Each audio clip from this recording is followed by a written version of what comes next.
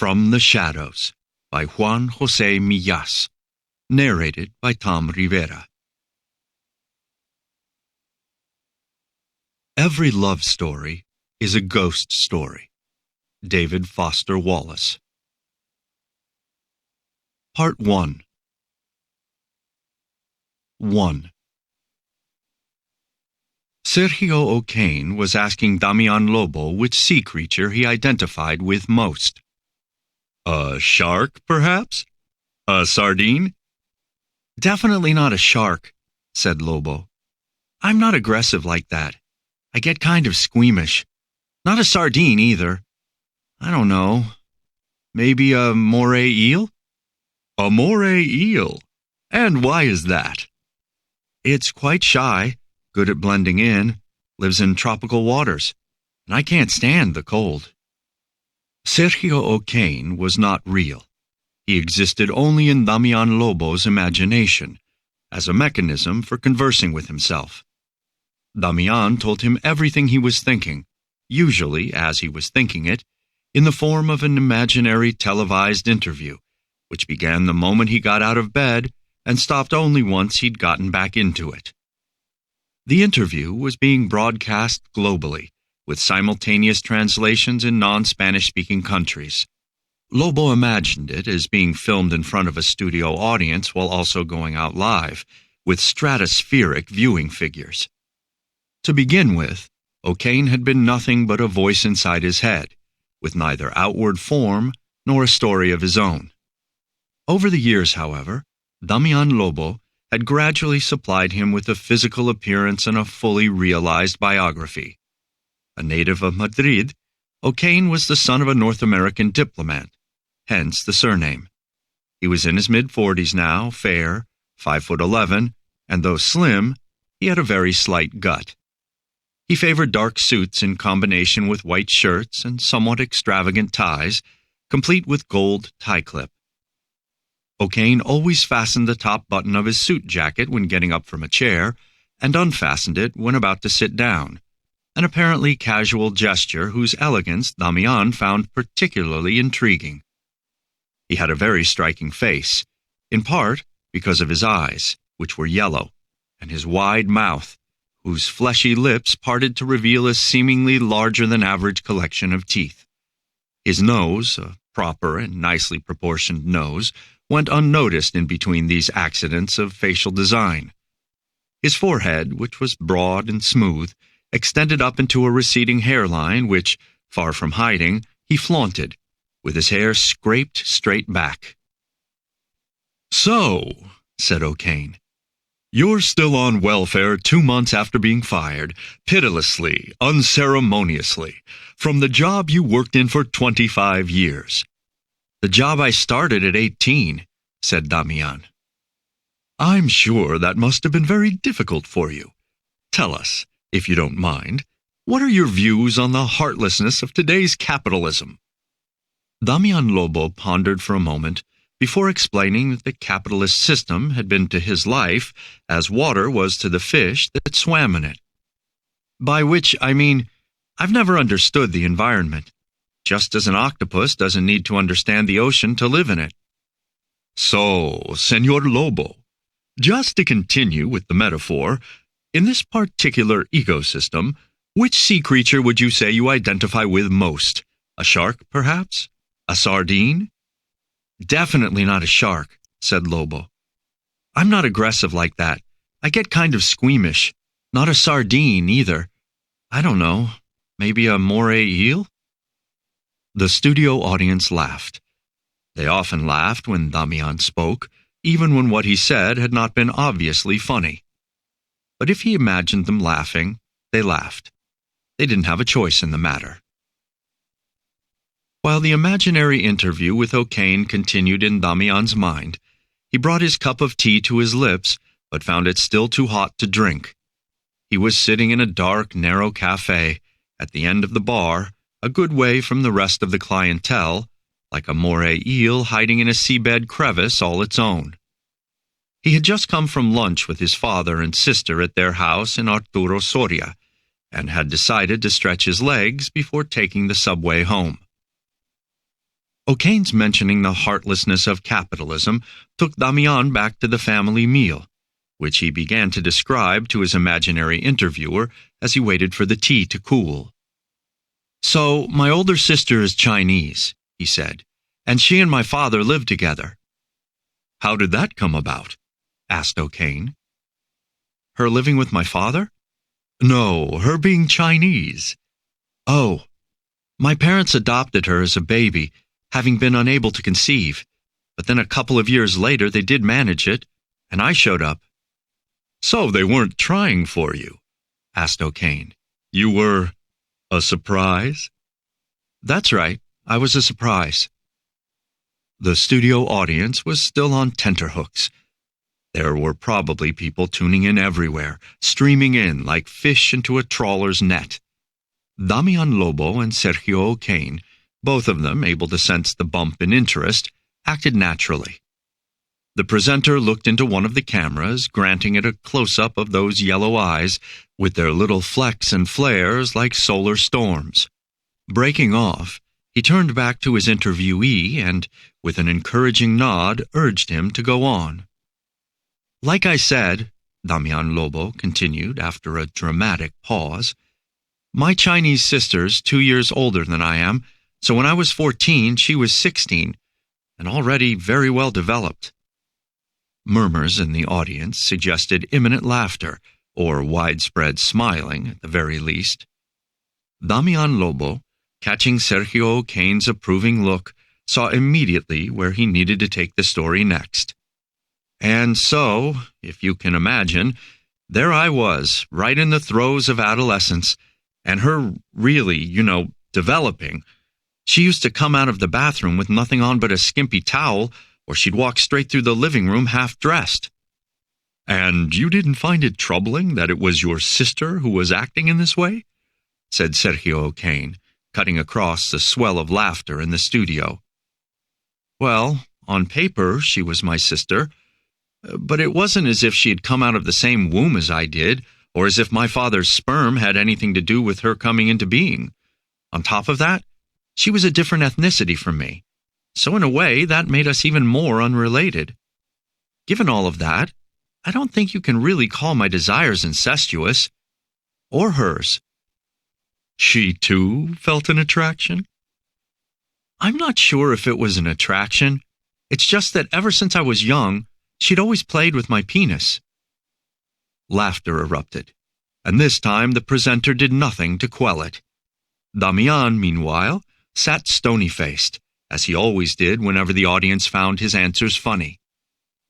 He was well aware it made the whole thing funnier if he kept a straight face.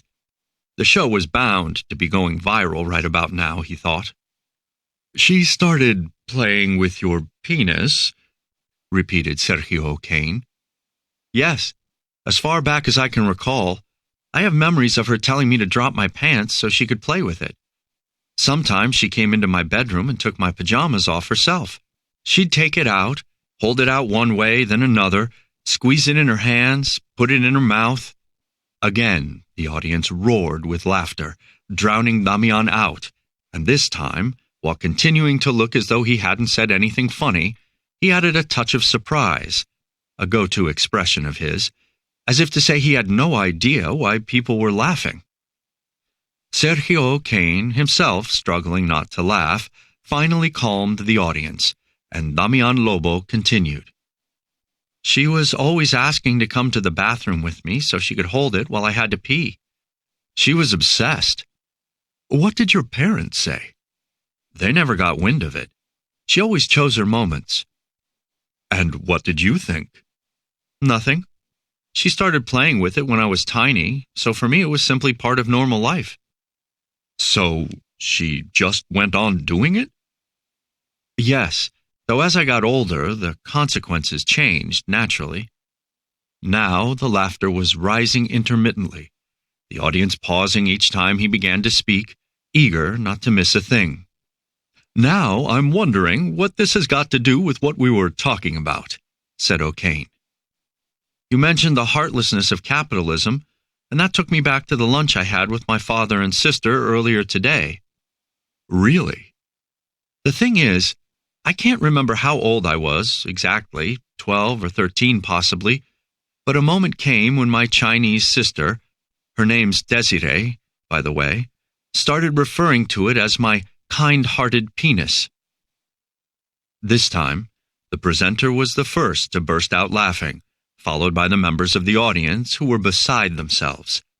Damián looked around uncomprehendingly, glancing back and forth between the camera operators and other crew, as if waiting for someone to explain the joke. "So," said O'Kane, wiping away tears, "you've got a kind-hearted penis. The idea presumably being that other people don't have kind-hearted penises? Anyone in particular, do you think?" "My father, I guess," Damián Lobo said uncertainly. "Maybe men in general." He spoke the last part so solemnly that it plunged the audience into a silence just as intense as the laughter that had gone before. "Well, I won't ask you to show us," said O'Kane eventually, trying to lighten the mood. "But I'm imagining something must have made her think of your penis as kind-hearted." "Something to do with having a nice face, I guess." "Your sister?" "No, my penis." Again, the audience started to howl, and O'Kane looked relieved, pleased to be back on familiar ground. "Sorry about the laughter," he said once the audience had recovered. "It's just that I don't think we've ever had anyone on the show talking about penises with kind hearts before, or without kind hearts, for that matter." The interview was going very well in Damián's estimation. The only problem now would be how to top this climax. So he decided to inject a new note of drama, bring things down to earth a little. "If my father saw this, he'd die of shame." "Oh?" said O'Kane. "He hates trashy TV. He only watches Canal Plus. He's subscribed ever since it first launched." "And so to him, the conversation we're having would be trashy?" "Absolutely. Because of the subject matter, but also because we're discussing it in a shallow way." "Why don't you tell us a little about your father?" "He's a university professor as well as a renowned movie critic, an intellectual. He lives in a house full of books that always frightened me as a child." "And why would you say that was?" "Just the feeling that every time I went near them, they seemed to call out to me to read them." "You mean metaphorically, I guess?" "No, not at all.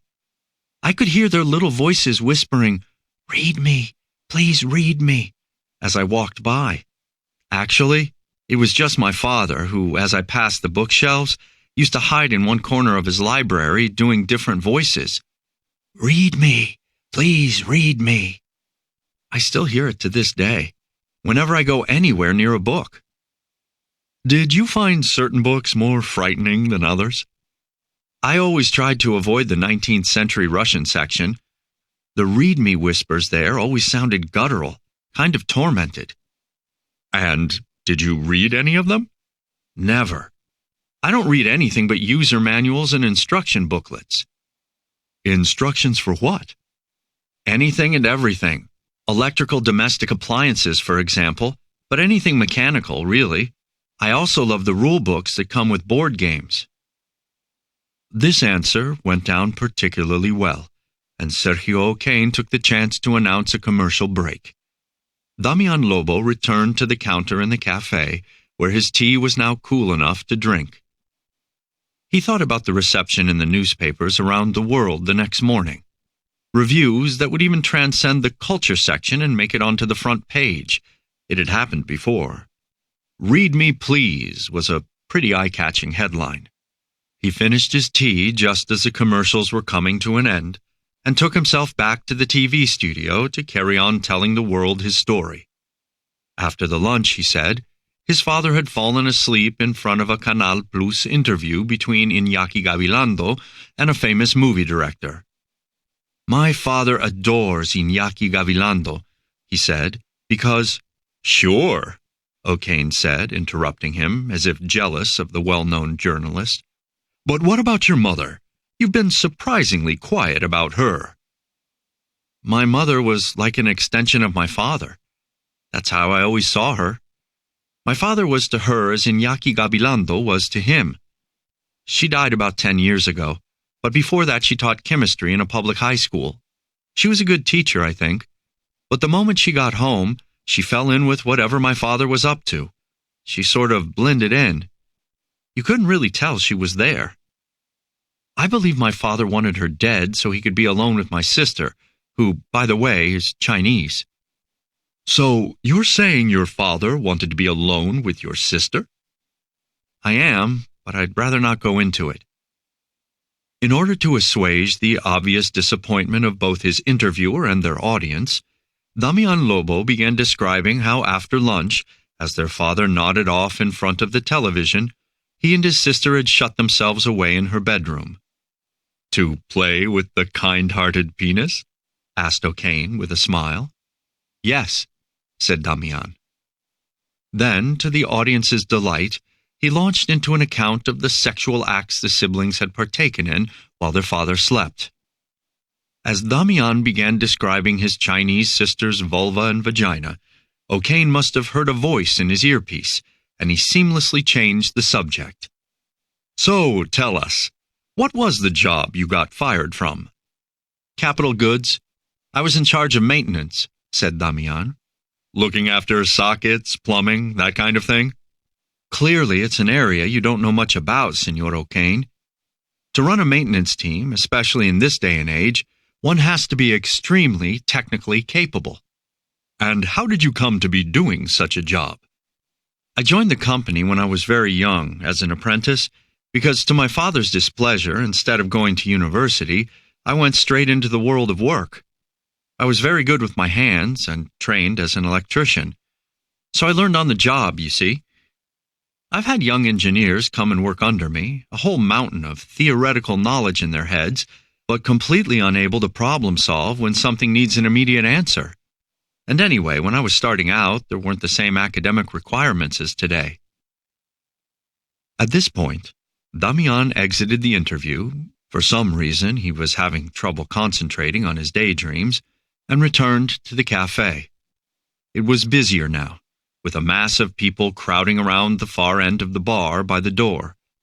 Again he saw himself as the moray eel hidden in the coral, lying in wait for some prey or protecting itself from a predator of its own.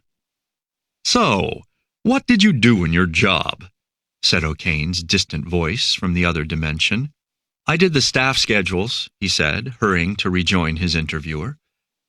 Told people what to do, supervised the facilities, ordered in any parts we needed, oversaw returns, did the repair budgeting.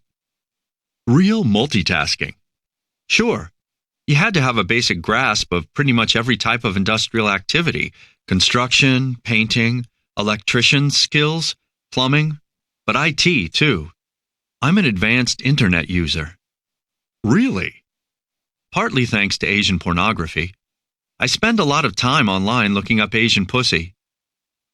The audience, whose interest had waned with the discussion of work, seemed to enjoy this remark. In turn, Damián Lobo noted a sparkle in his interlocutor's yellow eyes. It wasn't always easy keeping audience interest at the levels to which O'Kane was accustomed. Asian pussy, the presenter repeated.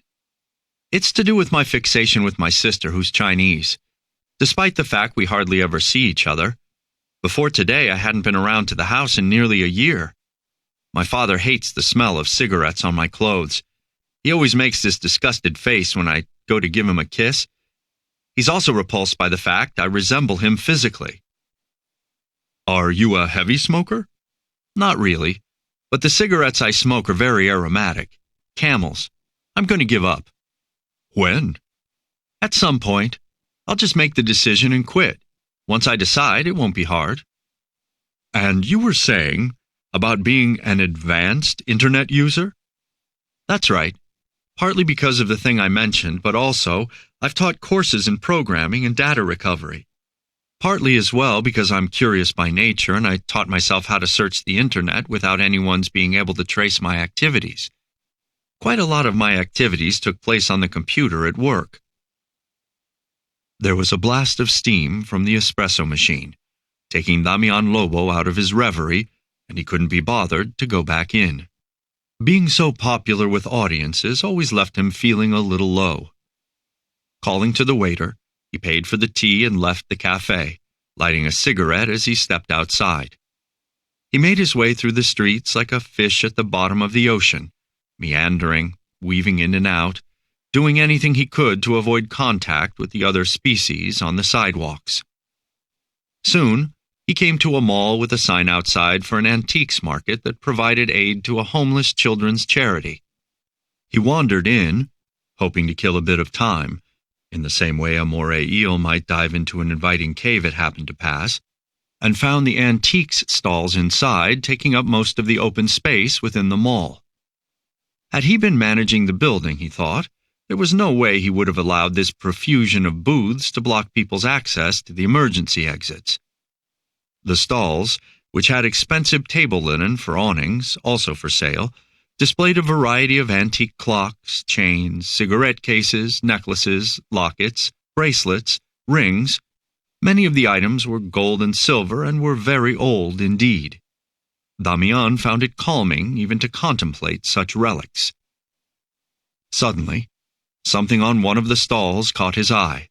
It was a gold tie clip with the initials S.O. engraved on the front. Sergio O'Kane, Damián thought, smiling to himself. It was small and elegant, with an oval tag with what appeared to be a reference number on it. Perhaps, Damián thought, the price would be on the other side, but he did not dare reach out and turn it over. Following this curious discovery, he carried on zigzagging through this market in a mall, which felt rather like a high-end bazaar. He was no longer looking very closely at the wares. He couldn't stop thinking about the tie clip. "What was it that made you think you might be able to steal it?" asked Sergio O'Kane. "Maybe it was having lost my job," said Damián. "Maybe that just broke me." "Had you been having financial difficulties, Señor Lobo?" "No. I'd been given a hefty compensation package, and I still had 2 years of full welfare support ahead, plus some savings. But losing your job when you're 43 years old, you can feel pretty low." "Do you think it would be fair to say that this act of larceny was your way of getting back at the system?" "Possibly. I also liked the idea of giving you the tie clip as a present, and there is the coincidence that you're among the few people in the world who still use a tie clip. And given that it had your initials engraved on it, I thought, what could be more perfect?" Pausing the imaginary proceedings, Damián returned to the mall, feeling ready to do whatever it took to get the tie clip. Theft was the method he eventually chose, since when he went back to the stall there was nobody nearby, and the two apparent stall holders, a pair of predatory old women with teased-up hair, had their backs turned and were arguing over the best place to put a silver-rimmed glass pitcher. Damián Lobo, when pressed by Sergio O'Kane, affirmed that it had all happened very quickly, but at the same time almost in slow motion. "I felt my hand coming out of my pants pocket, empty, and going back inside it holding the tie clip. It was like a chameleon flicking its tongue out to catch a butterfly." After the theft, he said, he carried on walking, a neutral look on his face. If the preceding moments had taken place in a dimension where time no longer functioned normally, once he had walked a short distance, the passing seconds began to transpire at their usual pace, although his heart rate rocketed, not unlike that of a person in shock. He felt bad about stealing from the old women, but at the same time his remorse was diminished by a sudden wave of self-consciousness. "Walk normally," he had said to himself. "Don't hurry. Don't arouse any suspicions." He registered something in his peripheral vision now, something not quite right. Turning his head a little to one side, he spotted a security guard trailing him. The man had surely seen the act and was following at a discreet distance, planning to seize him in a less busy part of the mall. They want to avoid any incidents, Damián thought. Once more, time took on the qualities of a bubble inside which he was trapped, and within which the passing seconds, so malleable, ticked by not in accordance with Damián's morally scrupulous character, but in response to his panic at a possible arrest. Imagine me getting caught stealing, he said to Sergio O'Kane. Think of the people I used to work with, my father, my neighbors, my Chinese sister. Damián headed in the direction of one of the busy escalators, hoping the mass of bodies would both impede the security guard and provide himself with cover. But the security guard soon caught up. "We're going to do this without making a fuss," said the man in uniform, smiling. "I'm going to walk ahead, and you're going to follow me." "Where are we going?" "To the office. All routine procedure." "But I've done nothing wrong." "Perfect," said the man. "In that case, we'll be done in no time at all." The security guard moved away from the people standing in line for the escalator, glancing behind him to make sure Damián did as he was told. They passed a perfume store, a gift store, a Japanese food outlet, and a lingerie store, Damián trailing behind, looking at the scenes taking place behind the window displays as if underwater. They came to a stairwell, and he suddenly bolted down the stairs, gaining a few decisive seconds on the unsuspecting guard. He flew down the stairs until he came to a metal door, which he barged through. He found himself in a parking lot, which had likewise been taken over by antiques stalls, except that here it was mainly furniture for sale. As inconspicuously as he could, he found a very large wardrobe and hid behind it. From there, he could see the metal door, and within moments the security guard burst through it. The man came forward, clearly tense, but at the same time showing the kind of composure he had doubtless been trained to exercise in such situations. His eyes swept the space as he talked to someone through a mic concealed in his jacket. After a moment, he turned to his left, passing Lobo on his right, who, circling the wardrobe to keep out of the guard's line of sight, came around to the front of the piece of furniture. Glancing around to make sure no one was looking, he opened the middle door and got inside. 2. Standing in the dark of the wardrobe, Damián held his breath and listened intently to the activity outside. He thought it very unlikely he would not have been seen getting in. Surely it was only a matter of time before somebody ordered him to come out. But seconds passed, then minutes, without his fears being realized. His heart rate returned to normal, and his eyes adjusted to the dark, the little light filtering in at the edges of the doors, giving him a sense of the spaciousness of his wooden cavern. And, as he had noted before climbing inside, it was indeed an old 3-door wardrobe, with a large mirror on the middle door and the panels dividing up the sections removed. With the drawers also taken out, the whole space was see-through, if it's possible to use such a word in almost total darkness. "The first thing," said Damián to Sergio O'Kane, "was to sit down and think. That's what I used to do in my job any time something urgent came up. Stop and think for a minute. If you react straight away, you're bound to end up going wrong. Some pipes might drip, but the actual leak is hardly ever in the place where the water's collecting. Water, just like sound waves, seeks the path of least resistance, even if it sometimes doesn't seem the most logical route. The puddle and the leak may be at very opposite ends of the building." "What was the first thing you worked out then?" asked O'Kane. "That I needed to put my cell phone on silent. I don't get very many calls, but if I got one then, it would have been game over." "And next?" "Next, I decided just to stay put till I was sure they'd stop looking for me and not move a muscle, no matter how worried I got. Like a moray eel in a tiny crevice. It was 6 in the evening. I figured worst case the mall would be shutting at 9. Still talking to O'Kane, Damián took out his cell phone and switched it to silent mode. Then, activating the screen, which wouldn't be bright enough to be seen through the cracks, he held it up and examined the interior of the wardrobe. He guessed from the exquisite dovetailed corners that the piece was at least 100 years old.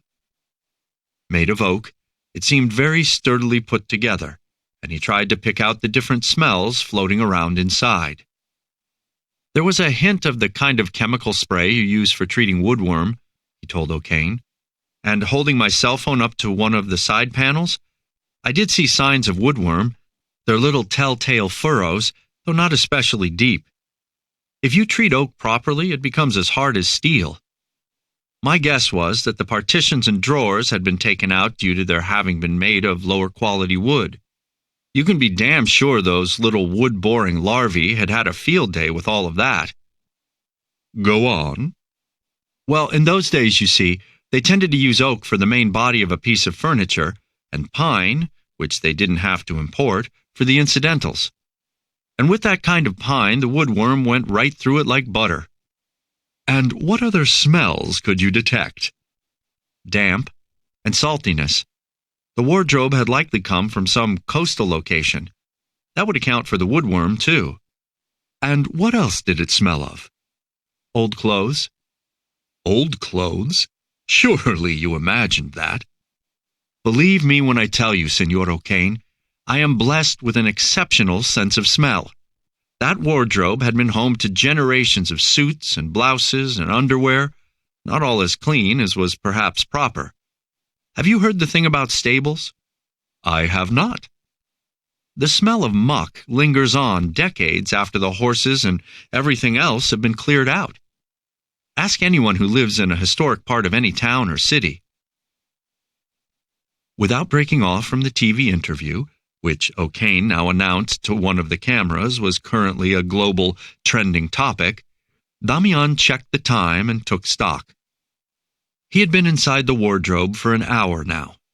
Clearly, no one had seen him get in, but there was nothing to say they wouldn't see him getting out. He gave it 10 minutes, to coincide with the latest commercial break, before resolving to open one side of the doors a fraction with the greatest of care. The sight of a security guard's cap was the first thing to greet him. He shut the door and sat back down. "Were you afraid, Senor Lobo?" asked O'Kane when the final commercial came to an end. "Very," said Damián. "I felt so ashamed. I'd rather have died than been found out." "And what of the tie clip?" "I'd put it in one of my jacket pockets. Here, the right-hand one. Every now and then I'd take it out and run my fingers over it, all the while listening to people's conversations outside and constantly poised in case a prospective buyer should happen to open one of the doors." "What would you have done if they had?" "Conceal myself at the opposite end to whichever door it was. I rehearsed the moves I would need to make if that came to pass." "And did anything, in fact, come to pass?" "Oh, yes. I must have been in there for a couple of hours, when suddenly one of the doors opened on the far side from where I was. Light came flooding in, like water through a crack in a dam, but it only lit up half of the interior, as though some invisible dike were holding it back. Then a young boy's face appeared. He was 8 or 10 or 12 years old. I can't say exactly. I don't have kids of my own. I can never work it out.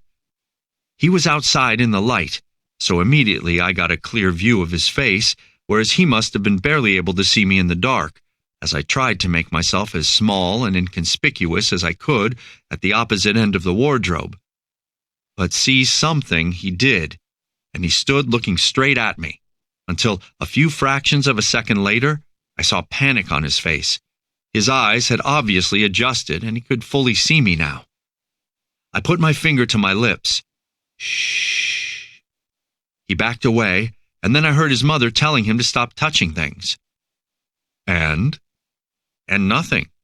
Luckily, the boy didn't say a word, though he did fail to shut the door, so I spent the next minute or two panicking until somebody came by and shut it from the outside. "Have you thought about the boy at all since?" asked O'Kane. "A great deal." "How would that moment play out in his later life? I've wondered about that." "How do you think it will play out?" "I don't know for sure. Inexplicable things always happen to us when we're kids, things we never tell anyone about. We grow up and we put it all behind us." "Did any such things happen to you?" "Well, there was one time. I must have been 6 or 7, and I opened the oven door to find the head of a camel inside, staring straight back at me with its eyes wide open." This drew laughter from O'Kane and the audience. And why did you come to be opening that oven door? Well, the oven was broken, it wasn't being used by anyone, and for a while I'd been hiding bits of fudge inside, little marzipan figurines as well, things I'd taken from the pantry. I wanted to have my own supplies ready when Christmas came. It sounds as though you were quite light-fingered from an early age. O'Kane scratched his chin. No, I mean, Damián was wrong-footed. I never really thought of that as stealing, just something kids do, wouldn't you say? And did you go back to the oven to retrieve your sweets? Never. They became all maggoty, and there were arguments in the house for weeks afterward, months even, since nobody could understand how they had gotten there, or why they had been abandoned like that. 3. It was nearly closing time, for which Damián had decided to wait before attempting his escape, when he felt the wardrobe suddenly lift and tilt as if it were being picked up. It was being picked up. As it swayed and shook, Damián heard the workmen discussing different strategies for transporting it. "Let me put some tape across the doors," said one. "They aren't locked. They're going to fly open and hit us in the face." "But why the hell don't we take it apart, then move it?" said another. "The proper way." "Because it's over 100 years old," said a third man. "And it wasn't built so you could take it apart. You have to shift it in one piece." "Christ, feels like there's a dead body in there." "It's solid oak, that's why. How they used to make things." Damián heard the sound of the packing tape and decided to lie down to distribute his weight more evenly, and thereby avoid suspicion that anything or anyone was inside. Luckily, he was a thin man, and not that tall either, and he guessed they would think his weight was just part and parcel of the massive wardrobe. He lay there as the workmen lifted it up and carried it to what he imagined was the bed of a truck, to a confused soundtrack of groans, signals, and orders. A pause followed while they battened the wardrobe down, he assumed, before the truck set off. This should have been an opportune moment to get out, so if the truck stopped at a red light or even just slowed down, he would be ready to jump off and make his getaway. But it immediately became apparent to him that at least 2 of the workmen were traveling in the bed of the truck as well, possibly because there wasn't enough space up front, possibly to make sure the wardrobe didn't slide around. They were having a conversation about sedatives, Damián said to O'Kane. "Sedatives? Are you sure?" The audience laughed. There was a smattering of applause as well, but O'Kane motioned for them to be quiet. He wished to keep things moving. His interviewee then described moving from one end of the wardrobe to the other, putting an ear to one of the side panels, then to the opposite one, to follow the conversation. A picture that sent the audience into fits of laughter once again. Given that Damián's real-life escapade and the TV interview were going on simultaneously, he had to flit back and forth between them at breakneck speed, on top of which he had the jolting of the vehicle and the roar of the traffic to contend with, because though the truck bed was enclosed, the outside noise filtered in through its edges.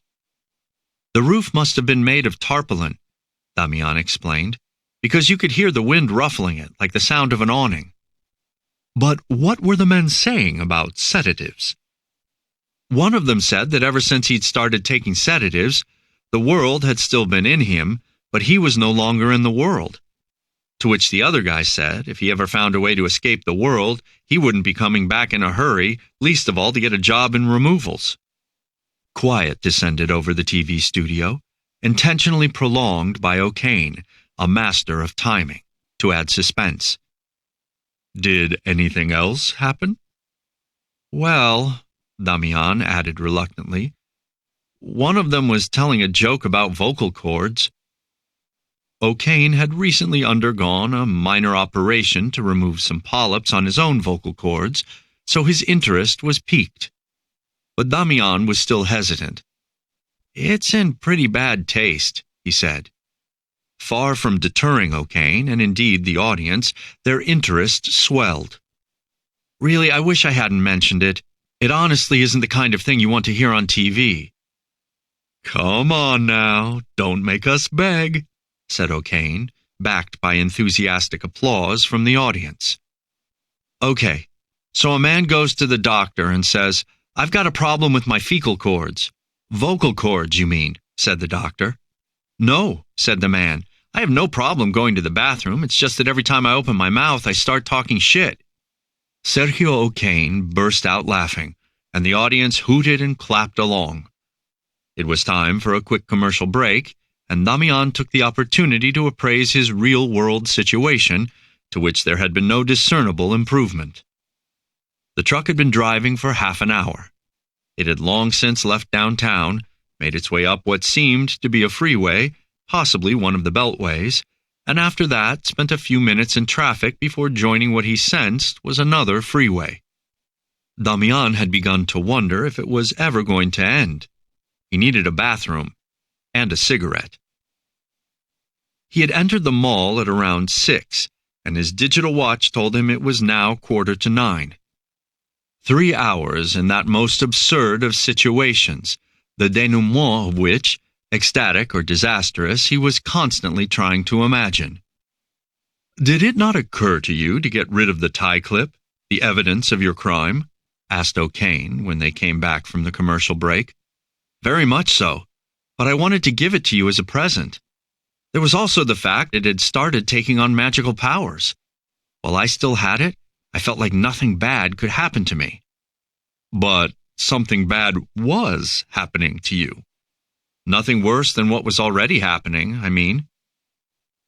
Just then, the truck came to a halt. From the movements and the noises outside, he guessed they had reached their destination, and he paused the interview accordingly. He would need to concentrate if he were to have any chance of making his getaway.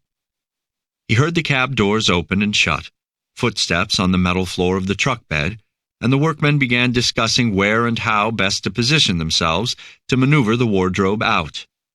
I had to lie down again, said Damián, taking himself back to the TV studio, to spread my weight equally like before. And did you get thrown around as they lifted it off? Asked O'Kane. No, luckily, because just then another voice came in, a woman's, and she started shouting at the men to be careful with it. I imagined this must be the person who had bought the wardrobe, and we were at her home. You're going to tell me they walked you straight into a private residence? Not yet. The wardrobe was so big, they had to take the frame off the front door of the house, a detached house on the outskirts of the city, from what I could tell. It was dark by now, and I only had the crack between two of the doors to look out through. They also had to take the feet off the wardrobe and some kind of ornamental molding that was sticking out. And during all of that, there wasn't a moment when you could have jumped out and run off? No. There were people there the entire time, and the doors were still taped shut. I thought the tape was bound to make a big noise if I opened the doors. I heard one of the workmen ask the woman what she wanted such an old piece of furniture for when she was living in a completely modern house, and one furthermore that had built-in wardrobes. It had belonged to her grandparents, she said, and had been a feature of a house where she had spent part of her childhood. She'd recognized it at the market, she said, because of a series of little nicks on one side to mark the children's heights as they grew up. Just here, she said to the man, where it says Lucia. That's me. And these lines are how tall I was from the ages of 5 to 10, which was when I lived with my grandparents. And these ones? Said the man. What's that, Jorge? Exactly, she said. Jorge was my brother. We were the same age, twins, but he died 2 years after we moved in with my grandparents. Tetanus. That's why the head heights for him stopped there. Jesus, said the man. When I saw it, I couldn't believe it. I thought I was going to faint. Goodness knows where this poor wardrobe's been in the interim. Here, there, and everywhere. Like everything in life, said the man. 4. With considerable difficulty and much groaning and swearing, the wardrobe was carried into the house, at which point the workmen's labors were still not complete. They had to maneuver it into one of the bedrooms under directions from the woman. Once it was where she wanted it, one or some of the workmen, as far as Damián could tell, set about refitting the bedroom door frame, which had also needed to be removed, and screwing the feet and ornamental molding back onto the wardrobe, while the rest of the team went off to replace the front door frame. The wardrobe was moved up against the wall indicated by the woman, after which the voices went away. "So now," Damián said to O'Kane, "I pushed on one of the doors, taking the utmost care, and the packing tape, only a few inches of which had been stuck on, came away quite easily. The coast was clear, and I stepped out, feeling dizzy and nearly tripped over myself, like when you get down off a fairground ride." "And where had the workmen all gone?" asked the interviewer. "They'd gathered in the hall with the woman. She'd given them each a beer and possibly some money for their pains." "I get it. And you, I imagine, looked around to get your bearings a little. So tell us, what did you see?" "I was in the master bedroom, which was pretty spacious, and had an ensuite bathroom, where I dashed to relieve my bladder. I was bursting. Instead of using the toilet itself, which would have meant flushing and thereby announcing my presence, I used the sink, running the tap afterward. That was how I was thinking, moment by moment, on the fly. I'd never had to think so fast in my life, not even in the stickiest of situations at work, which over the course of 25 years were pretty numerous." The audience began laughing and applauding, while O'Kane gave a wry look, and Damián did his best nonplussed expression.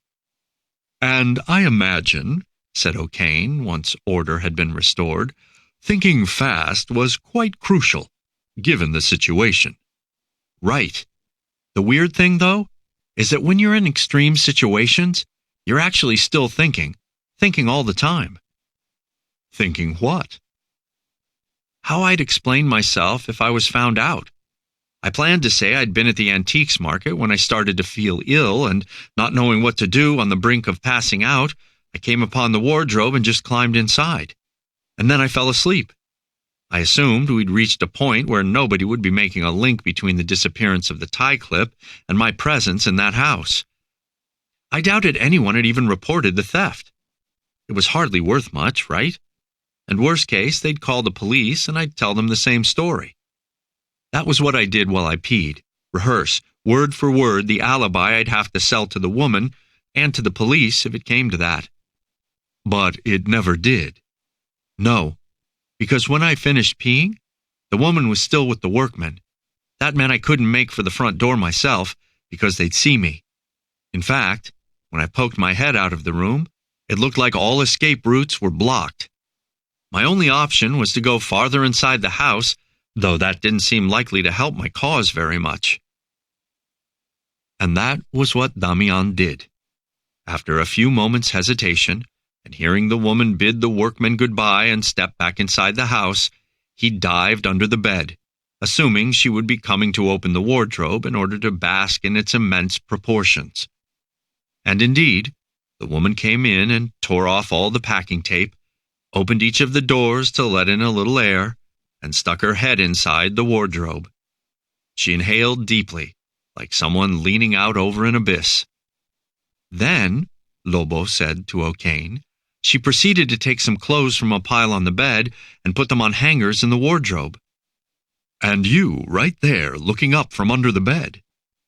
"Yes, I had a view of her bare feet, since she'd taken her shoes off, and part of her legs, up as far as a billowing skirt. She went back and forth between bed and wardrobe, singing contentedly to herself. Now I'll tell you something you'll find surprising."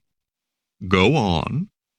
"After all those hours inside the wardrobe, that spot beneath the bed seemed positively comfy by comparison."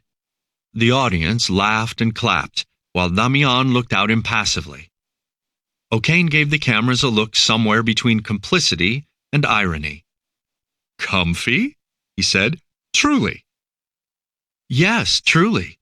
All I needed now was a cigarette and my happiness would have been complete. The carpet was extremely thick, so I wasn't cold at all. There was enough clear space between me and the bed slats that I didn't feel cramped, but they weren't so high off the ground that I was going to be seen.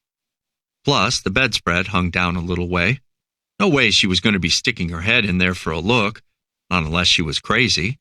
Or, okay, unless she was vacuuming. "And what about you?" said O'Kane. "Are you the kind of crazy person who goes around checking beneath beds before you go to sleep?" "Well, actually, yes," Damián conceded with a smile. "But I think I'm in the minority. People just reconcile themselves to that metaphysical space beneath their bodies." Sergio O'Kane turned to the audience, whose ebullience it was necessary to quell from time to time if the interview was to avoid disintegrating completely, and asked for a show of hands. Who there checked under his or her bed at night? Less than a third of them put their hands up. A few hands were half raised, as if people were ashamed to admit it, or as if they couldn't decide whether to tell the truth or miss out on the chance to be on camera. "So," said O'Kane, "there you were, in that, what did you call it, a metaphysical space?" That's a way of suggesting its complexity. My father often said it. In his view, Hitchcock's films were that kind of frightening. "So, in a space that you checked every single night, weird, right? Like someone falling into the abyss he's been leaning over." Just then, a voice was heard elsewhere in the house, calling, "Hello," as the front door slammed shut. Damián Lobo departed from the TV studio and put his whole being on high alert. The woman called back, "Come up here, Fede, quick! I've got a surprise." Within moments, a man appeared in the bedroom. "Look," said the woman, "my grandparents' wardrobe, it's finally arrived." The man came forward, kissed the woman, doubtless his wife, and feigned enthusiasm, which he then went on to undermine by enumerating the downsides of this new addition. First was the fact it was standing directly in front of a built-in wardrobe, now rendered useless. His wife said they'd talked this through already, and it was the only possible place. "It's absurd to have that dead space behind it," he protested. "It's like a kind of gulag." "The one thing we've got more than enough of in this house is space," she said. The husband also pointed out the lack of drawers. "Where are we supposed to put our underwear?" he asked. This they had also discussed before, she said, and she had put their underwear in the wardrobe in the guest room. It was clear to Damián that the conversation was subtly turning fraught, however much the wife, Lucia, was trying to keep calm. Eventually, she protested that her husband was spoiling the moment. "Don't you see?" she said. "My brother and I used to hide inside this wardrobe when we were little. It was our den. It's the one thing I have to remember him by." "Slightly creepy memory, if you ask me," said the man called Fede. Now a third person entered the room, a teenage girl, from what Damián could tell, the couple's daughter, either having recently arrived home or having been in another of the rooms while the workmen brought the wardrobe in. The girl was evidently startled by the piece of furniture. "It's like something out of a movie," she cried. "A horror movie," said the father. "I feel like everyone but me is allowed to have things they like," cried Lucia. "Everyone but me." Now the husband, said Damián to O'Kane, could obviously tell she was at her breaking point, and he started to backpedal. "And the daughter?" asked O'Kane. "She wasn't really against it, I don't think. In some subtle way, I'd say she was on her mother's side, while at the same time not seeming to want to contradict her father directly." "So what happened next?" "The three of them left the room to go eat their supper." "And what did you do?" asked O'Kane. "I stayed where I was, all alone, under the bed." 5. When the couple got into bed that night, the husband made one or two amorous attempts, but she, possibly still upset over his earlier criticisms, made it clear his attentions were not welcome. The husband turned over in the bed, switched on a radio on his bedside table, and, like water from a tap, the voices of a sports show came gushing out. She snapped at him to turn it off, and he did as he was told, the noise ending as abruptly as it had begun. In the meantime, Damián went into deep contemplation of the woman sleeping, or trying to sleep, barely 6 inches from where he lay. Though he had not seen her face, he felt captivated by her voice, which was thick, throaty, as though wrapped up in gauze.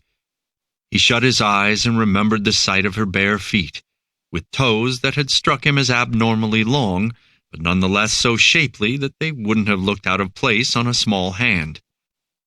He tried picturing her as she climbed between the sheets, and whether she would have been wearing pajamas or a camisole, or perhaps was naked. Never had he been in a situation of such intimacy with a woman who was not Chinese, or at least so he believed, and he began to grow excited. He considered telling Sergio O'Kane about it, and while he tried to decide whether to or not, he reached down, unzipped his trousers, and started fondling himself. He barely realized he was masturbating until it was nearly over.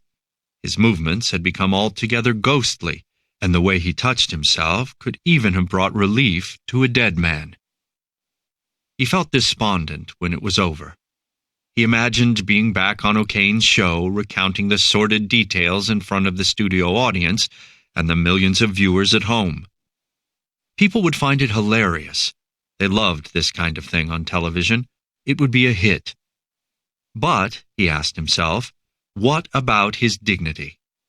Was it worth sacrificing his dignity on the altar of viewer ratings? Yes, he decided, it was. After all, O'Kane's show existed in a world completely disconnected from this one, but it also struck him he'd be better off saving the story for one of those moments when, for reasons that aren't entirely clear, the people watching at home felt an impulse to switch channels. Nonetheless, perhaps out of a post-ejaculatory fragility, he returned to the imaginary TV studio and confessed to O'Kane that he had never been with a Western woman in his life, or any woman, in fact, apart from his Chinese sister.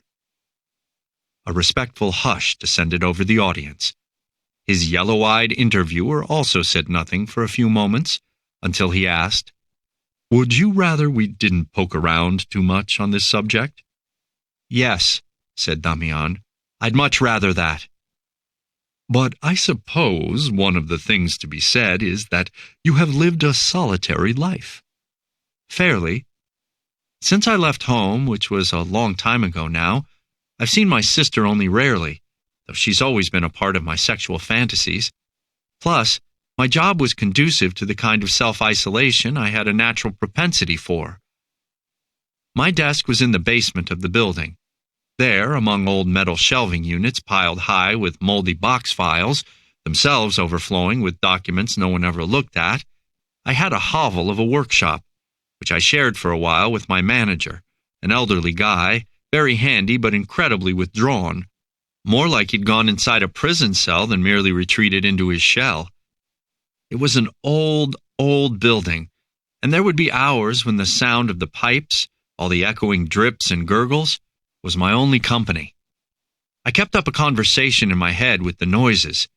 I imagined them telling me things, silly things, nothing of import, and me responding, again, just little quips and asides, stuff about my day.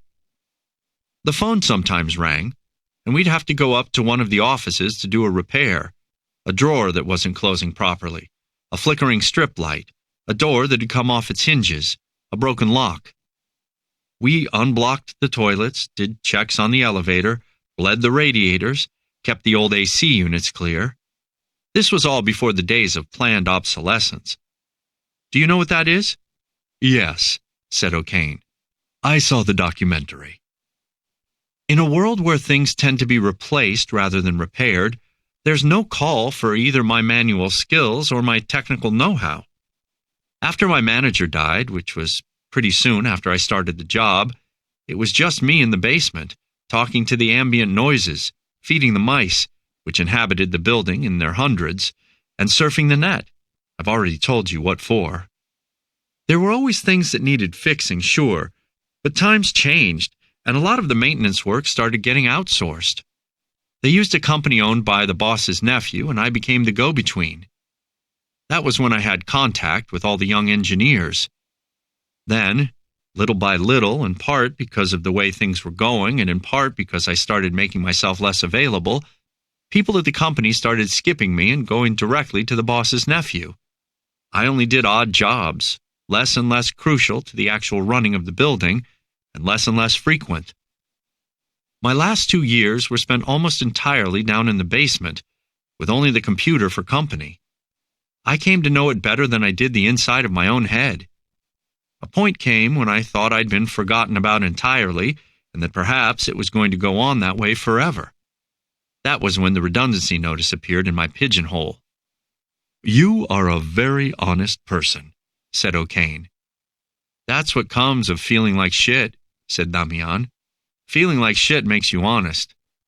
"And tell me, did it take them long to get to sleep, the couple whose bed you were lying under?" "No, I don't know, really. The normal amount of time.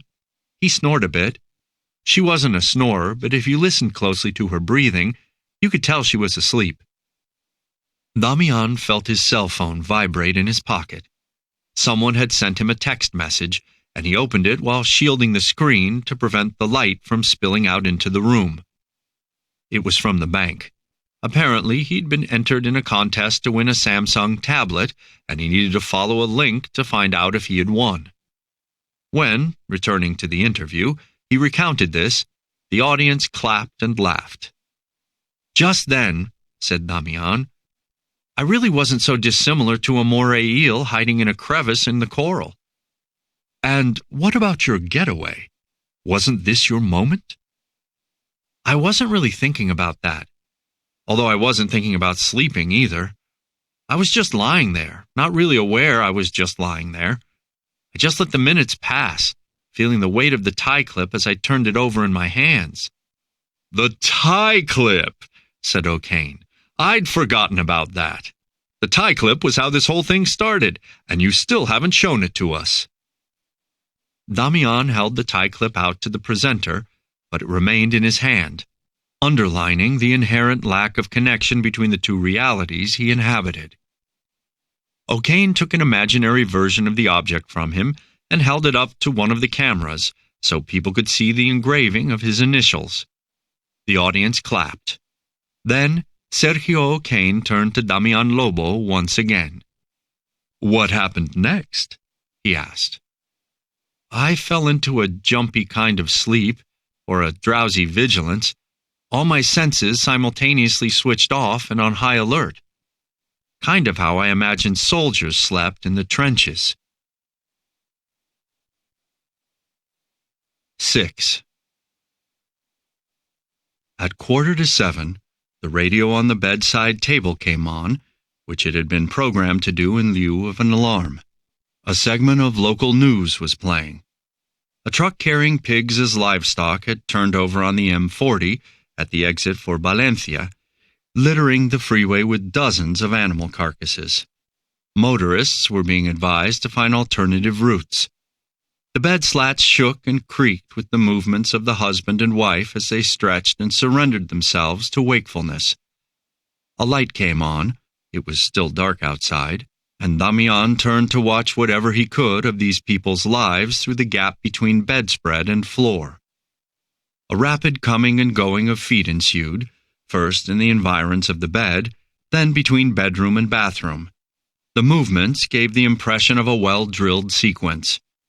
With a kind of methodicalness, the shower ran for a short while, the cistern emptied and filled up again, and there came the discreet hum of a shaver, followed by the electrical urgency of a hairdryer. Damián felt a few faint drafts as the doors to the antique wardrobe were opened and closed. "Rather than just listening to this reality," he said to O'Kane in a fleeting escape to the show, "I put a stethoscope up to its beating heart. I had to be alive to the tiniest danger signal." "And was there any?" "Well, yes. At one point, the wife, Lucia, asked the husband if he'd taken up smoking again. "Why?" he said. "I don't know," she replied. "I've caught a few whiffs of smoke. I'm worried Maria's smoking in secret." It was you she could smell, said O'Kane. My clothes. You know the way cigarette smoke lingers.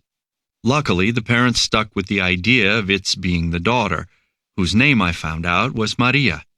Lucia, Maria, and Fede, or Federico, I guess. No fancy names, a normal family. The couple left the bedroom and then came back in several times, passing by the guest room, Damián supposed, to get some of the underwear they hadn't been able to put in the antique wardrobe due to its lack of drawers. They took turns banging on the daughter's door as they passed, shouting at her to get up.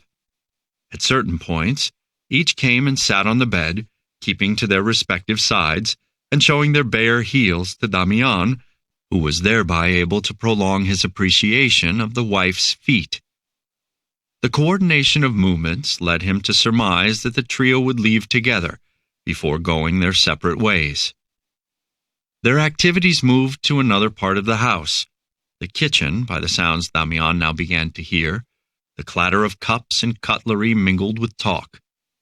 But the words came apart as they traveled down the corridor, and by the time they had reached Damián's eardrums, they were the mere fragments of what had once been a practical conversation.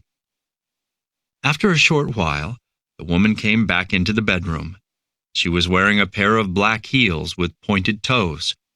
The man came in soon after, in brown shoes and beige pinstriped trousers.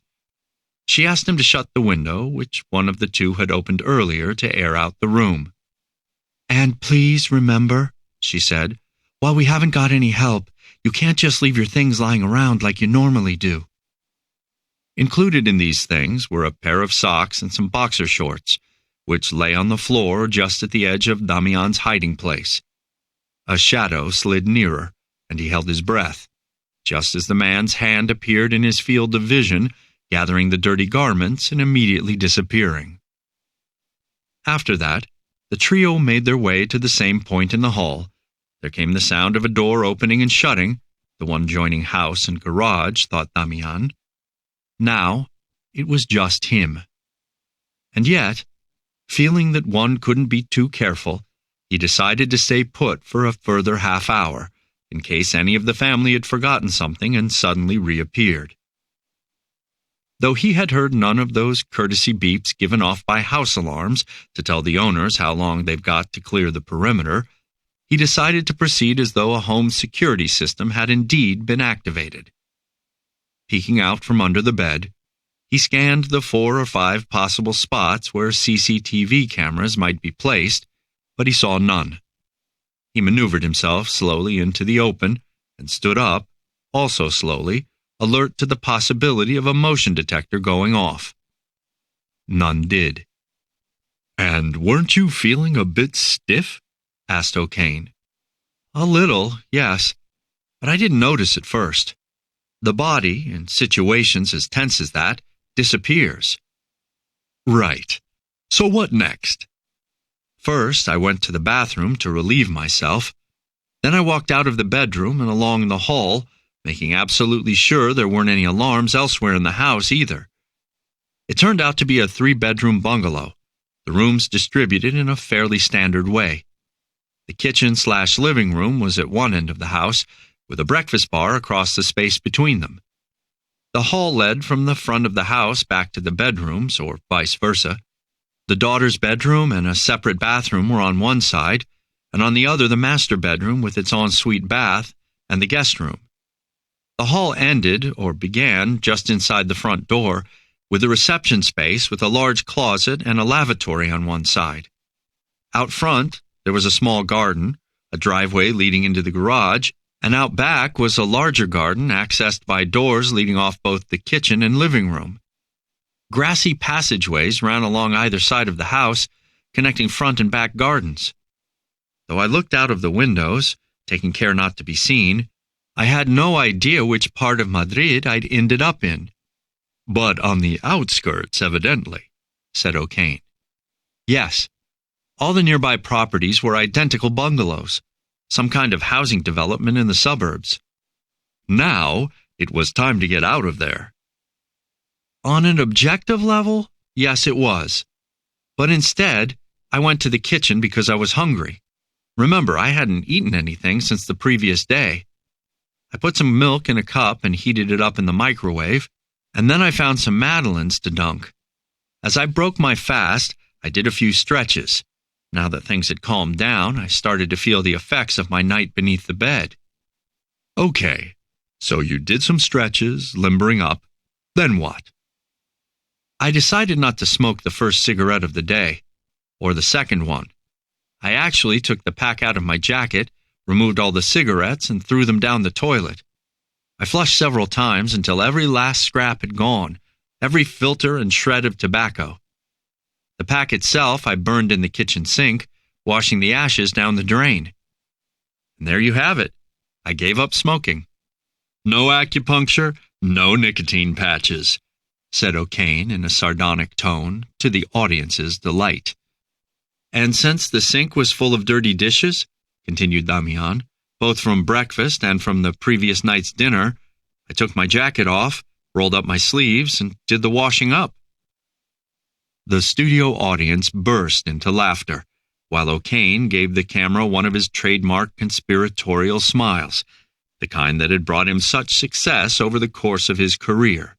In close-up, there was something troublingly hypnotic about the yellow of his eyes, an effect he accentuated by arching now one eyebrow, now the other. So, he said mischievously, you washed the dishes.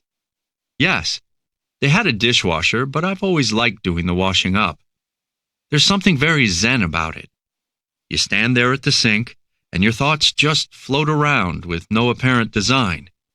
But then you start to see that in fact your thoughts have been working together, interweaving, turning into something, though you can't say what precisely. I've sometimes found that, looking into a sparkling, freshly rinsed cup, my mind is suddenly completely blank, clean, empty, just like the cup in my hands. And it's then, how to put it? It's then that you get a fleeting sense of what it means to be at one with everything. Would you call yourself religious? Not religious precisely, not in the generally accepted meaning of the word anyway. Thinking of the cup, I'm reminded of a documentary I saw on TV where they talked about Japanese bowls. For rice? That kind of bowl? That kind. The simplicity of a rice bowl conceals a remarkable degree of complexity. It's as though each bowl contains a universe inside it. So, there's a kind of ecstasy for you in the washing of dishes? Not ecstasy, no, but a feeling of being at peace with myself, something totally lacking since I lost my job. It was being unemployed that had pushed me to commit an act like stealing the tie clip, the kind of thing someone like me would never have done before, I can assure you. I wasn't myself, and I could now see that that was why I had done such a thing. Everything was in flux. I was frightened of the future. Fear is one of the most pernicious feelings possible. It has the power to transform you, to turn you into the worst kind of lowlife.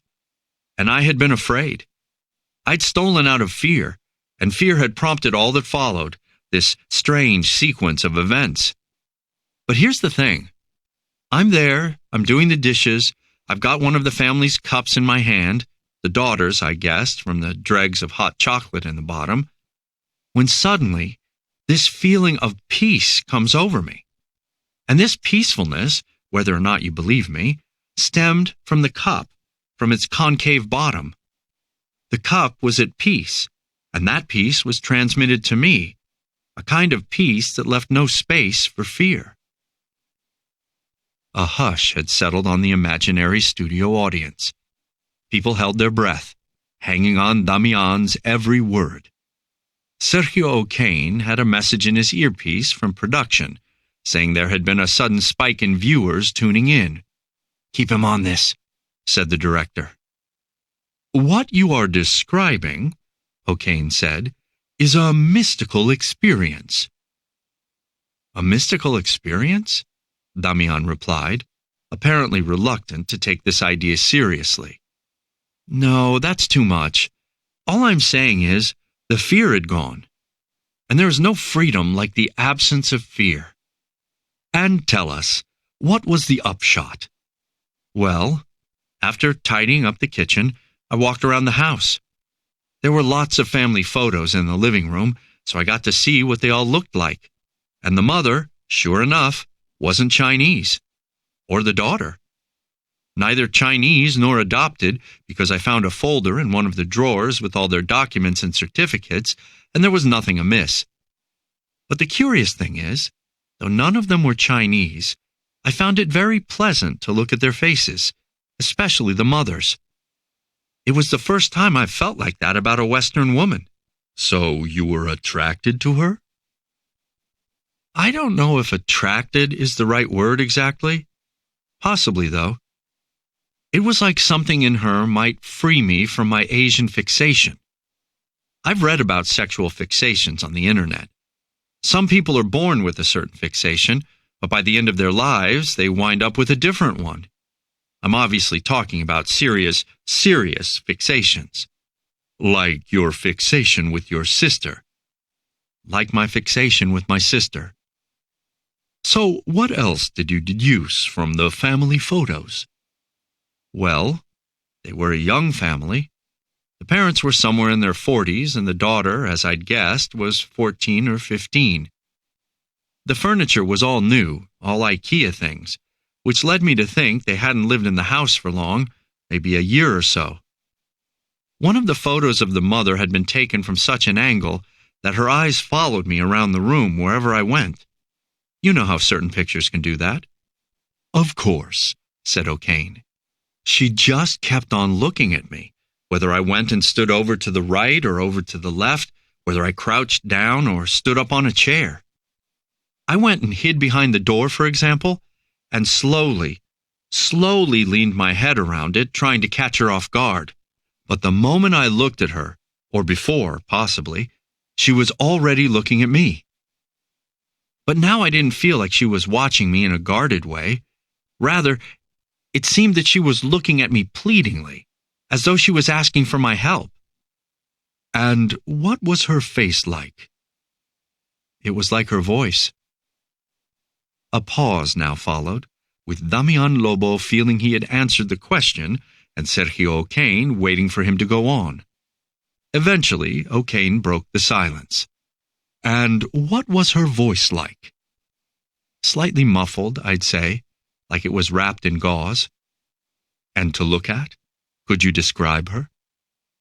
The same, like a woman emerging out of the mist, or at the end of a long sickness, a convalescent with a startled look, mouth agape, as though she needed to take in more air than she could through her nostrils alone. She had small eyes and a small nose, very small, I'd say. Deficient somehow, or childish, though not in an ungenerous way. You couldn't see her ears, as she hid them behind a shoulder-length bob. Did she seem attractive to you? Not in the normal way. And what about him? He was good-looking in a tennis player sort of way. I'm not saying he necessarily played tennis. I don't know about that. But there was an ease both in his looks and in his body, like that of a tennis player. He was attractive in a conventional standard sort of way, you know the type. Square jaw, large mouth, wide-set eyes, one of those flat faces with a pug nose. You paint a very clear picture, said O'Kane. Thank you, Sergio. The daughter was very thin. She looked a bit small to me for her age, and otherwise resembled her mother. So tell us, what else did you do apart from looking at the photographs? I fixed one of the cupboard doors in the kitchen. The unit was new, but the door hadn't been hung properly. The hinges on those cupboards are such a headache. Sure, if you don't understand them. Most people don't. They're called cabinet hinges. There are a lot of videos on YouTube about how to assemble them. All this one needed was a couple of screws tightened. I used one of the pointed-end kitchen knives. It's got Phillips screws, as you know. These comments were interspersed with laughter from the audience, and O'Kane appeared happy with the proceedings, as though the news via his earpiece was good. So, he said now, cutting in, you did the washing up, you fixed the door on the kitchen cupboard. I made the beds, too, the daughters, and the one in the master bedroom. All they'd done was to throw the sheets and the covers back on any old way and flung the bedspreads over to make it look like a good job. I stood in the daughter's room for a few minutes, hardly looking through her things at all. I somehow couldn't bring myself to go rummaging around in her stuff. I understand. I'd already straightened the whole place up a bit, and it was still pretty early, so I went and turned on the TV in the living room. I'd never watched TV at that time of day. The mere idea of it depressed me, like having a drink at breakfast. I soon turned the TV off again, and then, going out into the hall, I noticed a trap door with one of those cords hanging from it, the kind you pull and a ladder drops down. I pulled it, the ladder opened out, and I climbed up. There was a tiny attic space, too low to stand up in, even in the middle. A mini-loft, you might call it, stuffed with all manner of things. A couple of sets of luggage, a wicker trunk full of old toys and teddy bears, a cradle, a high chair. There were cardboard boxes held together with tape, and an old TV set next to a pile of VHS cassettes. They're historical artifacts now, plus a couple of video players. And a collection of children's books, magazines, and a few piles of well-thumbed books about ghosts and the paranormal in general. I found another wicker trunk, this one full of men's clothing, the kind of things people stop wearing but can't bring themselves to throw away. There was a tracksuit in a fabric that was nice and cozy, which was almost exactly my size.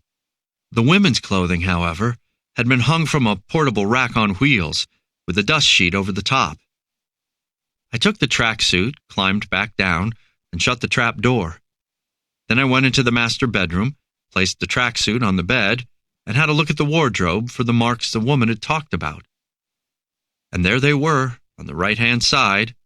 Her name, Lucia, had been scratched into the wood next to the horizontal marks for her heights over the years, ages 5 to 10. Next to that was her brother's name, Jorge, his marks coming to a stop where it said age 7.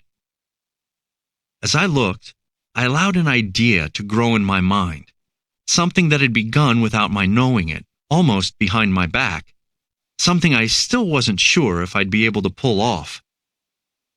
"Would you be happy to share?" asked O'Kane. I emptied everything out of the old wardrobe, laying the clothes on the bed so I'd be able to hang them up again in the correct order. I couldn't help but take in the scent of some of Lucia's clothes, though I was careful not to take any pleasure in that. Even just touching her things struck me as slightly perverted.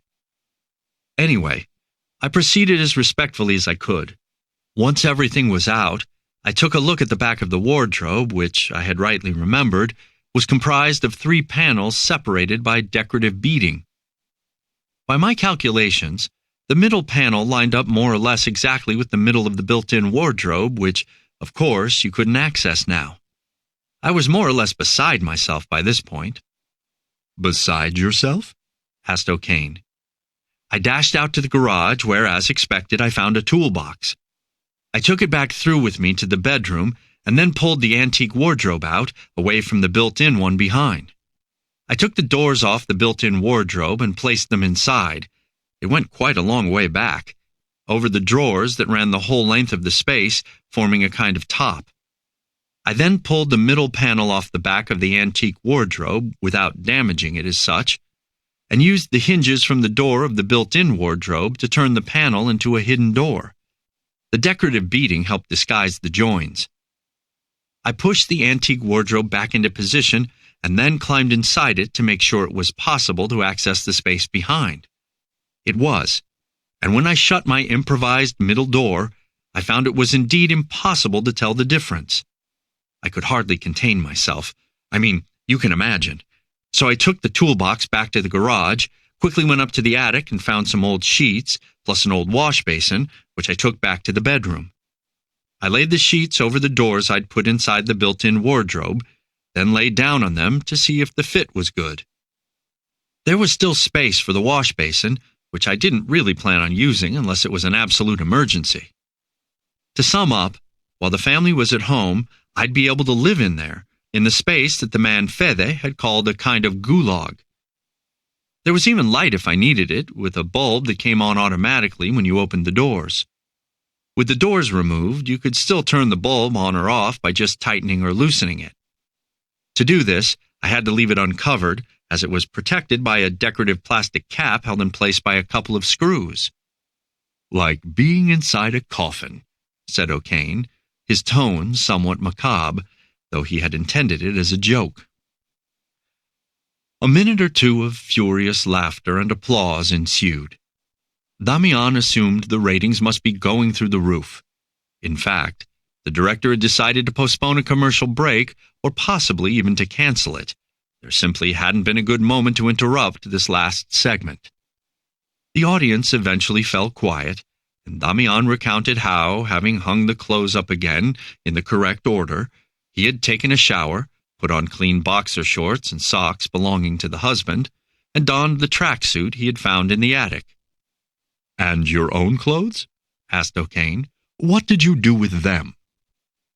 "Put them inside the built-in wardrobe's drawers, my shoes included, since I'd found a pair of old sneakers along with the tracksuit. The kind of sneakers you wear around the house, and, like the tracksuit, a pretty good fit." "And then?" "I whiled away a bit of time. When it got to lunchtime, I fried myself a couple of eggs and made a salad, then cleaned up in the kitchen and again just sat and waited." "And what kind of thoughts did you have while you, as you say, sat and waited?" "I had a feeling I'd forgotten something, but I couldn't for the life of me remember what. Actually, I'd been having that sensation ever since I'd awakened that morning." "You had a lot on your mind," suggested O'Kane. "Oh, hardly. The opposite, if anything. For example, I only had one message on my cell phone that entire time, from the bank again. My cell can go days, weeks, and not make a sound. I've sometimes called it from my landline to check if it's still working. A lot of people do that when their phone seems to go dead, right? No one ever called me on my landline either, but now that I come to think of it, it's strange. It never occurred to me that it might be broken too." "We got onto this because you said you felt like you'd forgotten something. Did you work out what it was in the end?" "Oh, yes, I did." "And?" "My acid reflux. It was gone." 7. The mother and the teenage daughter returned together late in the afternoon. "I heard a muffled sound," Damián Lobo said to Sergio O'Kane, "which I immediately recognized as that of the garage door opening. It was motorized, and it made a rumbling noise as it folded up against the roof." "Where were you at that particular moment?" "In the living room, reading the instruction manual for the extractor fan in the kitchen. I had found the drawer where they kept the instruction manuals for all the appliances in the house." "And what did you do?" asked O'Kane, trying to keep the interview going in the face of near-continuous laughter from the audience. "I dashed through into the master bedroom, naturally, climbing into the antique wardrobe and, parting the clothes, through my secret door panel into the built-in wardrobe beyond. I took the extractor fan manual with me, just in case I felt like reading it at any point." Once again, the audience burst out laughing. "And then?" "Then I stayed where I was, quietly listening to the noises around the house, most of which barely registered inside my hiding place, in spite of the fact that I left the bedroom door open, as they had done when they went out." Damián was listening so intently to the sounds in the house that for a few moments he forgot about the TV show entirely. He scrutinized each noise with all the intensity of someone poring over a partially erased text in which letters and entire words were missing. Nonetheless, it was quickly apparent that only the mother and daughter had returned. Perhaps, as was the case in so many families, they had two cars, one big and shiny for the father to drive, and another vehicle, smaller and possibly second-hand, for the wife to get around in. Damián, on edge as perhaps never before, shuttled maniacally back and forth between his present reality and the TV show with O'Kane. Being in two places at once wasn't easy. He could hear the women's voices, but not clearly enough to make out what they were saying. The discussion sounded calm, however, the tone like that of normal, practical, day-to-day conversations. He heard doors shutting and opening, footsteps going here and there, the occasional cough, the distant murmur of the television. Then, after an indeterminate amount of time, the mother came into the master bedroom. Damián was aware of her entering and then moving around the room. "Did she open the wardrobe?" asked O'Kane. "She did," said Damián. "To change, I assumed. She left the wardrobe door open for a good while, from what I could tell by the alteration in the noises that made it through to me." "Weren't you worried she'd find the secret door?" "I wasn't, actually. The beading covered the joins, and the clothes themselves added another layer of concealment, so you couldn't really even see the back panels. I'd been pretty careful." "You know that when she was taking out an item of clothing or putting something back in, her hand would have been no more than 6 inches from where you were?" "Yes, and we were separated by nothing but a thin sheet of plywood. But in spite of that, it was as though the two of us occupied parallel dimensions, simultaneously very close to each other and very far away." "Be honest. Weren't you afraid?" "No, except—" "What?" "I wondered if this was a kind of invisibility. If God, to put it one way, and I'm not a believer, might exist on the other side of a partition that's as thin as the one that stood between that woman and me." "And do you think he does?" "Yes, I think it's quite possible." "And what else?" I could tell she'd gone over to the bed now, leaving, as I say, the middle door of the antique wardrobe open. A profound silence had descended over the studio audience, so that even the quietest of coughs came through as a roar. One could almost hear the motion of people's eyelashes if they blinked. For a few tenths of a second, O'Kane said nothing, allowing the silence to settle, to thicken, before resuming his questions. "Did you think you had the right?" "What harm was I doing?" "I don't know. Please go on." "The woman, as I say, must have changed into a different outfit, and she then shut the wardrobe. Then she went into the bathroom. I heard the toilet flush and then a tap run. She was the kind of person who washes her hands after going to the toilet, exactly as I'd imagined." Once the laughter at this had died down, O'Kane asked his guest to continue. "The woman," said Lobo, "came back into the bedroom and I heard her talking on the phone. I had to open the secret door a crack to be able to hear what she was saying. She was talking to her husband. She asked him if he'd come back to the house at all during the day, the answer to which must have been no.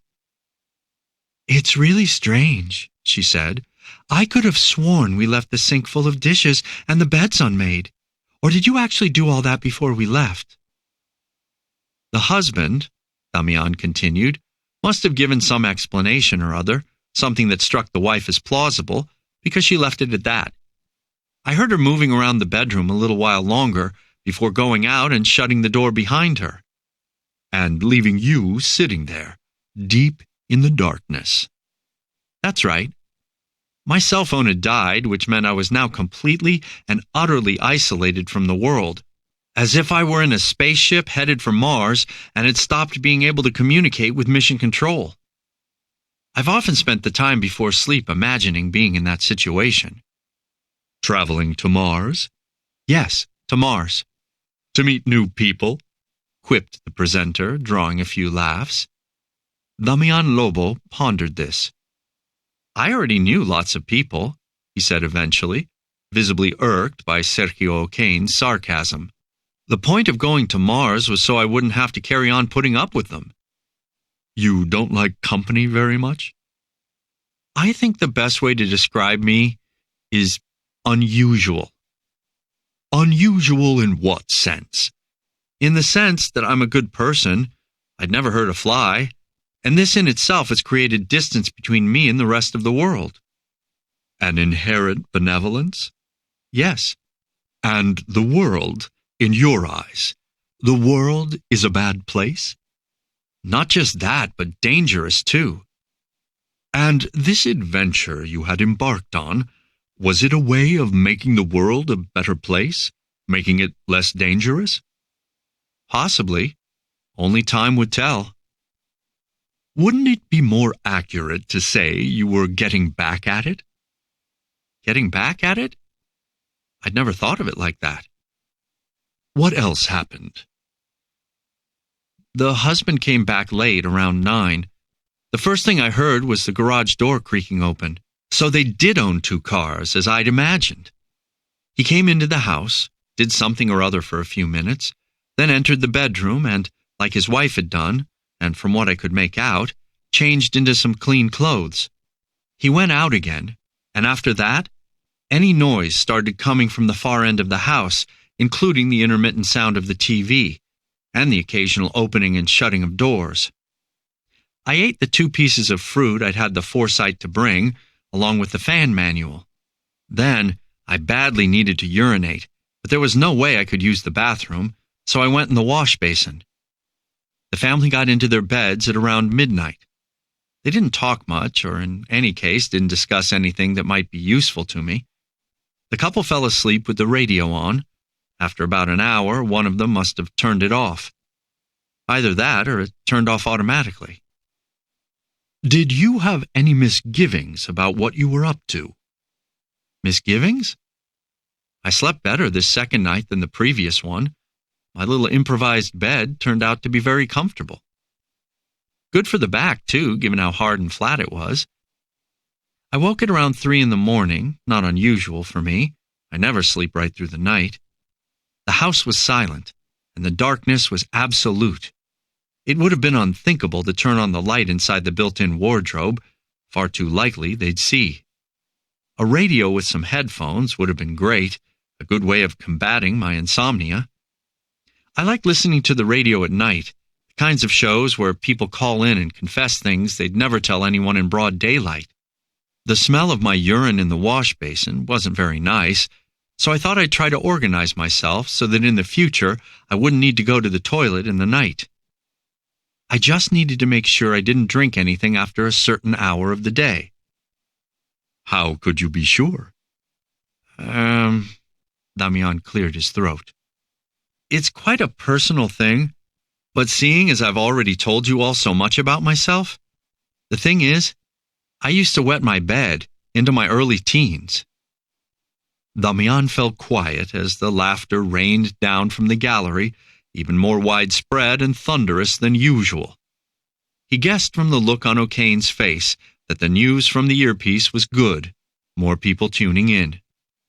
Talk of bodily functions always worked, especially if you apportioned it in the right way. The commotion began to subside, and Damián continued, deploying the same sad, serious expression. Always a winner. I went to summer camp once. I must have been 12 or 13. It was 6 to a dorm, 2 triple bunks in each. It would have been a disaster if I'd wet the bed, especially given the fact I had a top bunk. So I started not drinking any liquids after lunchtime, and I even avoided drinking at lunch if we had soup. That meant, if I also stayed vigilant during the night, attentive to any bodily urges, I was able to survive what was a pretty punishing 2 weeks. No bedwetting at all? No. There was a close call one night when I had a dream about going to the toilet, but just as I was about to let it out, I realized I was dreaming and woke up. A couple of drips, that was all. It was then I realized I shouldn't trust my dreams. Once the laughter in the studio had subsided, O'Kane asked for further details about the first night inside the wardrobe. It was just like being a moray eel in some coral hidey hole, or like being inside a bubble.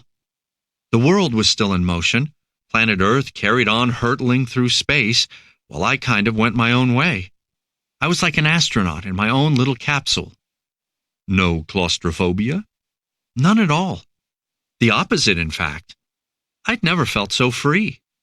Like my wardrobe was the center of the universe, like the universe was expanding outward from that very point.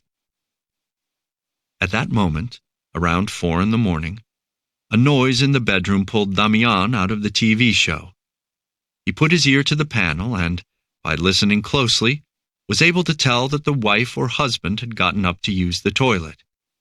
He heard the toilet flush, but no tap running, from which he surmised it must be the husband, unlike the wife, not the kind to wash his hands after using the toilet.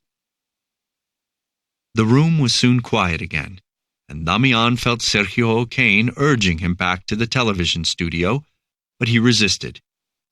The endless discussion, exposing his life for the cameras, was starting to wear on him, and when he found the show wearing, the interview was bound to become less interesting. When the intensity wavered like this, the show became unconvincing, the same way a novel or a film can be unconvincing. And then it simply dropped away, disappeared altogether, for all that Damián could hear O'Kane calling to him. But the longer he spent away from the show, the greater his enthusiasm would be when he went back to it. It was as though the fantasy was bolstered, reinforced somehow in the absence of his undivided attention. He did not return to the interview that night. He fell asleep at around 5 in the morning, and woke again at 6:45 when the radio came on and the garbled sound of the news filtered through to his hiding place. The house came to life in a series of repeat morning rituals.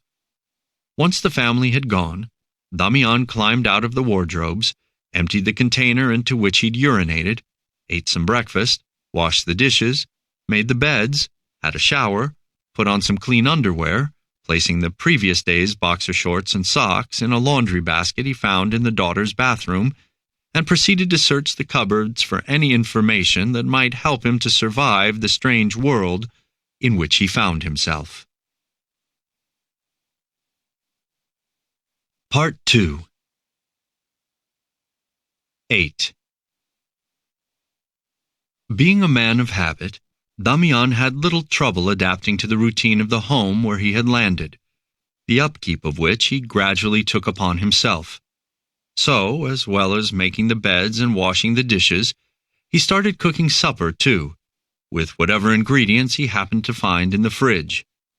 Washing and ironing days were soon added to his schedule. On Mondays he vacuumed, and Wednesdays and Fridays were for dusting. After 4 or 5 weeks, he had taken on virtually all the tasks necessary for the maintenance of such a home. Although he took on new chores only when it seemed the family had stopped noticing everything he was already doing, not wishing to ring any alarm bells, the older woman, Lucia, did seem to pick up on the changes. In the world of the husband and daughter, it was simply the norm that someone else should be dealing with domestic duties. Either they didn't ask themselves who that someone was, or they assumed it was the mother. Or at least this was Damián's assumption, based on what he could make out from inside the wardrobe. One day, not long after he had installed himself in the house, he overheard a phone conversation between Lucia, sitting on the bed, by the sound of it, and her mother.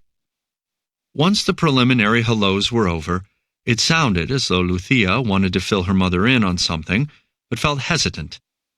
Eventually, and falteringly, she broached the subject. "If I tell you something, Mama, will you promise not to laugh? Do you remember I told you about finding Grandma and Grandpa's wardrobe in an antiques market? Yes, it goes really nicely in the house. We put it in our bedroom.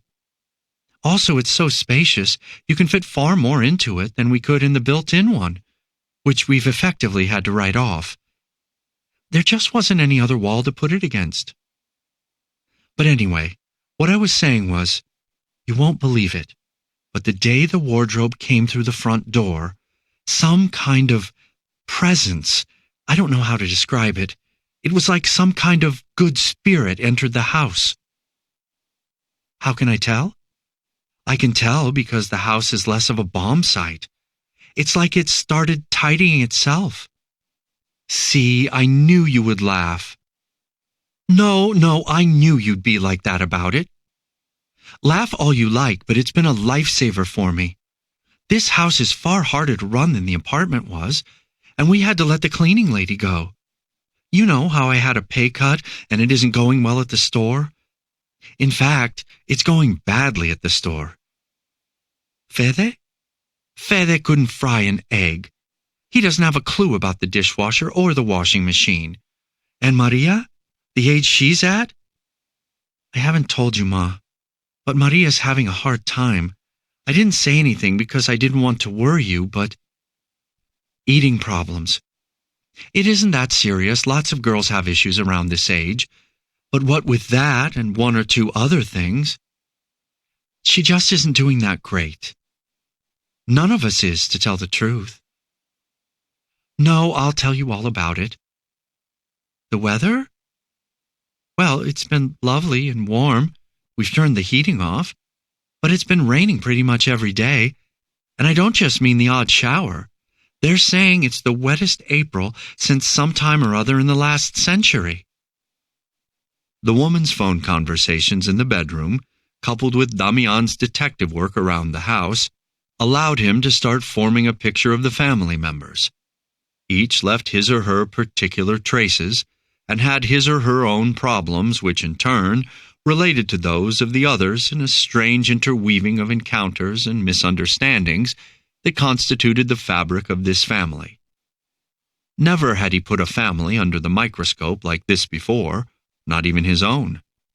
And he found the results surprising and difficult to fathom. He soon ascertained that Fede, the father, owned and managed an electronic toy store in a mall. Also, that the mother worked for a bakery chain known for its artisanal breads and pastries. He learned that they'd been married for 15 years, and that Maria, the teenage daughter, on whose computer he had found a secret diary which he skimmed, with the unpleasant sense of this being a violation, was the only girl in her class yet to start her period. This was a worry and a relief to her in equal measure. She was disgusted by the idea of bleeding, but at the same time she was anxious about being the odd one out among her peers. In any case, she had tricked her parents into believing that she had in fact started dipping tampons in some kind of red substance at the same time each month and leaving them in the bathroom trash. Damián shared little of this with Sergio O'Kane, from whom he had started to distance himself. He wasn't spending as much time in the TV studio now, and had become less forthcoming in his answers. The progressive estrangement came down to the fact that the presenter, perhaps envious of Damián's rising star in the media, had started trying to occupy center stage.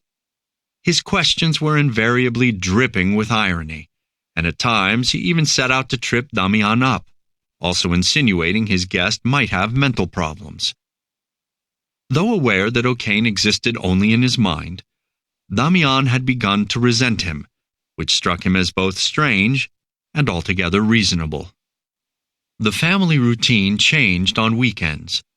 The father worked at the toy store all day on Saturdays, while mother and daughter tended either to put their feet up at home or go for groceries at a supermarket that must have been nearby. Damián noticed they had a tendency to buy more than they needed. Impulse shoppers, that was how he decided to define them, lacking the capacity to plan. They bought chicken wings by the dozen, only for them to spoil in the fridge, and the same went for the various vegetables and cheeses, the layers of mold on which it was necessary to penetrate to access the edible parts. The day he cleaned the fridge, he found fermented yogurts and decomposing sauces that must have been lurking untouched for months. By his calculations, with the money they would have saved by shopping in a more efficient manner, they could have afforded to bring back their cleaning lady.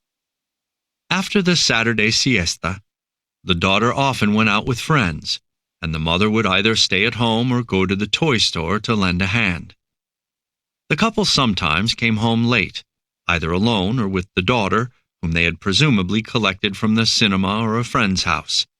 If they weren't the ones collecting her themselves, she was under strict instructions always to be home no later than 10:30, and she tended to comply. On occasion, she stayed over at a friend's, or a friend would come to stay the night at her house. As for Sundays, it was not unusual for friends or relatives to come over for lunch, nor for these meals to last well into the early evening. They sometimes went out for Sunday lunch. Damián could not always tell where to, given how little he could hear from inside the wardrobe, and anyway, conversation was minimal between the husband and wife once they were in the bedroom.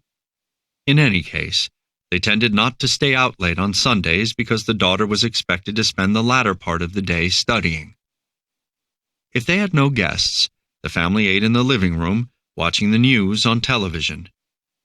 The mother and father divided their afternoons and evenings between television and household chores, including gardening, which Damián avoided, for fear of being seen by one of the neighbors or caught on a satellite camera.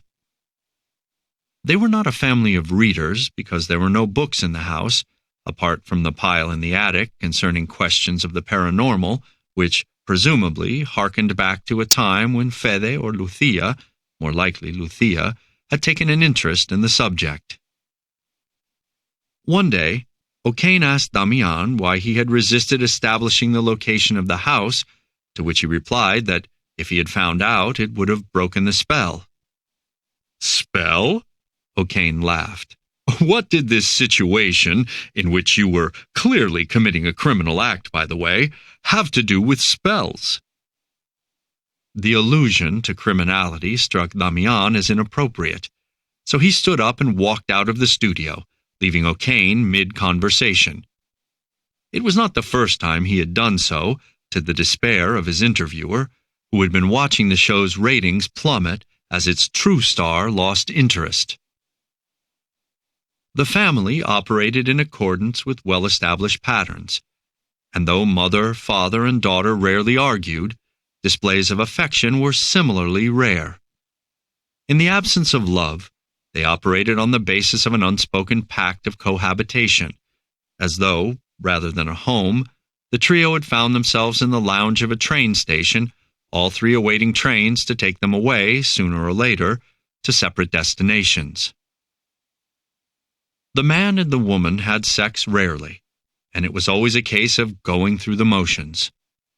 Their exclamations and sighs, far from exciting Damián, produced a cool sensation in him somewhere between indifference and surprise. And so, while the pair progressed toward orgasm, like trains running on parallel tracks, ultimately headed for different termini, he, in the depths of the wardrobe, wondered if his life would have been like theirs had he been able to adapt to the customs of normal people. He imagined himself as a father, running a toy store, but felt skeptical. Could he? Could he really? Whereas being a part of this group in the guise of a ghost was something he found he enjoyed. None of the other roles would have fit him. Husband, wife, daughter. He wasn't cut out for any of these. The only function he felt he could fulfill was that of a kindly poltergeist willingly keeping house, which was a branch of maintenance. He sometimes wondered how long the situation might last. He fantasized about it lasting forever. And about things progressing, too, in the sense of a day arriving when he would be able to step out of the wardrobe and move among them, while remaining invisible. They would all be in the kitchen, living room, hall, all four of them at the same time, but the other three would not see him. The mother's gratitude for his attentions was not lost on Damián. She was obviously happier now than when he'd moved in. She had brought down a number of the paranormal books from the attic, which she read with pen in hand, underlining copiously as she went, before hiding the volumes at the back of the antique wardrobe, inches from Damián's location, where neither the husband nor the daughter would find them.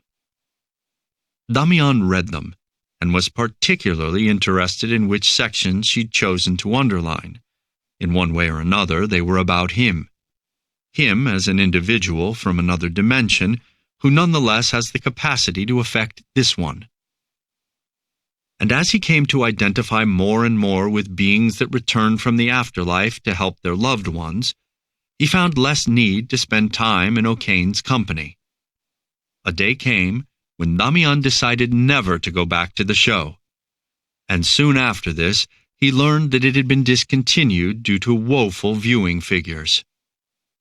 Picturing the former star presenter begging his bosses for scraps, going around pleading for something to do on the channel where he'd once been the main attraction, Damián felt that a specific kind of retribution had been exacted.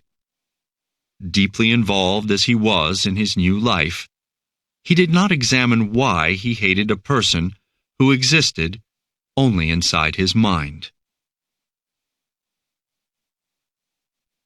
9. May came, and the rains continued. Damián found it quite dazzling. Never before had rain affected him in this way. Sometimes, after finishing his tasks around the house, he would stand at a window and lose himself while looking out at the torrents, until a downpour began inside him as well. The storms were accompanied by a strange light, also something he had never seen, and which felt somehow like a reflection of his personal state. The plants in the garden burst forth at an amazing speed. The books on ghosts and apparitions, which he read enthusiastically, replaced the appliance manuals and the instruction booklets Fede brought back from the shop when he needed to examine the functioning of certain especially complicated toys. And though he'd never been interested in the supernatural, the stories in these volumes awoke a hitherto unknown delight. He did not so much read the words as imbibe them, savoring them, turning them over in his mouth before letting them drop down inside him, where they continued to exert a strange, suggestive power. One day, after learning from one of these books about the existence of a ghost that specialized in dispatching children who did not wash their hands before meal times, he shut his eyes and saw an image of a young boy going into the bathroom of his house and using the toilet, and then merely letting the tap run for a few moments so as to trick his parents. Saw him come out of the bathroom, to a congratulatory smile from his mother and father, and walk down the hallway with a teddy bear in his arms, unaware of the presence of the ghost, whose job it was to tear both their heads off, his and the teddy bear's. The words in those books, with the incessant rain drumming in the background, conjured images in Damián's mind of a startling coherence, which even the former visions of the TV studio where Sergio Kane reigned would have been hard-pressed to match. The phantasmagorical possessed an unwonted corporeality now. The dead circulated in the world of the living as naturally as water running from the taps, or light bulbs coming on at the flick of a switch. Diving into one of these books was enough to cause the normal bounds of reality to shift, paving the way for the entrance of vague but undeniably real presences. He was himself one such presence. He, who until recently had lived under the same enslavements as ordinary mortals, now began to expand beyond the limits of his body, functioning as a kind of demon in the world of the living, but especially in the world of Lucia, the woman of the house, over whom he cast his protective shadow. It wasn't long before Damián took on some of the qualities of apparitions, those who have returned to this world or who never managed to depart, either because they failed to find the way out or were prevented by some unresolved matter. Perhaps he had been drawn to this house and this wardrobe by invisible forces swirling around the piece of furniture itself. Perhaps he was the agent of these forces, or perhaps, as he had read in one of the discussions of inexplicable happenings, it's the living who do the bidding of the deceased. Not all living beings, the selection is far from random. A certain level of intelligence is a basic prerequisite, as is a finer sensibility of the kind from which he had always benefited, or perhaps suffered. He sometimes came away from these intense reading sessions a touch feverish. He felt compelled to respond to the marks the woman had made in the books by underlining certain phrases himself, and so now a curious dialogue arose between the two of them. At first, he did no more than highlight those phrases and ideas that jumped out at him, or which, in one way or another, seemed particularly to speak to their shared situation. This soon gave way to his underlining discrete letters and individual words that combined to make new phrases altogether. "Who are you?" she wrote on one of the pages, following his lead by circling the letters that made up the question and numbering them to indicate their order. "Are you sure you don't know?" he replied, following the same procedure. "I think I might," she wrote. "Have you come to save me?" "From what?" He always kept his answers short, convinced that pithiness was more likely to give an impression of intelligence than long-windedness. "Are all ghosts intelligent?" the woman wrote one day. "All intelligent people have a ghostly aspect," he wrote in reply, turning the question back on itself, a lesson he had learned from his father, who had always been a great lover of wordplay. This was also a way of making himself seem enigmatic, crucial if he was to maintain his position. The inherent difficulty in communicating like this forced them to be brief in any case, which for now was to Damián's advantage. "What did you do today?" asked Lucia. "The important thing is what I have undone," he replied. Before long, he began combining his readings about the world of the uncanny with internet searches on the daughter's computer. The only marks he left were his fingerprints, which were invisible to the naked eye anyway. One day, while sitting at the computer, he coughed, leaving tiny specks of saliva on the screen, and, secure in the sensation that they had mixed with Maria's own expectorations, he did not wipe them off. He sometimes thought that as he moved around the house he would perhaps be leaving a faint trail of his body odor behind, as well as microscopic flakes of skin from his body or his scalp. He didn't miss tobacco at all, though he'd been an addict for years. He came to understand that with each inhalation, back when he smoked, he was searching for the one that would cause him damage, but it always seemed to lie in the next cigarette down the line, and so he would smoke one after another, without the damage ever transpiring, or at least not to the degree he'd been imagining. It would, he thought, have been the same for alcoholics and whatever they consumed. Every drink was a question of trying to land the one that, far from making the person's head spin, would illuminate that individual in some final, conclusive way. But that illumination lay forever in the next bottle, the next glass. Now, each time he thought about taking a drag, but did not in fact take one, occasions he could enumerate because he had gone so far as to count them, a kind of inverse illumination took place inside him, one he likewise sought to decipher. His hair had grown long, as had his beard. He had not dared to use Fede's electric razor, given how different their hair was. Fede would be bound to notice someone else's shorn stubble inside the mechanism. He looked not unlike a ghostly Robinson Crusoe. He scoured the internet for ghost stories. He watched videos, and he looked at photographs. How, he wondered, could he have spent so long completely ignorant of this other world, one that was clearly real? He was put in mind of his life to date and how, he now saw, so much had happened that was extravagant, singular, incredible, to the extent that no explanation would do. Other than that, a larger scheme was in operation, one he'd had no choice but to go along with. There were endless forums about ghosts and apparitions. Most were fairly dull, owing to the fact that the people posting on them were either clearly unhinged or simply had too much time on their hands. But he came across the occasional chat room in which people recounted their experiences with both sincerity and astonishment.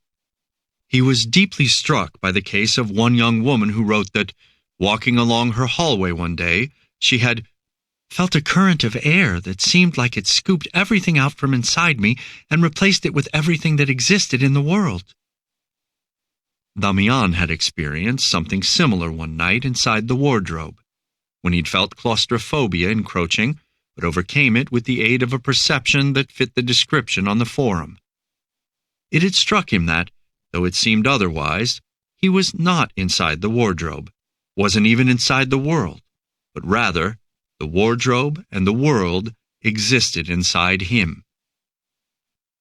On the same forum, a man had posted something that described his bus ride to work one day and how his cell phone had started ringing in his pocket. He took the device out, only to find that in fact it was not ringing, and yet the ringing sound went on. So he got his wallet out, to discover that this was actually the source of the noise. Opening it up, he found that the sound was coming from a photograph of his dead daughter. There was a landline phone in the background. This was where the noise was coming from, but of course there was no way for him to reach into the image and pick it up. Who was the call for? He asked himself. For the dead girl? For him? And who might have been calling? From that day on, the man wrote, the telephone started to ring regularly, sometimes in the middle of the night, plunging the dead girl's father into feelings of impotence, not to mention desperation. What everyone on these forums had in common was that they were human beings. For some reason, ghosts never posted anything about their experiences in the world of the living. It therefore took him a long time in his capacity as ghost to decide to intervene. Eventually, a morning came when he sat down and, clicking through to the forum he felt most confident about, and feeling extremely apprehensive, he began to write, I am one of the ghosts you have all been writing about here. I live in a house with a family whose members obviously cannot see me. But they benefit from my being here all the same. Unlike most of the spirits I see people writing about on this forum, I make myself useful. I don't go around rapping on things or turning the lights off and on, and I don't take things and put them where they aren't supposed to be. It has fallen to me to make this family's life better, to help them. Whenever they go out, I take care of all the domestic tasks and generally see to the upkeep of the place. It helps that I am an expert when it comes to fixing things. I would be interested to know if any other ghosts out there find themselves in a situation similar to my own. I would love to compare notes. In an involuntary flourish of humor, of the kind that had served him so well in the interviews with Sergio O'Kane, he signed off as Ghost Butler, an alias that proved an instant hit on the forum. Replies came flooding in, most of them mocking in tone. But as he responded to each with his customary seriousness, it wasn't long before people began taking him seriously too, ushering in a period of attention and fame that, unlike his time in the limelight alongside O'Kane, was real, given that it took place not solely inside his head. He was asked about his experience, what it was like to be him, and he answered honestly but prudently. Yes, he said, he was the kind of ghost that lodged inside a piece of furniture, in the same way other spirits were associated with and centered their activities around a particular building or room. He avoided mentioning what piece of furniture, in case anyone should come looking for him. For the same reasons, he went into little detail about the family in which he had embedded himself. Please forgive me, he wrote at one point. I cannot divulge the location of the family whose home it is, or anything that might enable anyone to find me. Any such attentions would be most unwelcome.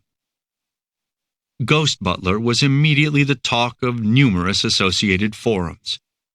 A journalist specializing in consumer news picked up the story, and it was soon repeated on several radio breakfast shows. Damián listened with growing astonishment while he did the morning cleaning.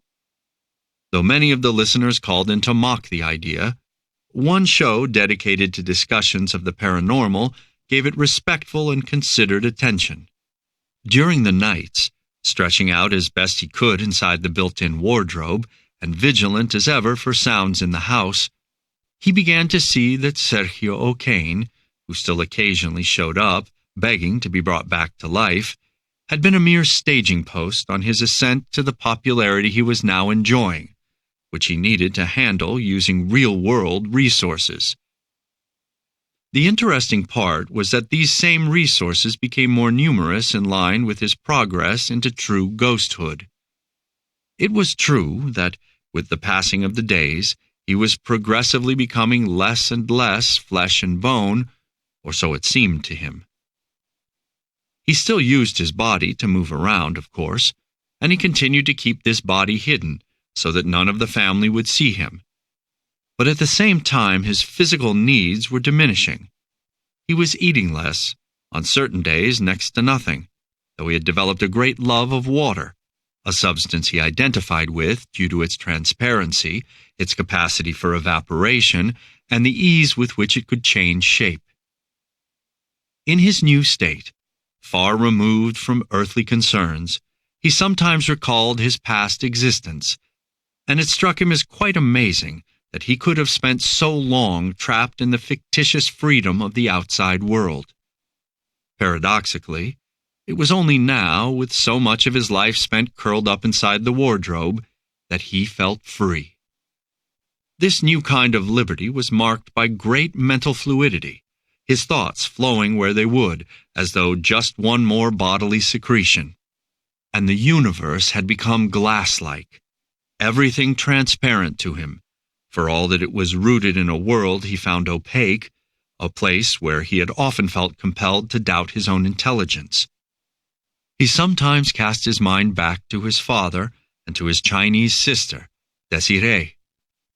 He could picture them in their well-appointed apartment in Arturo Soria, watching another Iñaki Gavilando interview on Canal Plus, seeking out old movies on that same subscription channel, or reading 19th century Russians. He thought of his dead mother, who had possibly died of jealousy. How many such domestic crimes happened every day, or week, or month, in a city like Madrid? Then, Damián had a sudden vision that seemed to him all too real. He was presented with an image of an unexceptional apartment block, but one allowing a view into each of the homes inside it.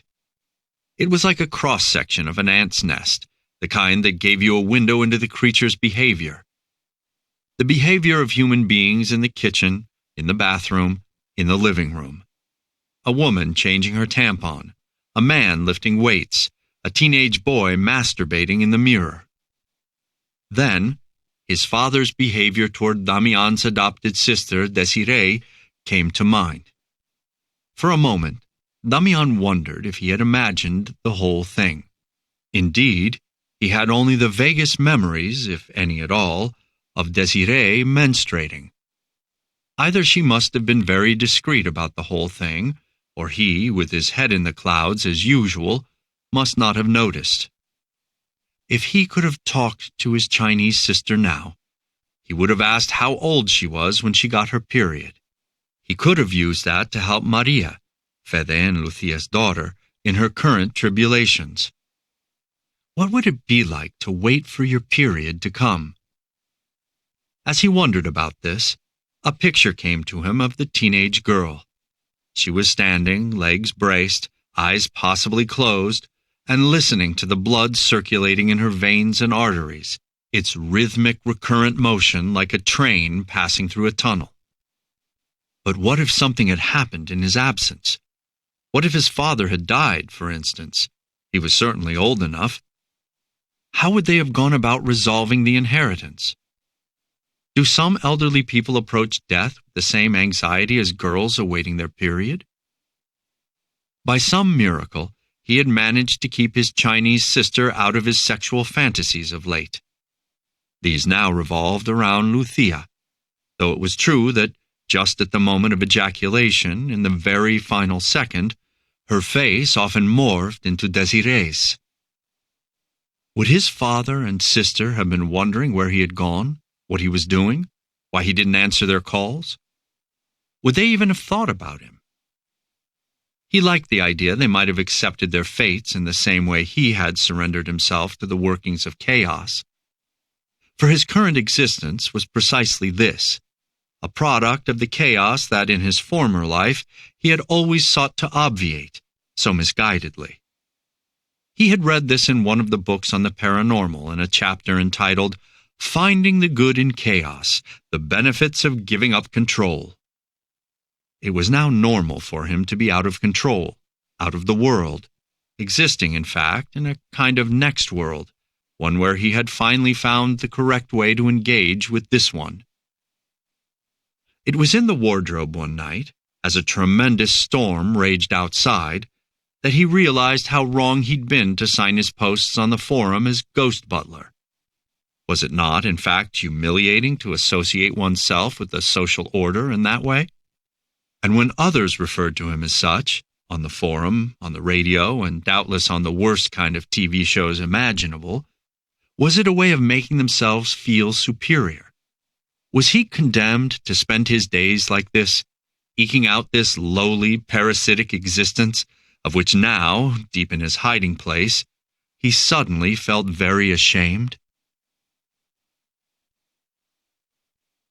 10.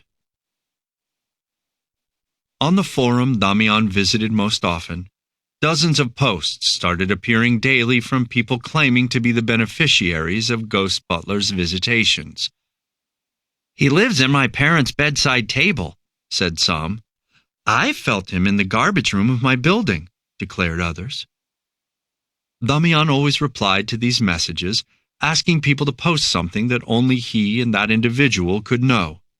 Of course, nobody ever could, until one day someone, username Grateful, posted a message saying, "Dear Ghost Butler, I think it's me you've been looking after." And when Damián made his usual request for proof, Grateful described in some detail the dinner the ghost had cooked for her and her family the previous night. So, in their excitement, heads throbbing, Ghost Butler and Grateful withdrew from the public board to continue conversing in the intimacy of direct messages. Damián wanted to know whether Lucia's husband and daughter were aware of his presence. The possibility worried him. "Only slightly," she wrote, "if at all. When it began, I mentioned it, that a benevolent presence had come into the house at the same time as my grandparents' wardrobe, and they both thought it was a big joke. But later on, as it became clear to me you really did exist, and not wanting to share you now, I made light of my previous assertions. They both know I have an interest in the world of the paranormal, but they've never taken it seriously." "So, who do they think has been doing all the chores?" he replied.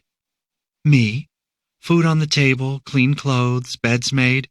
That's as far as the questions go for them. I've also spent quite a lot of time getting rid of evidence, anything that screams out that you've been here. It would actually be better if you didn't do so much. Otherwise, they're bound to suspect. I sometimes end up having to do twice as much just to make it seem like everything you've done is my work." "Wouldn't it be better if they simply accepted my presence?" he asked. "But I already said I don't want to share you with anyone. And I mean it. I want you for myself." Damián felt so moved by this that it was as if she had whispered it in his ear, not typed it on a computer. Since he knew her voice, it was easy to imagine the words being softly spoken. It was 11 in the morning. By his calculations, Fede would be at the toy store, Maria at school, and Lucia at the bakery. The only person in the house was the one who did not belong there, him. And he was now struck by the sheer oddness of the situation. Here he was, an intruder in the bedroom of a girl whose bed he had just made, and whose panties he had not long before dropped in the laundry basket. Here he was, incredibly, passing himself off as a ghost while the world outside continued. It was as if the real world were a bus, continuing on its way, and he had simply alighted. What if he were to go back to that communal existence, business as usual, before things got out of hand? It would be perfectly possible for him to cut short the conversation with Lucia then and there, turn off the computer, leave the bedroom, walk down the hall, open the front door, and step back out into the world, like a person reborn. His life out there would still be intact, as long as his father had not died, that is. There would still be funds in his bank account from his settlement package. His unemployment checks would also have been going in, and all his utility bills, plus the installments for his TV and the car, would have continued to be serviced. He pictured his car, which he had left parked on the corner nearest to his apartment building, and which would by now be gathering dust. He had never driven it much anyway, and almost not at all once he'd lost his job. It was something he owned for the sake of it, and he'd had to make an effort to park it in different places so people wouldn't mistake it for an abandoned vehicle. He'd sometimes taken it out onto the freeway, any freeway, just to charge the battery. This vision of the car was followed by another of his apartment standing empty, the mortgage of which he had finished paying off the previous year. It had 3 rooms, kitchen/living room, bedroom, bathroom, and was a stone's throw from the Usera subway stop in the neighborhood where most of Madrid's Chinese population resided. He had bought it for a song. It was very run down and had needed renovating completely, a job he had done himself. Weekend after weekend he had spent ripping up floorboards and putting in new partition walls, installing new plumbing, doing all of the painting and wallpapering himself, varnishing the doors, and modernizing the electrical system, along with a remodeling of both the bathroom and kitchen. And even after all of that, he had carried on adding touches that increased the property's value. He had put it up for sale at one point out of curiosity, and though never intending to sell, he was offered close to 3 times what he had bought it for. He saw his old life, and knew it was not too late to go back there, but it seemed very alien to him. There would be no difficulty in laying claim to these things, as he had all the necessary paperwork, and yet, in spite of the brush of panic he had just experienced, it was not something he could see himself doing. "Are you still there?" wrote the woman. "I am," he replied. "I'm at work at the moment," she continued. "I was in the car this morning after dropping my daughter off at school, and I heard about Ghost Butler on the radio. I knew straight away it was you. It had to be. Why did you choose to go public like this?" "I don't know," wrote Damián. "I get bored." "And why are you the only spirit ever to have manifested on the internet?"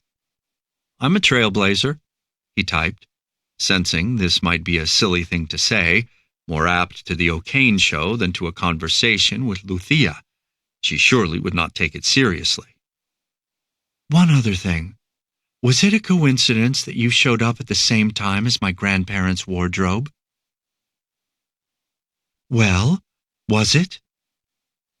"I would rather not reveal myself," he replied. "What computer are you using?" "I don't need an actual computer. I'm sorry, but I have to go now."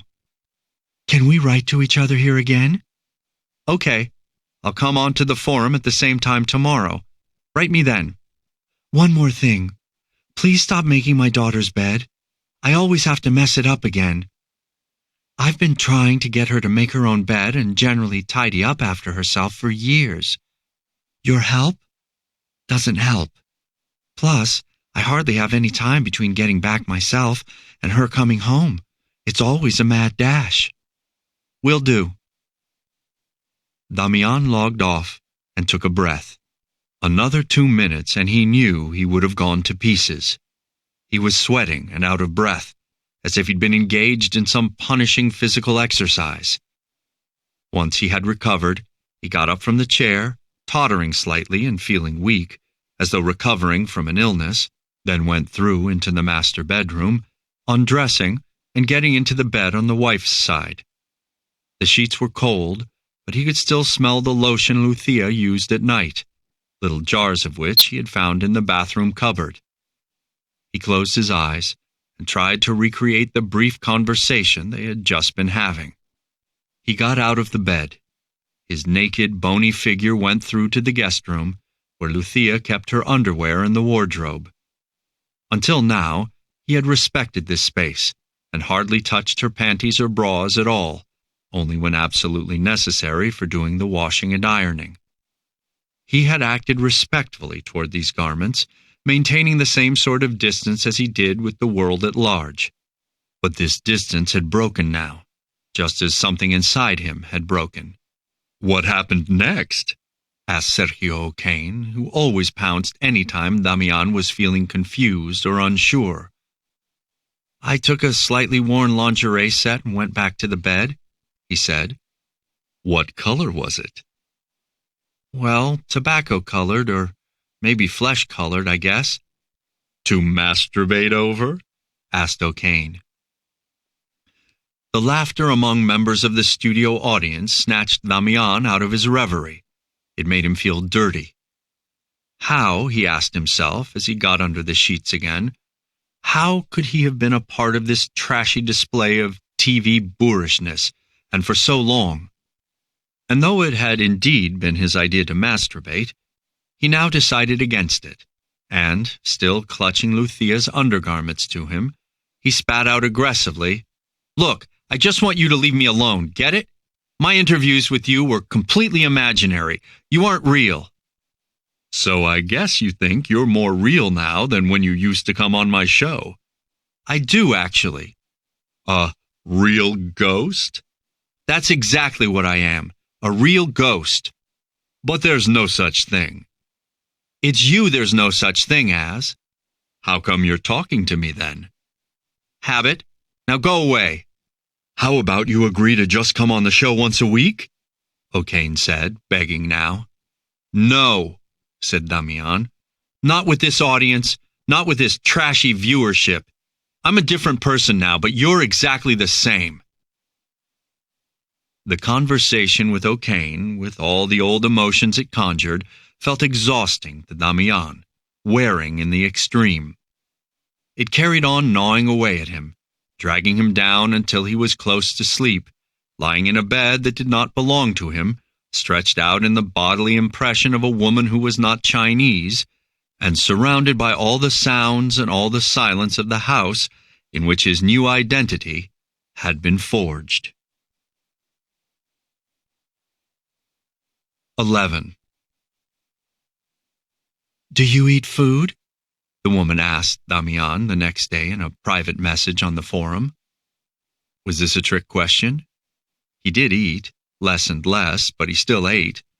And if Lucia were even the slightest bit observant, she must have noticed. But did ghosts eat?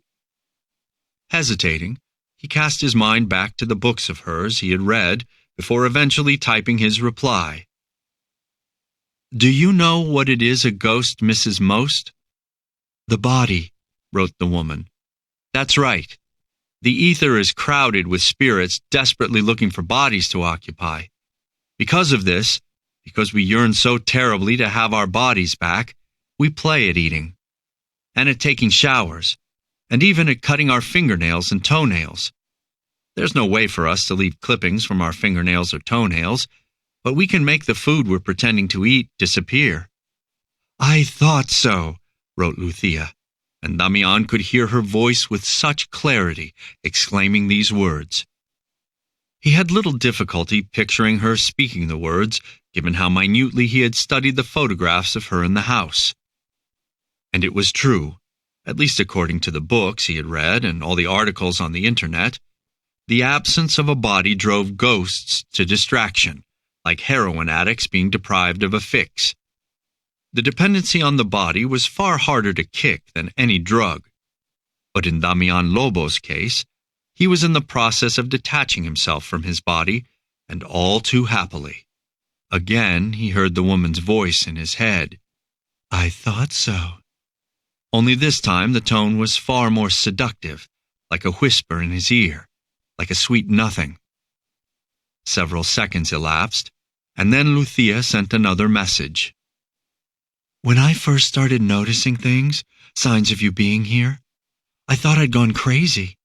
I thought a part of me was making the beds, washing the dishes, and putting the washing machine on so that another part of me would have a chance to believe in ghosts. You also can't imagine how disconcerted I was when I came across the wardrobe in the antiques market." "Why? What happened in this wardrobe?" When her reply appeared on the screen, Damián Lobo had barely begun reading before he felt a pang for Sergio O'Kane. He hadn't yet found anything to replace that listening presence, and there were moments when he felt badly in need of someone to whom he could recount his experience. Now was one such moment.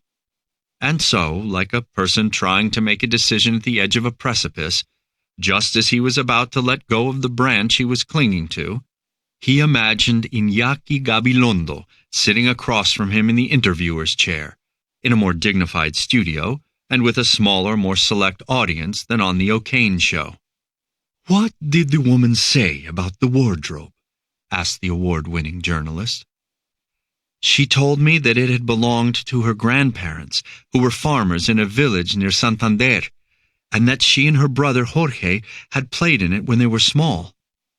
They had been sent to live with their grandparents while their mother got over a mystery illness that ended up keeping her bedridden for 5 years. Lucia and Jorge were twins, but not identical, because they had come from separate eggs. Her brother, she pointed out, had been born with the index finger of his right hand missing. The grandfather used to joke that he'd eaten it while they were still inside their mother's belly. So when they climbed into the wardrobe, they would take off their clothes and carry on where they'd left off in the womb. They played a game in which he ate her finger, and another in which they played at being each other." "And what else?" Gabilondo prompted his interviewee, who was looking pensive and had fallen quiet. "Oh," said Damián, coming to his senses, "the brother died of tetanus at age 7, after getting a cut in the stables and the grandparents failing to clean it properly." "Go on," Gabilondo pressed him.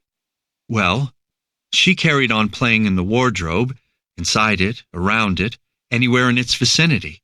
She spent hours on end opening and shutting the door, hoping to find her brother hiding between her grandmother's dresses and her grandfather's jackets." "Old wardrobes and childhood," the journalist interjected, at which point Damián noticed that the man across from him had turned into Sergio O'Kane. It had taken mere moments for O'Kane to return, in the same way that Damián's sexual fantasies, for all that he had been trying to recast them, always ended up returning to the same limited, worn-out repertoire of Chinese faces and bodies. But before he knew it, and before he could try to call Gabilondo back to the TV studio, Lucia had typed another message about the wardrobe. Damián grudgingly accepted that it was O'Kane he would have to talk to. "Old wardrobes and childhood," repeated the yellow-eyed journalist as Damián tried to get his words out. "Yes," he said, "but she had another tragic story associated with the wardrobe." "We're on the edge of our seats," said O'Kane, gesturing to the audience members, who were indeed holding their breath. "Lucia's grandparents worried about her playing with the wardrobe so much. They worried she would shut her fingers in one of the doors. 'Mind your fingers,' she would always hear them say when she was playing in their bedroom. They called out from the kitchen, from the dining room, from the hallway, and sometimes they would be in the bedroom with her and say it, 'Mind your fingers.' This obsession with fingers penetrated so deeply into the little girl's brain that one day, while the grandparents dozed in front of the TV, she went into their bedroom, walked up to the wardrobe, positioned herself in front of its middle portion, and, looking her reflection in the eye, opened the middle door with her left hand, placed the forefinger of her right hand in the gap by the hinges, and slammed the door on it with surprising force. She says she heard the crack of the bones snapping, but that it didn't hurt. It was more like an anesthetized limb being operated on. She was aware of it, but not in a painful way. Then, after an inexplicable lull, it hit her. She screamed and immediately passed out. When she came to, her hand was in bandages, and after a short while she was told, to avoid her being frightened when they changed the dressing, that she wouldn't be getting her forefinger back. "This one," said the grandmother, holding out her own. O'Kane held his breath. The people in the audience held their breath. Damián imagined the ratings must be sky high. But Lucia carried on typing, leaving no time for O'Kane's beloved dramatic pauses. Damián went on retelling the story as he saw the words appear on the screen. The grandmother decided to get rid of the wardrobe, says Lucia. It was like a family deciding to get rid of a dog after it's bitten someone. The wardrobe was taken to an outbuilding that housed chickens and rabbits. And to stop it from biting anyone again, they took the doors off, wrapped them in brown paper, and left them in some remote corner of the farm.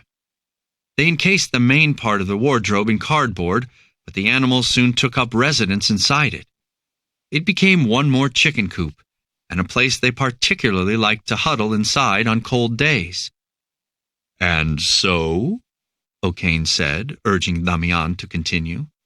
Lucia says she would now go and stand in front of the wardrobe, and instead of seeing her reflection, the mirror had been taken off, all she saw was an enormous chasm. It was like the wardrobe had swallowed her reflection, she says. Things also started disappearing inside the wardrobe, going in but not coming back out again. Some hen's eggs, a number of rabbits, even one chicken Lucia was particularly fond of and that used to follow her around. "So things the family used to cook and eat?" asked O'Kane. "I guess so." Lucia says that her grandfather, to cover up the disappearances, started putting things in the wardrobe and taking them out when she wasn't around. "Such as?" O'Kane asked. "An old doll she had, which she called Jorge. She says she used to talk to it as though it were her dead brother, and that her grandparents were worried about this.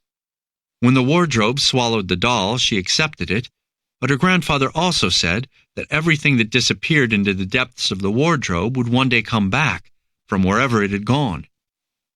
Lucia grew up believing this fantastical idea to be wholly the truth, hence her agitation when she came across the wardrobe in the market. Having given a hurried account of the wardrobe's history, Lucia wrote that she had to get back to work.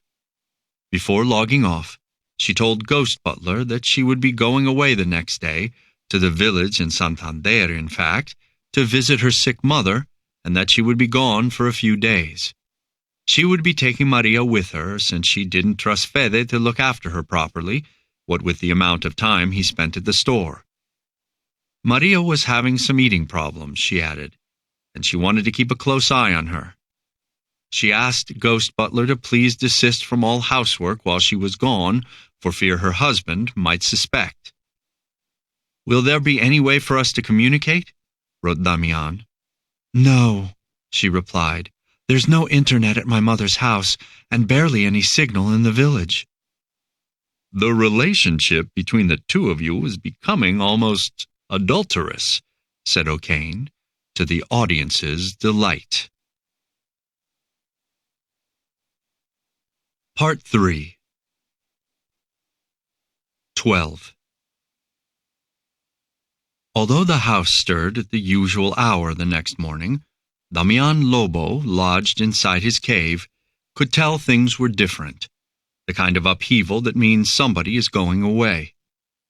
The middle door of the antique wardrobe, which Lucia opened to get her clothes, remained open while she packed her bag, so the only thing between Damián and the sounds outside was the thin plywood partition, against which he pressed his ears, alternating them in turn.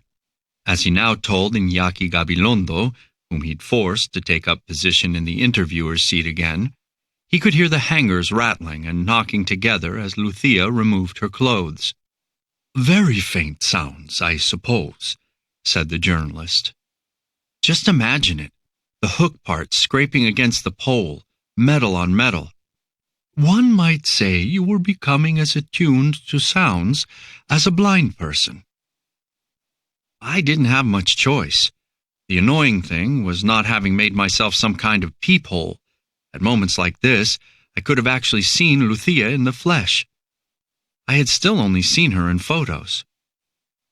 The interview with Iñaki Gabilondo was being aired on Canal Plus, Damián's father's favorite channel. Because it was a subscription channel, the ratings could never match those enjoyed by O'Kane, but it was a more select audience.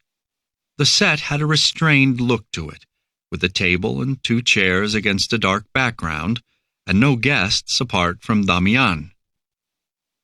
Do you know who Sergio O'Kane is? Damián said to Gabilondo. Sergio O'Kane? I'm afraid not. Should I? Oh, no, probably not. It doesn't matter. I used to be on his show.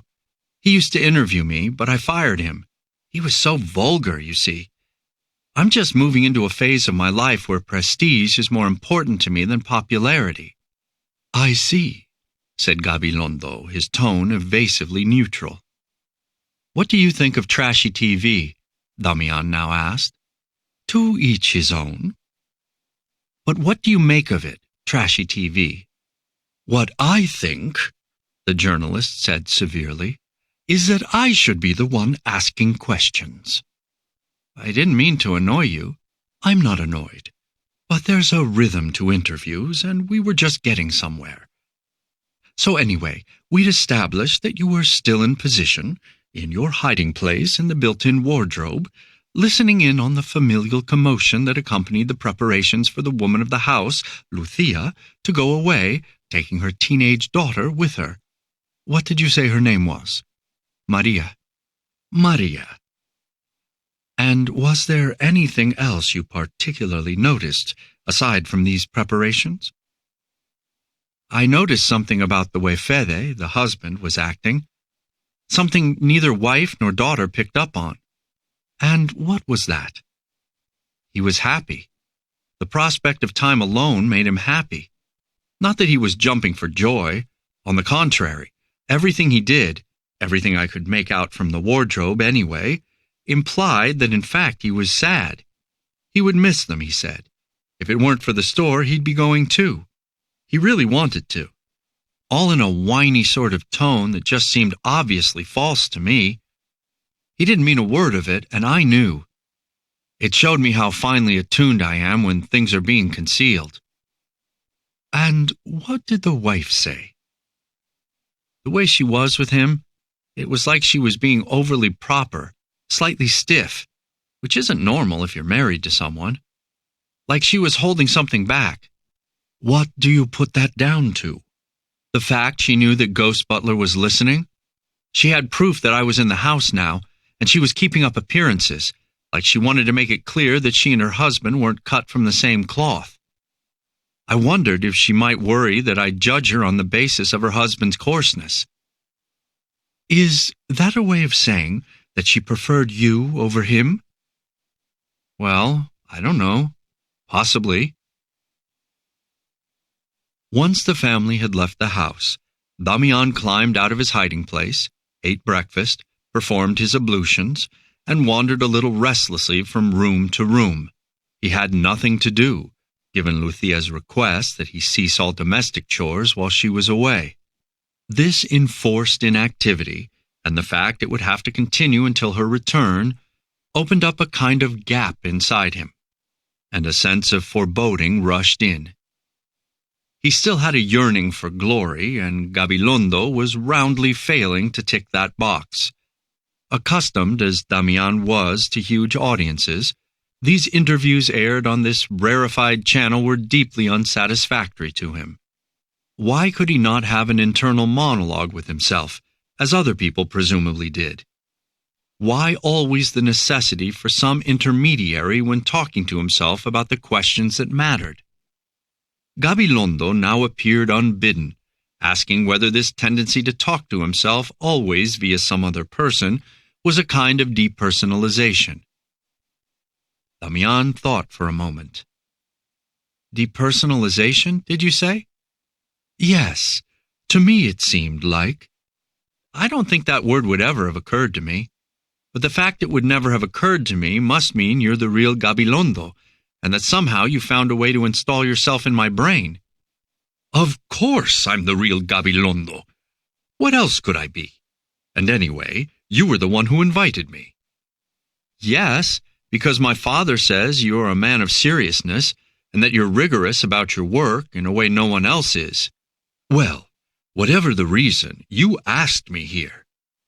Are you inside other people's heads? Fewer than when I used to have my radio show, but still more than I can reasonably deal with. Damián Lobo, who was currently in the kitchen pacing around the table, pulled out a chair and sat down, head in hands. "When all this started," he said to the journalist, "it was so much simpler." "And when did it start?" "It didn't. It's always been this way, ever since I can remember. I remember when I was a school kid, I always had some made-up entity alongside me, someone I used to talk to on my way to and from school, recounting my dreams, telling them what had happened in class. I sometimes imagined I was talking to a real-life person, but most of the time it wasn't anyone in particular." "A kind of imaginary friend?" asked Gabilondo. "Sort of, but a passive imaginary friend. How can I put it? Someone who only received. Are we filming?" "I assume so. I always keep the cameras running." "All right, who cares? Later, when I wasn't a kid anymore, I gradually started creating this character." "The person you mentioned before, Sergio O'Kane?" "Exactly, Sergio O'Kane. The problem was, once I had fleshed him out, he took on a life of his own, acting of his own accord, doing and saying things that hadn't occurred to me in advance." "For example?" "He once induced me very subtly to come out against the capitalist system. The auditorium was full to bursting, and people were shaking with laughter. 'The heartlessness of today's capitalism,' he called it.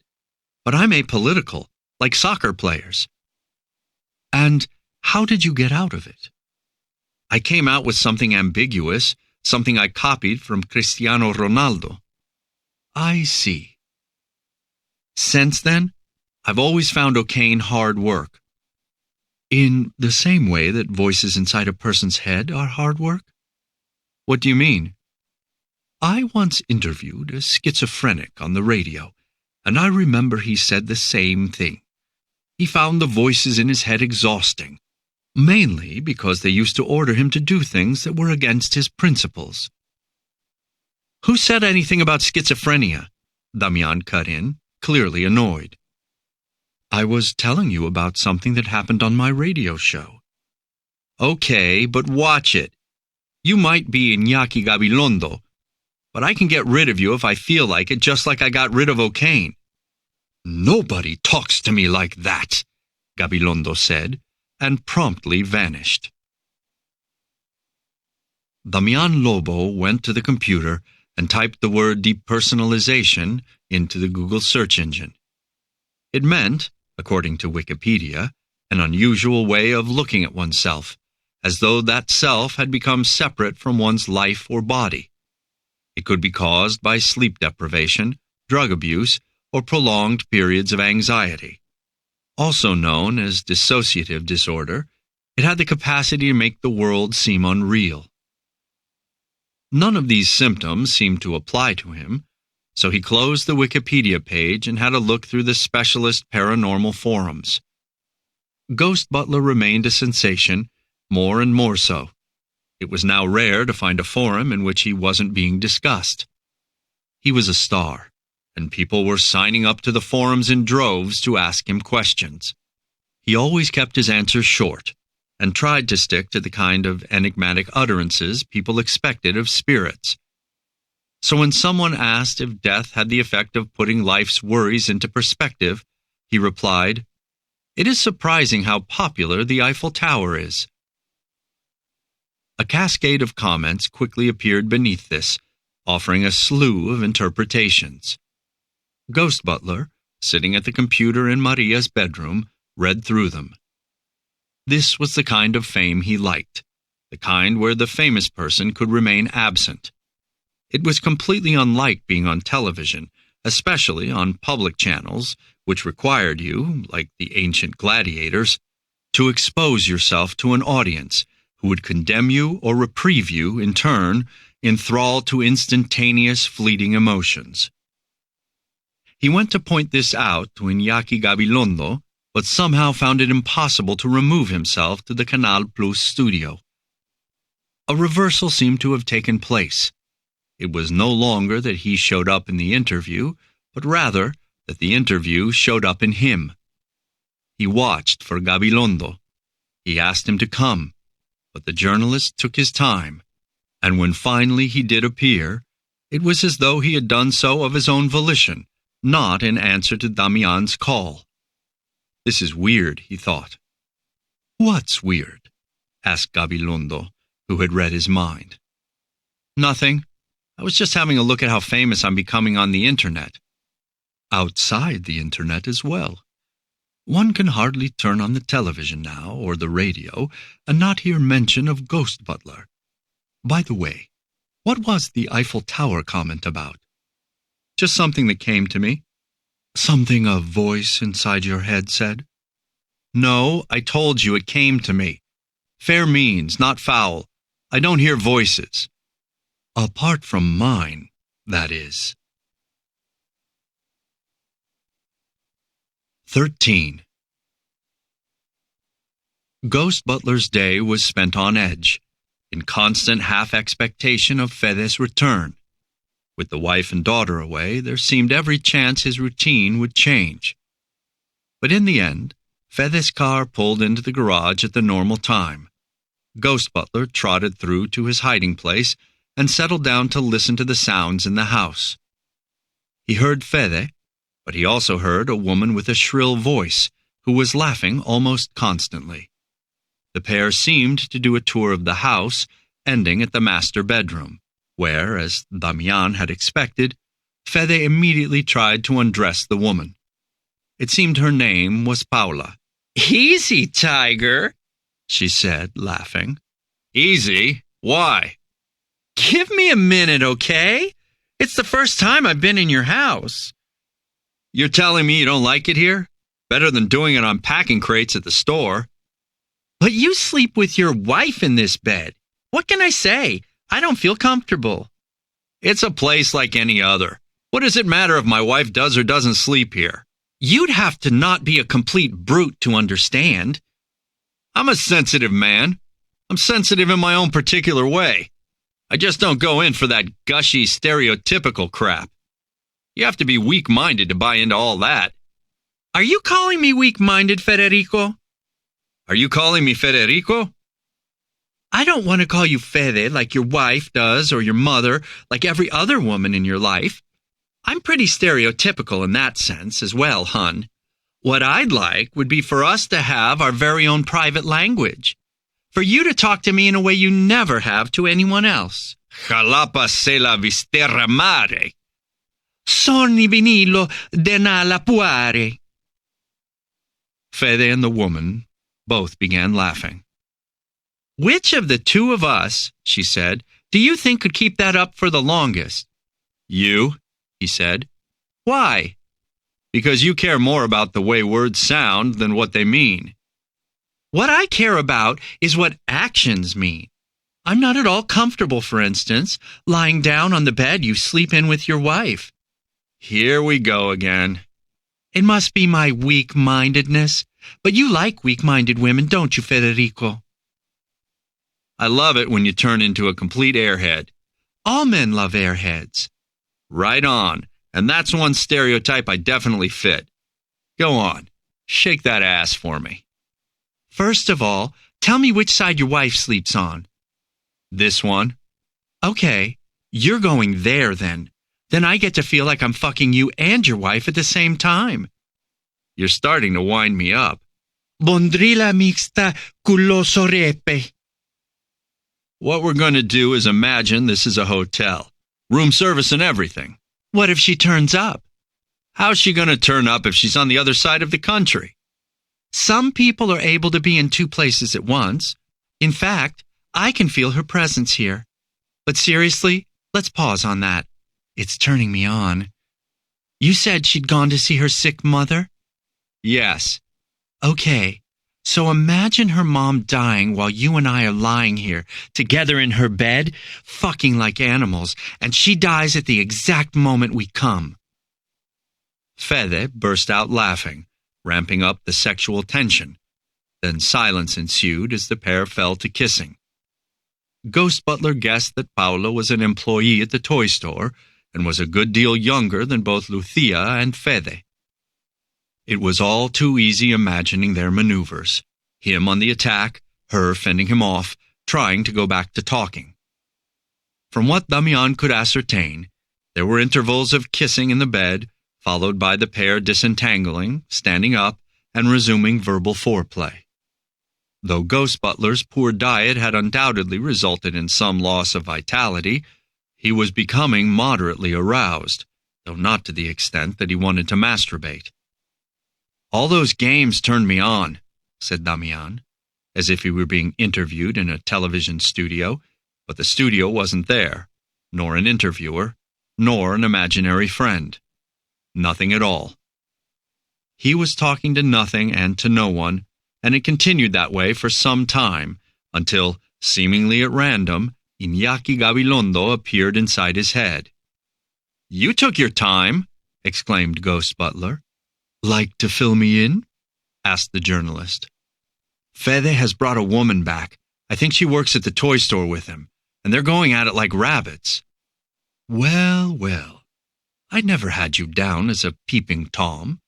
"I wasn't peeping, just listening." "Listening is a form of watching." "I was listening to them moaning and groaning." "I'm not prepared to discuss such things on my program," said Gabilondo. "That's because you think you're above trash TV like my father does. If this was Sergio O'Kane's show, we'd be going viral by now." "Well, you are very welcome to return to that show," said Gabilondo, once more absenting himself from Damián's mental space. But when Sergio O'Kane failed to heed his call, Ghost Butler succumbed to an anxiety attack, which he then tried to combat with a blow-by-blow account of the couple in bed, his inner monologue devolving into a rapid sports commentary-like patter. It was, he realized, a way of keeping his mind busy as well as tiring himself out physically. Indeed, when the raucous sounds, more akin to two people murdering each other than making love, reached the crescendo of a simultaneous orgasm, Damián went slack all over, as though he had been joining in. Since the lover's words, resumed now after a few moments of silence, were being whispered rather than spoken, Ghost Butler decided to risk opening the makeshift door connecting the built-in wardrobe to the old wooden one so that he could hear what they were saying. "What was that?" said Fede, hearing a noise in the wardrobe. The ghost's head had hit an empty clothes hanger, nearly knocking it down. "What?" said Paula. "I didn't hear anything." "Are you sure?" "Yeah. Where?" "There, in the wardrobe." "A ghost, probably. Or your wife's employed a private detective." "A detective? That's a pretty outlandish idea. But a ghost, maybe. Lucia believes in ghosts. I'm going to take a look." "Oh, come on. Just when we were getting cozy." "Stay. Didn't you say she was on the other side of the country?" Ghost Butler held his breath and stood rigid, not daring to pull his head back in for fear of making more noise. In the end, Fede stayed where he was and the lovers turned to mockery of Lucia. "Isn't that wardrobe ugly?" said the man. "As sin. Looks like it's off the set of a horror movie, or from a funeral parlor." "Lucia happened on it in an antiques market. Amazing, really. It belonged to her grandparents. They lived in a village near Santander, in a house where she spent part of her childhood. She recognized it from some marks on the right side, you know, the kind parents make to record their children's heights at different ages. I'll show you." "What a crazy coincidence." "And she went ahead and bought the damn thing without asking me. Then she goes and sticks it there. There's a built-in wardrobe right behind it. It's huge, and now we can't get to it. So it's like we've got this kind of gulag behind there. If you ever feel like kidnapping someone, you know where to bring them." "Your wife's kind of crazy, right?" "She has her moments." "Didn't you tell me she's missing a finger?" "Yes, the forefinger on her right hand. And this was the very wardrobe she shut it in, the middle door." "The whole thing's so hot. A lady with a missing finger, that's hot. The spooky wardrobe, that's hot. You lying where your wife normally lies? Hot. You being called Federico? That too. Servila valium pirtere ingania. Don't. You get me going again. Hold on. Here. Touch me just here. With what? With your wife's missing finger. As the lovers embraced once more, and as the volume levels rose, Ghost Butler slipped back inside the built-in wardrobe. He was exhausted. He felt his way down onto his berth, curled up in the fetal position, and closed his eyes. His thoughts were filled with ideas about the world, about life, and how both were bursting with strange moments like the one he had just overheard, all of it perfect material, he thought, for a book that could be called The Life of Insects. He did not know why, but the behavior of Fede and Paula seemed to him more like that of insects than the kind of thing mammals got up to. A picture of Lucia's hand came into his head, and as he considered the stub where the right forefinger would once have been, an enormous, infinite sensation of tenderness washed over him. He imagined taking that hand and holding it to his chest, thereby protecting the other fingers.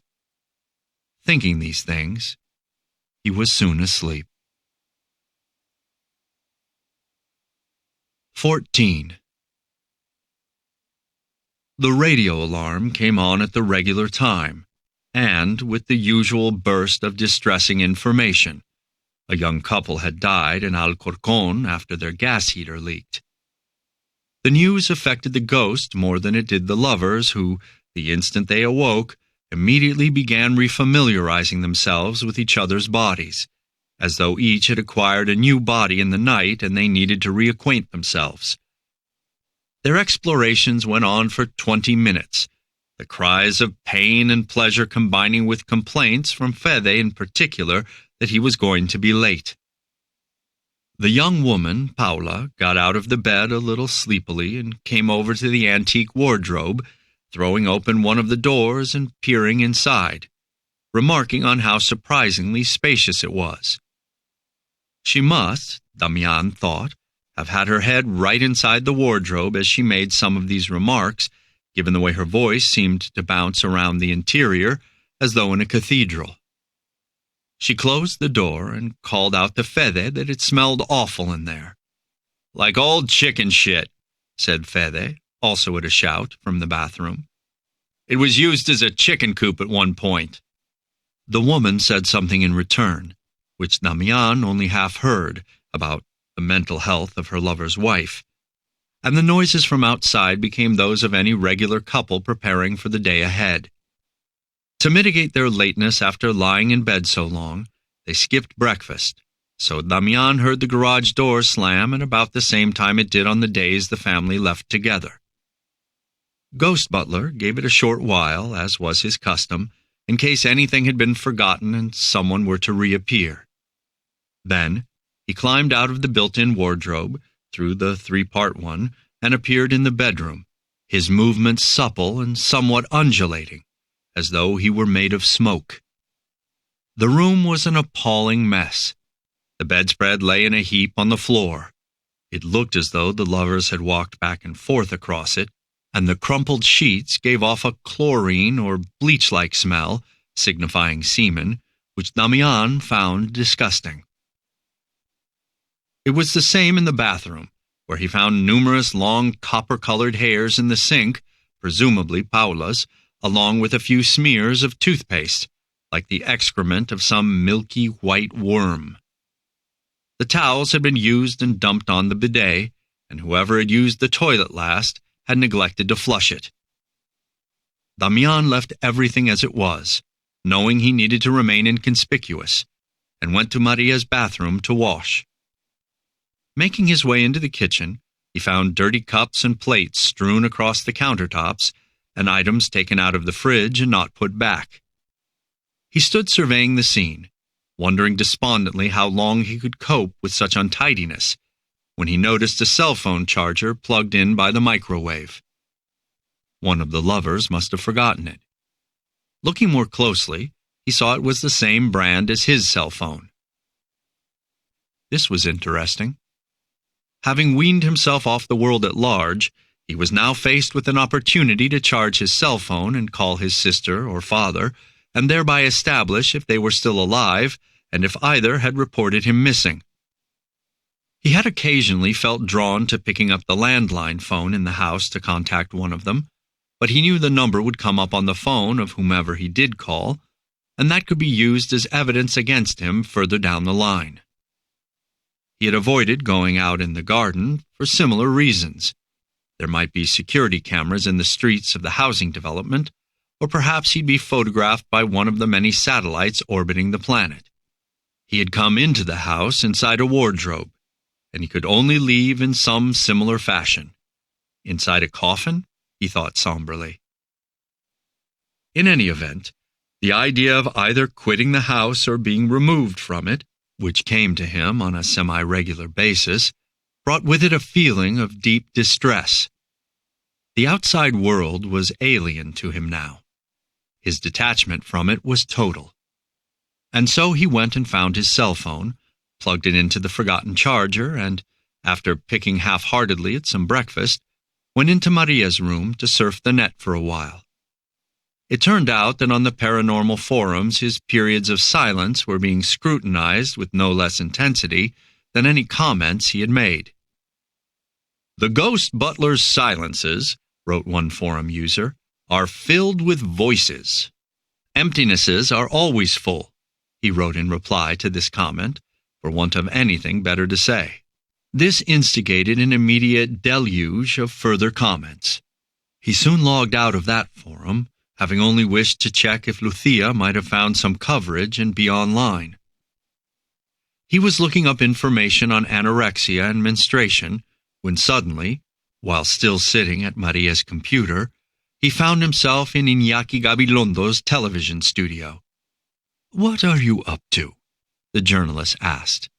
"Oh," said Damián, "seeing if I can get to the bottom of whatever it is Maria's experiencing. The teenage daughter in the house. She still hasn't gotten her period. I think it's something to do with her eating problems. If I'm going to be the one taking care of her from now on, I want to try to understand what she's going through." "You're thinking of adopting?" Gabilondo asked. "In a way, I've already adopted the whole family." "Did you know how well our last few interviews have gone down with viewers?" Gabilondo said, abruptly changing the subject. "Have you got viewing figures?" "On a subscription channel like this, we don't worry so much about the numbers as the caliber of our viewership. Our subscribers have been shown to be almost exclusively university graduates and highly qualified white-collar workers. In other words, the tastemakers, the people who tell the rest of society what to think." At this, Gabilondo turned to one of the cameras, bestowing on it a look of either recognition or thanks. "We've had all kinds of people calling in about you," he continued, "wanting to know about your current situation, of course, asking about the reasons behind your social exclusion, but also inquiring as to the peculiar class of alienation, one of the unmistakable defining characteristics of the capitalist system that has led you to become such a star of the small screen." "You've got a bee in your bonnet about capitalism as well?" "I see my role as that of a witness to the state of the world as it truly is. In the eyes of any sociologist, you clearly exhibit some of the pathologies associated with alienation." "Alienation?" "That's what people say when they want to refer to the process that, within certain economic systems, makes it impossible for people to construct an identity for themselves." "But it is possible to take on someone else's?" "Precisely. That is precisely what we're talking about. Becoming someone else." "Is that the depersonalization thing? The dissociative disorder you were talking about the other day?" "In a sense, yes." "I looked it up on Wikipedia. Didn't sound like me." "The alienated individual is unaware of his or her own othering. hence the resounding success of the economic and political systems whose main supporter base is their own victims. Are you a communist, Iñaki? Remember, it's me who asks the questions here. Sure, you ask, I answer. And what I always say is that I don't answer political questions. I don't take sides. In that way, you could think of me as being like a celebrity chef or a soccer player. I've got fans who vote left, right, and somewhere in the middle, the whole political spectrum. And it's important I respect them all. I have no choice but to be neutral in such matters. But, given your presence as a public figure, you presumably won't mind if we change tack a little and ask about your private life. You're going to have to wait. I need to look at the messages on my cell phone. I've just been charging it up. While remaining in the studio, Damián Lobo took himself physically into the kitchen, turned on the cell phone, which had a full charge now, and scrolled through the messages. There were some 30 or 40, all promotions and advertisements except for one, a missed call from his sister. "Just calling my sister," he said to the journalist, "to ask how everything's going out there. No hurry." His sister answered, and gave no indication she was surprised at Damián's lengthy absence. "You must be wondering why I haven't called in such a long time," he said. "No, actually," said the sister. "I thought you'd gone to Alicante." "Why Alicante?" he asked. "I'm not sure. I remember thinking, my brother hasn't called, and then the idea of Alicante came into my head." The siblings spoke briefly before Damián returned to the studio to pass on the news that his family was all right and that his father had used the entirety of his savings, including a substantial pension plan, to buy his Chinese sister a gift store in the Salamanca neighborhood of Madrid, a store that she was now running. "A high-quality gift store," he added, "like the Canal Plus of gift stores. She said it's going really well." "But your parents aren't Chinese, or are they?" Gabilondo asked. "Not them, my sister." Speaking into one of the cameras now, Damián recounted his family history, how his parents, 2 or 3 years after they married, and finding themselves still childless, adopted a Chinese baby, traveling to an orphanage in that far-off country to collect her in person. "The truth is," he said, "from what I've been able to work out, they bought her." "How old was she?" the journalist asked. "A few months," said Damián. "Why didn't they want a Spanish baby?" Spain's purchasing power was good at the time, and it was fashionable to give money to third-world causes. But China's the second greatest global power. Maybe not at the time. I don't know. It was the kind of thing people thought well of. He then explained how, 2 years after the adoption, and though the parents had not been trying, he was conceived. They hadn't been planning on another baby. All their parental urges had been satisfied with the one child. So when I came along, they treated me like the adopted one. "They treated you badly?" Gabilondo asked. "More like they were always doing me a favor, like they'd saved me from an orphanage. My Chinese sister was this incredibly charming little girl, uncommonly so, whereas I was withdrawn, sullen even. I felt like I was the one who'd come into the family unit from outside, from some far-off place." "Let's just pause there," Gabilondo said. "Could you go into a little more detail about that?" "I sometimes feel like they loved my sister more because they'd spent money getting her. A classic trait of those inside the capitalist system." "You guys are obsessed!" "Sorry, but you said it. Anyway, go on, please." "My parents brought in a Chinese maid, saying they wanted my sister to have some reflection of herself around the house. They worried about her being the only Chinese person in our orbit, that her singular appearance would be an obstacle in the socializing process. But I was the one who spent hours and hours in the kitchen with the Chinese maid, and I was the one who developed a closeness with her. My sister conducted herself like a normal Spanish person, while I felt Chinese, more and more so as the years passed. I spent a lot of time looking in the mirror, squinting, trying to make my eyes look like those of the maid who, by the way, loved me like her own child. She once told me I was like the child she'd never had. And what was she to you? The same, like the mother I hadn't had. But when my parents noticed the bond between us, they fired her. That hit me pretty hard. Did the two of you stay in touch at all? A bit. She found ways to carry on seeing me. She would come to my school at recess and stand at the fence, looking in. She handed me little notes, messages saying she loved me. I've still got them. On Mother's Day, I'd draw pictures of dragons for her. All without your mother and father finding out? Yes, they never knew. Are you still in touch with her? We haven't talked in a while, but I have her address and her number.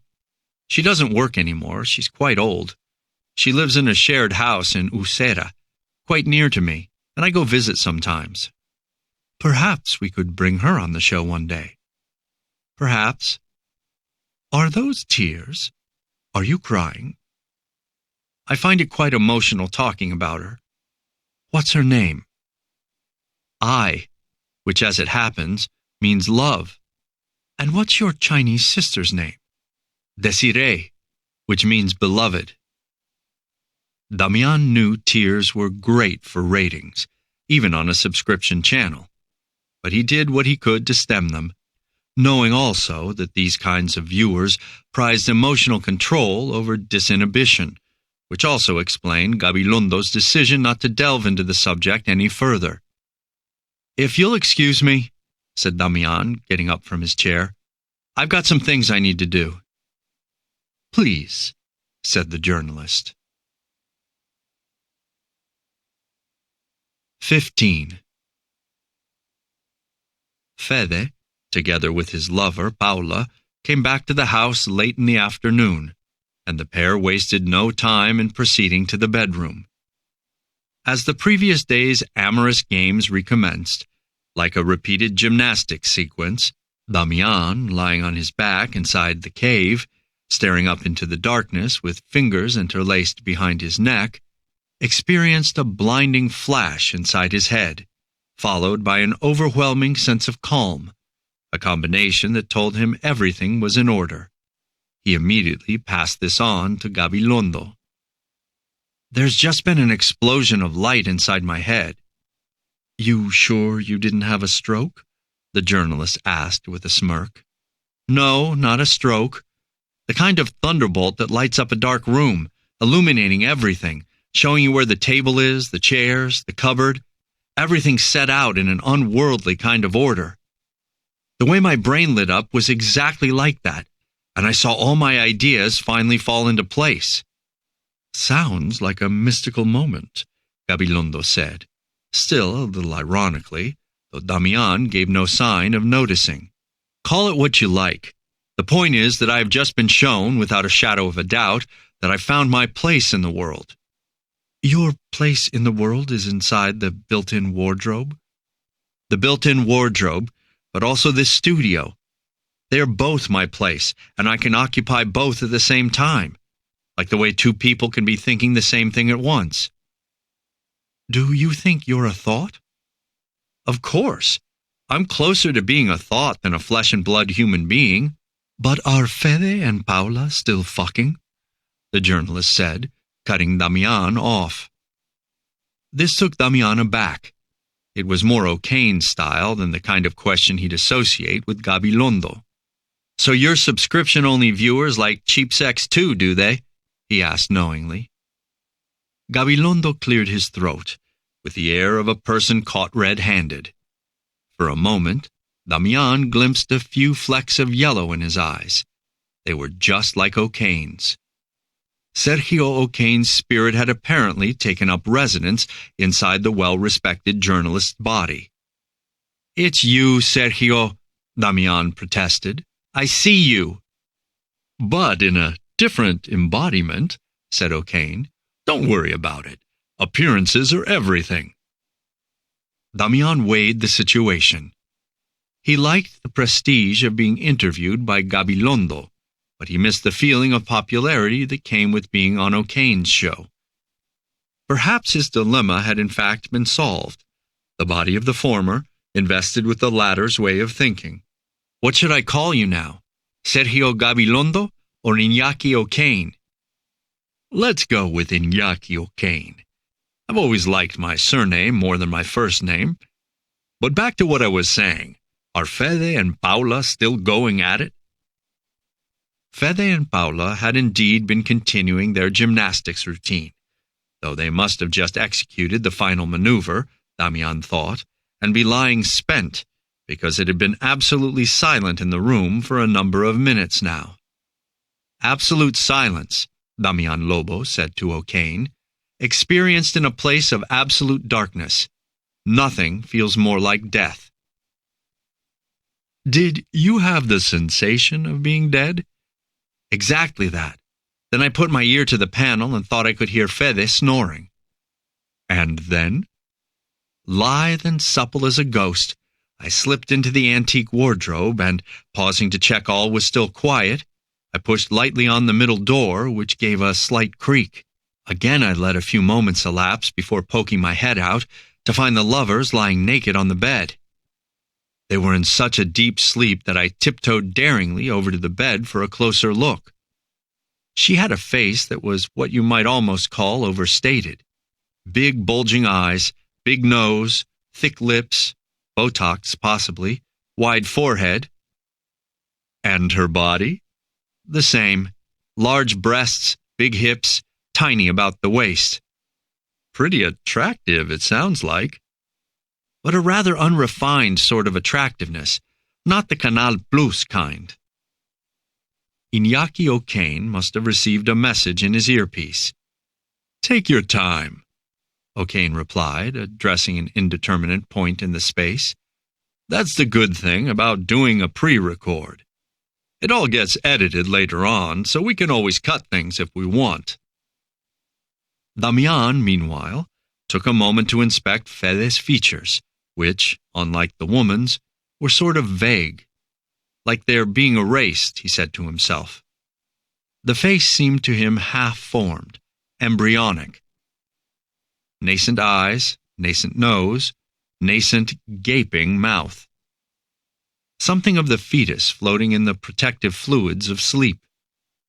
The pair's clothes, scattered on the floor around the bed, gave the scene a disorderly air, which the ghost found aggravating. It was just about to climb back into its hiding place, but on an impulse, it scooped up the young woman's panties and took them inside.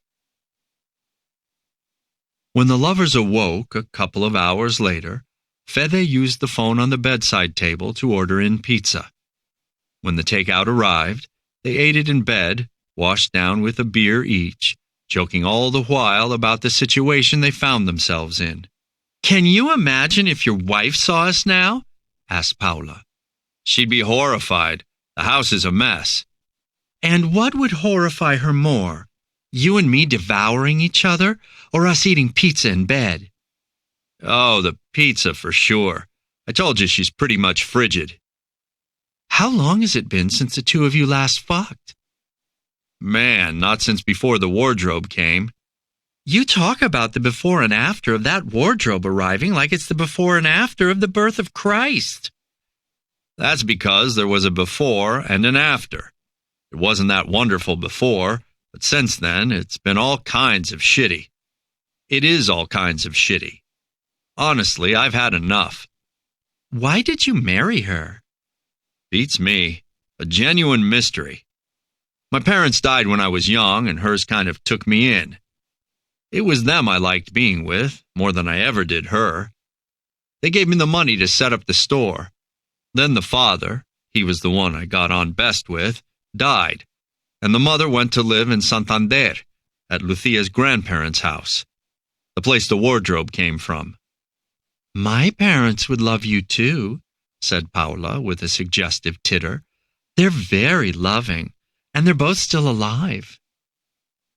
"They must be getting that bed in a terrible state," Damián said to Iñaki O'Kane. "Well, you shouldn't worry about that. Know how many new subscriptions Canal Plus has registered since it started airing your interviews? No idea. 20,000 in barely more than 4 days. And how many have canceled their subscriptions? The loss rate has stayed at its usual level. I bet my father's one of the ones who's canceled. Do you care? I don't know. I always wanted Canal Plus viewers to like me, but children do take too long to fulfill their parents' wishes. Could you do me a favor, O'Kane? Sure. Put some colored contacts in to hide the yellow in your eyes. It's the one thing giving away the fact you aren't Iñaki Gabilondo. I'll do it for you. And for your father. 16.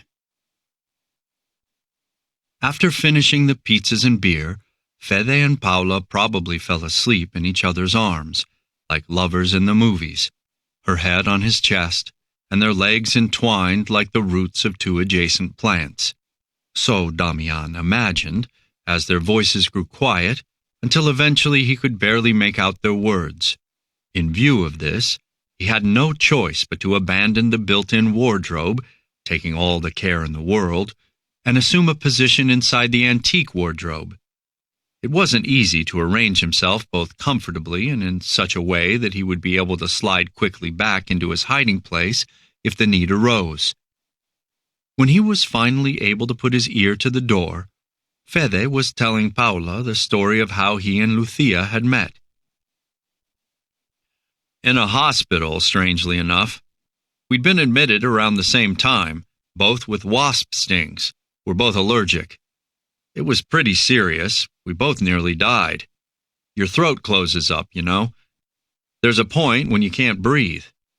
Anyway, when I got better, one of the nurses asked me to stop by the bed of a young woman who was in another ward to go and cheer her up. That young woman turned out to be Lucia. How many wasps had you each been stung by? Just one each, but if you're allergic, that's all it takes. Just pray the ambulance doesn't take too long. A silence followed, broken after a few moments by Paula.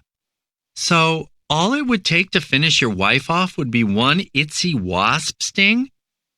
Probably not, actually. We both always keep the antidote at hand. Fede paused for a moment. Anyway, what are you trying to say? Exactly what you're thinking, my love. Don't be dumb. Let's see, she said, persisting. Imagine being able to kill your wife just by thinking it. I wish my wife was dead, you think, and she's dead. At that moment, the phone on the bedside table rang, and Fede picked it up. It was Lucia, asking how everything was. Fine, fine, Fede said. He was planning on an early night since he needed to be at the store early. He was halfway through doing an inventory. Damián recounted all of this, more or less in real time, to Iñaki O'Kane, who for his part seemed to have come to terms with the relative frostiness of his new environment, where the sparse Canal Plus audience reacted stony-faced to his every utterance. "And what did Paula do?" the interviewer asked. "Held her breath, I think," said Damián. "I'm fairly certain she wouldn't have moved a muscle, not wanting Lucia to twig." And indeed, the only sound to be heard was the voice of Fede, who managed to stay remarkably calm. He asked after Lucia's mother and after Maria, and there can't have been much news, because he immediately made an excuse, he had something in the oven, he said, and signed off. Hanging up, he breathed a loud sigh of relief, to Paula's amusement. "You sounded stiff as hell," she said. "She must know something's up." "What do you mean? I didn't sound natural?" "As natural as someone can be who's talking on the phone to his wife while his bit on the side is lying in the bed next to him, buck naked." "Okay. And what were you saying before about wishing her dead?" "Oh, just that. That if you were able to kill her just by thinking it, would you?" "I'm going to have to think about that." "Don't tell me you haven't before 1,000 times." Sure, but not seriously. Not like I actually wanted it to happen. I'm guessing you have? All the time. Problem is, they never play ball, the assholes. Right. People don't just drop dead. Something has to happen to them. Oh, I just remembered something, said Paula. I'm all ears. A story I read in the paper last summer about a guy from Asturias, I think, who died after taking out the trash. A trash bag had been left in the garden overnight, and it had food scraps in it, and a whole load of wasps had gotten inside. When he picked it up, they swarmed out at him, and they were pissed as hell. He was allergic and didn't make it to the hospital in time. If you're a guy who's allergic to wasps and you walk straight into a nest, it's all over. And if you're a girl? As in? What happens if you're a girl who's allergic to wasps? What do you think? Exactly the same. Well, that's that then, isn't it? What's what? Oh, come on, don't play dumb. You're wrong in the head, babe. Come on, she laughed. It's the time of year when the wasps start coming out.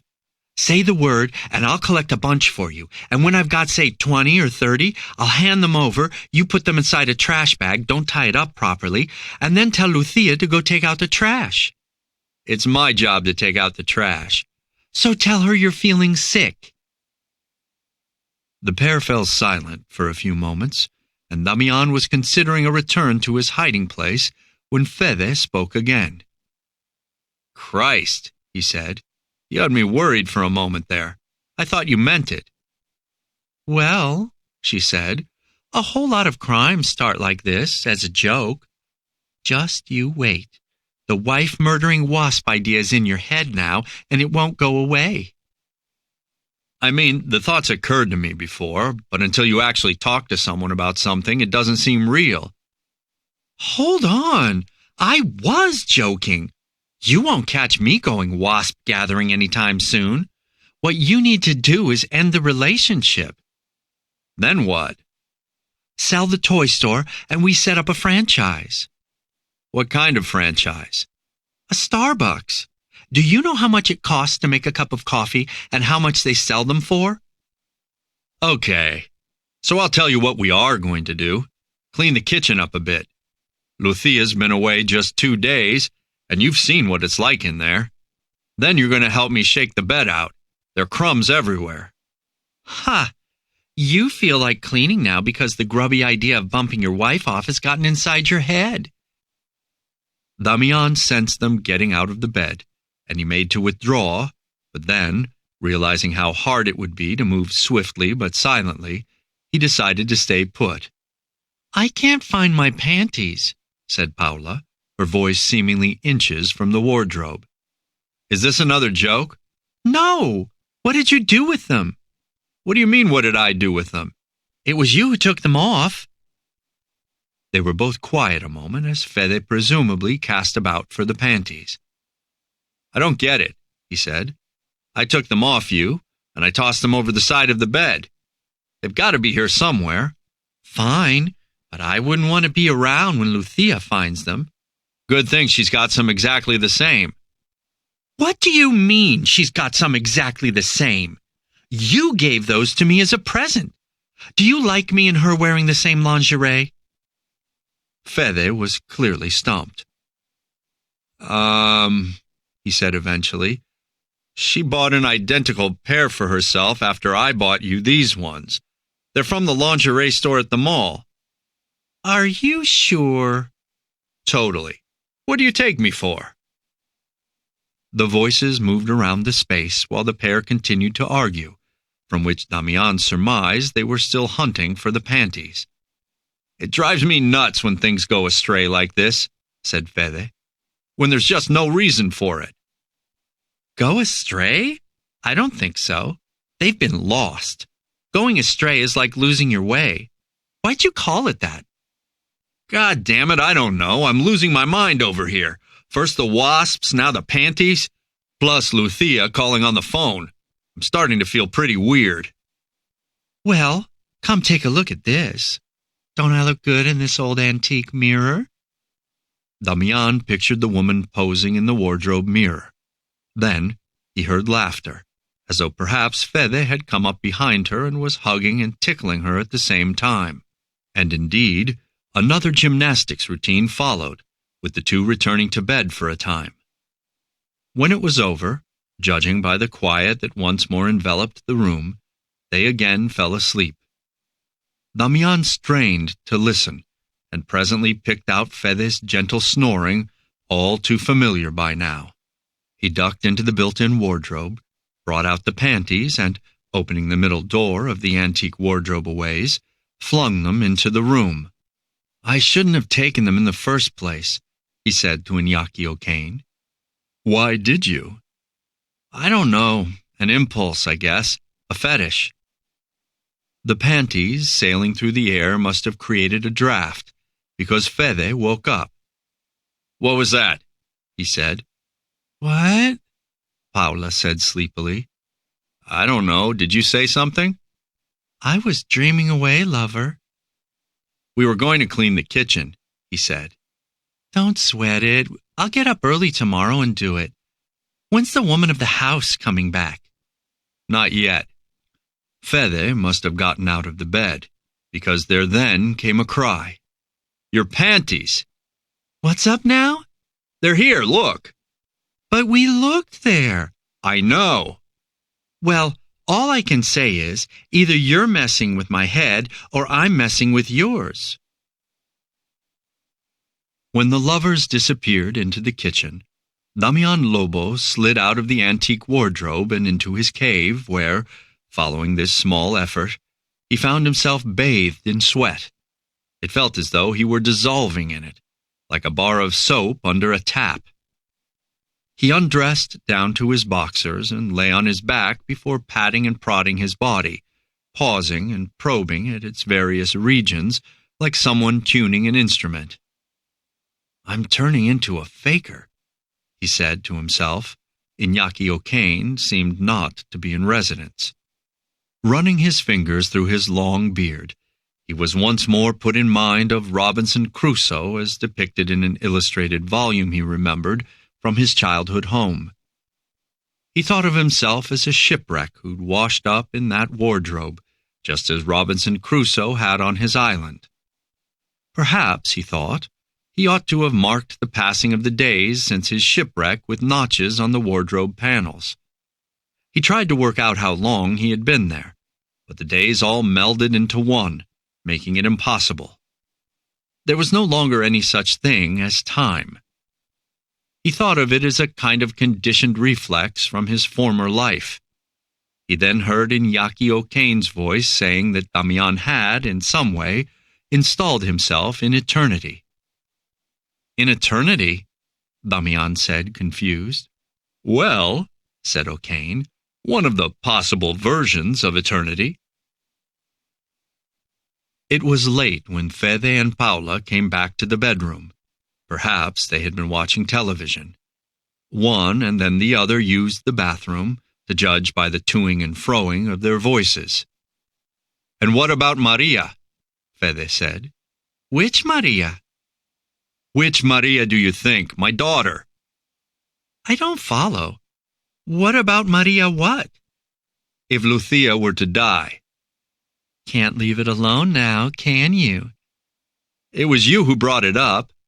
"Oh, come on, only in a speculative way." "Fine. Just speculatively, then. What would happen to Maria?" "I'd make a perfect stepmom. I get on great with teenagers. Also, I happen to think she's a wonderful girl. She's got a lot going for her." "I haven't told you, but she's been having eating problems." "Just like me at her age." "And she hasn't gotten her period yet." "I didn't start until I was 16. It just depends." "She's been pretending she has started, buying tampons and then soaking them in red ink. We've kind of just played along." "Come on, she's the one playing along with you guys." A silence now followed while, Damián surmised, they got into bed. After a few moments, Paula spoke again. "How long have you lived in this house?" "Going on a year," Fede said. "Why?" Because it's got its own particular smell. All houses do. It depends on the personality of the family living in them. I can't really tell. That's because you smell it every single day, like smokers who don't notice how they smell. And what does this house smell of? I don't know. Off milk? Like yogurt? I said off milk. Off milk sounds pretty disgusting. Don't take it the wrong way. It's very faint. It's kind of like a smell from childhood. I can't pin it down exactly, though. Take a real deep breath. Can you really not smell that? No, I'm getting nothing. Damián thought she must be referring to him, to the smell that he, the ghost, had been producing as he sloughed off his physical form. He felt like airing the idea with O'Kane, but O'Kane was still nowhere to be found. Outside the wardrobe, Fede had turned on the radio, which was playing the nightly sports show.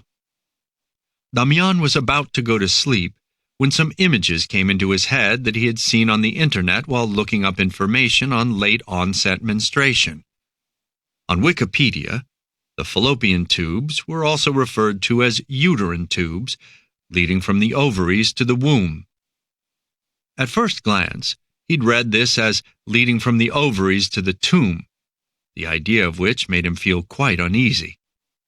He had inspected the image of the ovaries, in which the eggs are produced, and which are connected to the uterus by the fallopian tubes. As he drifted toward sleep, he saw the reproductive organs before him, with the egg or ovum traveling along the fallopian tubes or oviducts over a period of 24 to 48 hours.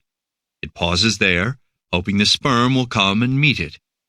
If the sperm fails to show up on time, the egg continues on its way, eventually to be shed through the vagina.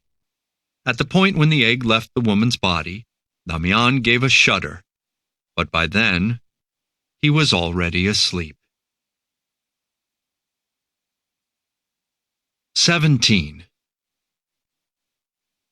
The next day, hearing Fede and Paula leave for the toy store, Damián climbed out of his cave, though in one sense he stayed exactly where he was. Any place he now passed through, he had begun also to linger in, as though he had attained a certain degree of omnipresence. He went down the hall, holding up his sweatpants with his hands, for though he had tightened the drawstring as much as possible, they kept falling down. Taking a seat at the kitchen table, still littered with dirty plates and half-eaten things, Fede and the woman had not followed through on the previous night's discussion and cleaned up, he spent a number of minutes contemplating the idea that, for all he believed himself to be there, he was not there and had actually remained in the wardrobe. Sleep and wakefulness had become indistinguishable to him in texture. He was no longer quite sure whether he had stayed asleep or gotten up, or whether he was still inside his hiding place or elsewhere. "Is this really happening?" he asked Iñaki O'Kane, trusting that his question would travel to wherever the hybrid journalist might be. "It's starting to happen," came O'Kane's instant reply. This time, Damián did not find himself inside the television studio, nor did the yellow-eyed face appear before him. There was only the interviewer's voice, clear as a bell, somewhere inside his head. "What's starting to happen?" Damián asked. "You found out how to do away with Fede. Wasps." "Are you telling me what to do?" Damián said. "Take it however you want," said the voice. "Just be sure to act." "Listen here, O'Kane," said Damián. "You're a figment of my imagination." "And now I'm reimagining you," the interviewer said. "That way we'll be even." Damián thought about this for a few minutes. Nothing made sense. He was reminded of a show he had seen on television as a child.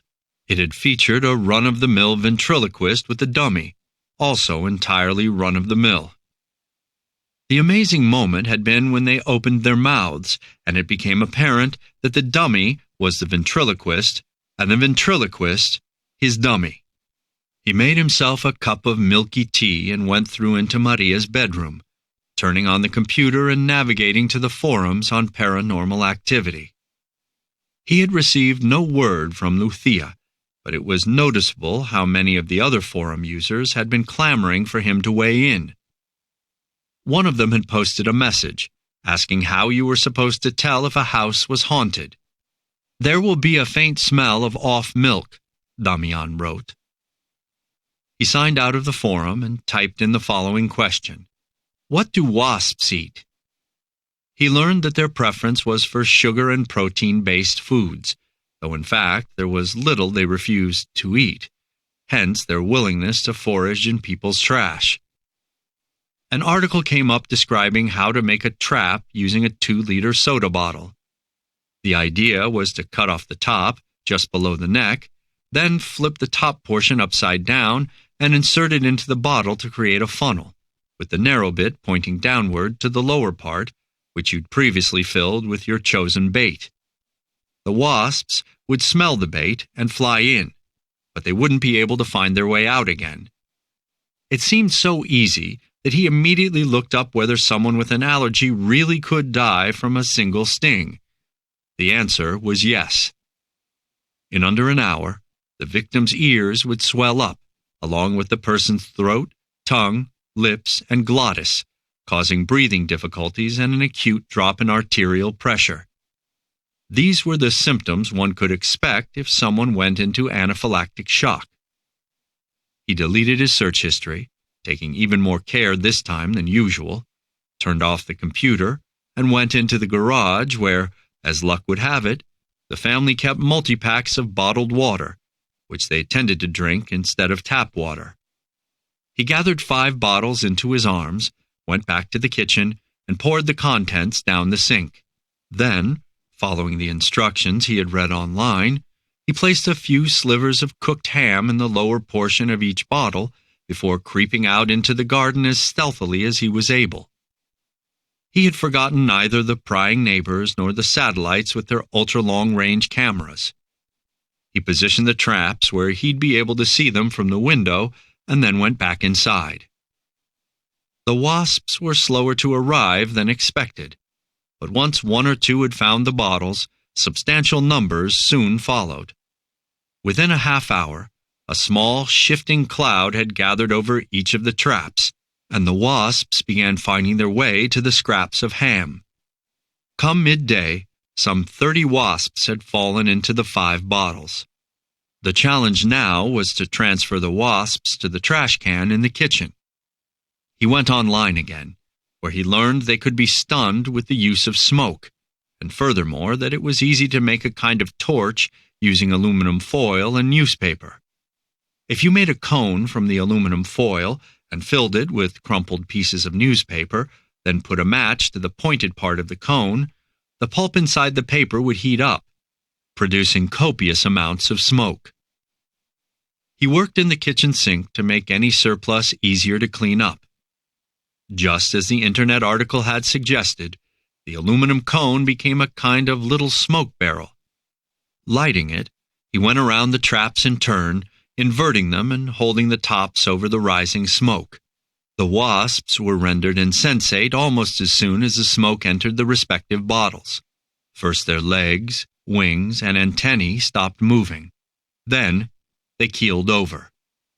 This done, Damián emptied the contents of the bottle traps into the kitchen trash can before taking a semi-moldy piece of fish from the fridge and putting half of it in the trash and dropping the other half on the floor.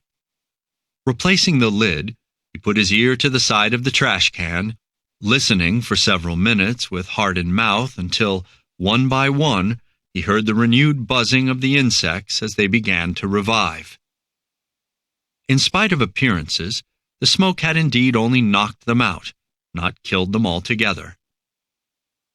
The voice told him to take his time cleaning up the ash and the rest of the leftovers, and, recalling his meticulousness with manual tasks in his former life, he obeyed. He washed every last speck of ash down the drain and threw the aluminum foil into the toilet in little scrunched-up balls. One flush, and it all disappeared. There was now the issue of the bottles, which he decided to cut up into small pieces, put inside a trash bag, and hide in the built-in wardrobe. Lastly, he aired the kitchen to clear out any residual smell of smoke, leaving the window open to suggest how the insects had gotten in. He then made his way back to his hiding place, with the sensation that it was increasingly much less troublesome to get into it and far harder to get out. Lying on his back on the makeshift bed, hands on stomach and eyes closed, he tried to conjure up O'Kane's old studio, but found he could not. This seemed decidedly strange to him. He then tried calling to mind the faces of his father and Chinese sister, but these too refused to appear, and he mentally asked Iñaki O'Kane if he was responsible for this amputation. "It's a question of economy," the interviewer said, responding instantly, "of conserving your energies for what's to come." "What's to come?" Damián asked. "A chain of events that you yourself have set in motion." While he was now struggling to evoke certain mental images, his senses had become preposterously sharp. He could hear a phone ringing in a neighboring home, and pick out airborne smells, and thereby travel the length and breadth of the house with his eyes closed.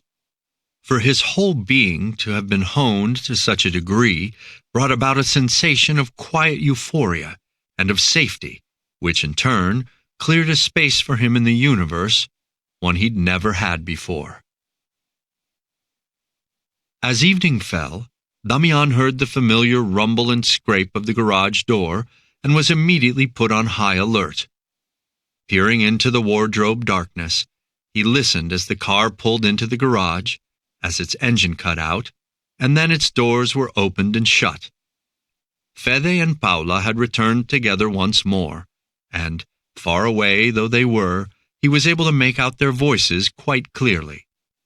He followed their movements, turning his head in a twitchy, bird-like fashion, trying to catch as much as he could of their conversation. They mounted the 4 steps from the garage to the door in the hall. There came the sound of the key in the lock, then that of the pair making their way along the hall. Hearing, as acute as his was now, was almost a kind of seeing. The lovers, still clearly hungry for each other, came straight to the bedroom, where the verbal sparring commenced, only to be cut short by Fede, who was asking what the terrible smell was. "The ghosts, probably," Paula joked. "Ghosts don't smell like rotting food," said the man. "It must be coming from the kitchen. We didn't clean up in there after all. Give me a minute." "Not a second more," Paula said. Damián heard the man go off down the hall. An instant then followed in which reality briefly ceased its usual forward motion, like the sun momentarily falling dark. Damián filled this lull with a very clear picture of Fede, as he unwittingly opened the trash can, reaching into the bag to find the cord hidden around its edge, as yet unaware of the angry swarm inside, which, as Damián had foreseen, would take the man's incursion as an attack. Moments later, the lull came to a definitive end as Fede began to howl, the noise starting in the kitchen, but passing rapidly back along the hall and reverberating around the entire house. Damián guessed that by the time Fede reached the bedroom, he would have sustained numerous stings, to his face, perhaps to his neck, and certainly on his hands. He sounded less like a person about to be condemned than one whose sentence had already come down and who was begging for the coup de grâce to be called off. "Wasps! Wasps!" he wailed. "What?" Paula cried. "Where's your injector, the antidote?" "There are too many. They're all over me. Call an ambulance."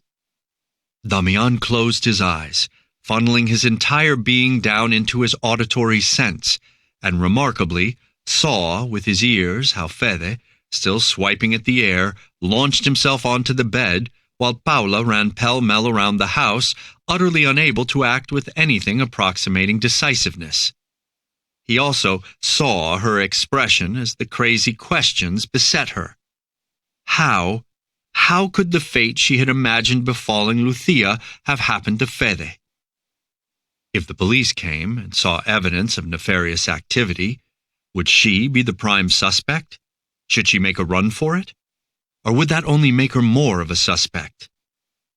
The whole incident took mere seconds to unfold, but each second went on, tangibly stretching and distorting, as though comprising an entirely new physical substance. And as Paula tore around the house, trying to work out what to do, the little squadron of wasps went on attacking Fede, over and over, as he writhed about on the bed, attempting to protect himself with the sheets. "Are you getting all of this?" said the voice. "Can you hear?" "I'm seeing it with my ears," Damián said, astonished at this newly acquired faculty, the result, he assumed, of his famished state, and doubtless something with which all his ghostly brethren were endowed. Indeed, he was able to pick out the flight of the wasps, situating each and every one as they flew about the space. They fell upon their victim repeatedly, since, unlike the stingers of bees, theirs were not barbed and went in and out of the victim's flesh with ease. The savaging seemed to reach a crescendo, but then continued at that pitch for a phenomenal amount of time, before eventually tailing off. The wasps, which during the attack had acted like a single organism, began to disperse, which Damián also saw, again with his ears. They shot apart like a ball of fireworks, transforming into tiny shooting stars that scattered around the rooms of the house. At a certain point, the only sound to be heard was Fede's agonized panting.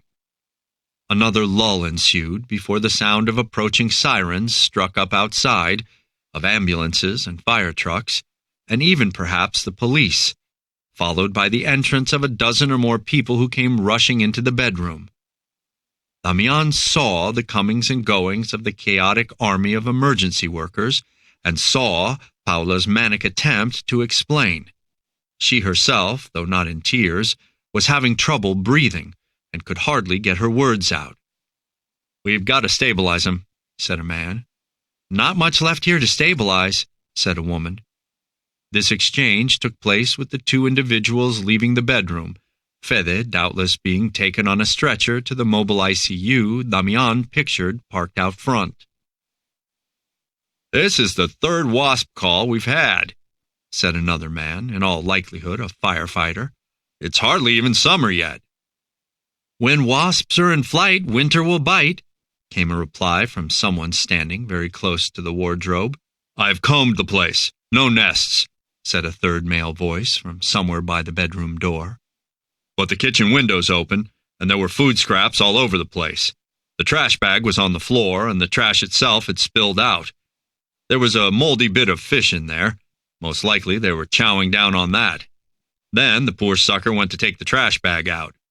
That'll do it." It was deeply pleasing to Damián, as an avowed admirer of user manuals, to see theory and practice in such seamless alignment once again.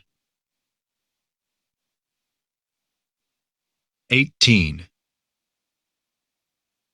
Soon after Fede was taken away and Paula's simultaneous departure, and following the withdrawal of the firefighters as well, the area of the house closest to Damián's cave was invaded by another group of professionals. He discerned 4 voices, 2 belonging to men and 2 to women. He heard them moving about the space, shifting furniture around, opening cupboards. Instructions were given, and observations on the state of the house bandied about. Finally, the man who seemed to be in charge of the unit and one of the women came into the master bedroom itself and began sizing up the space.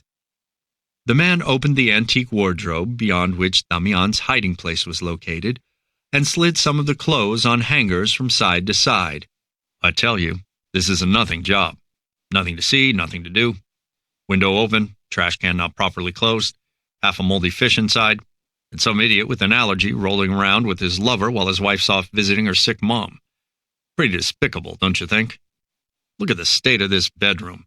It reeks of cum."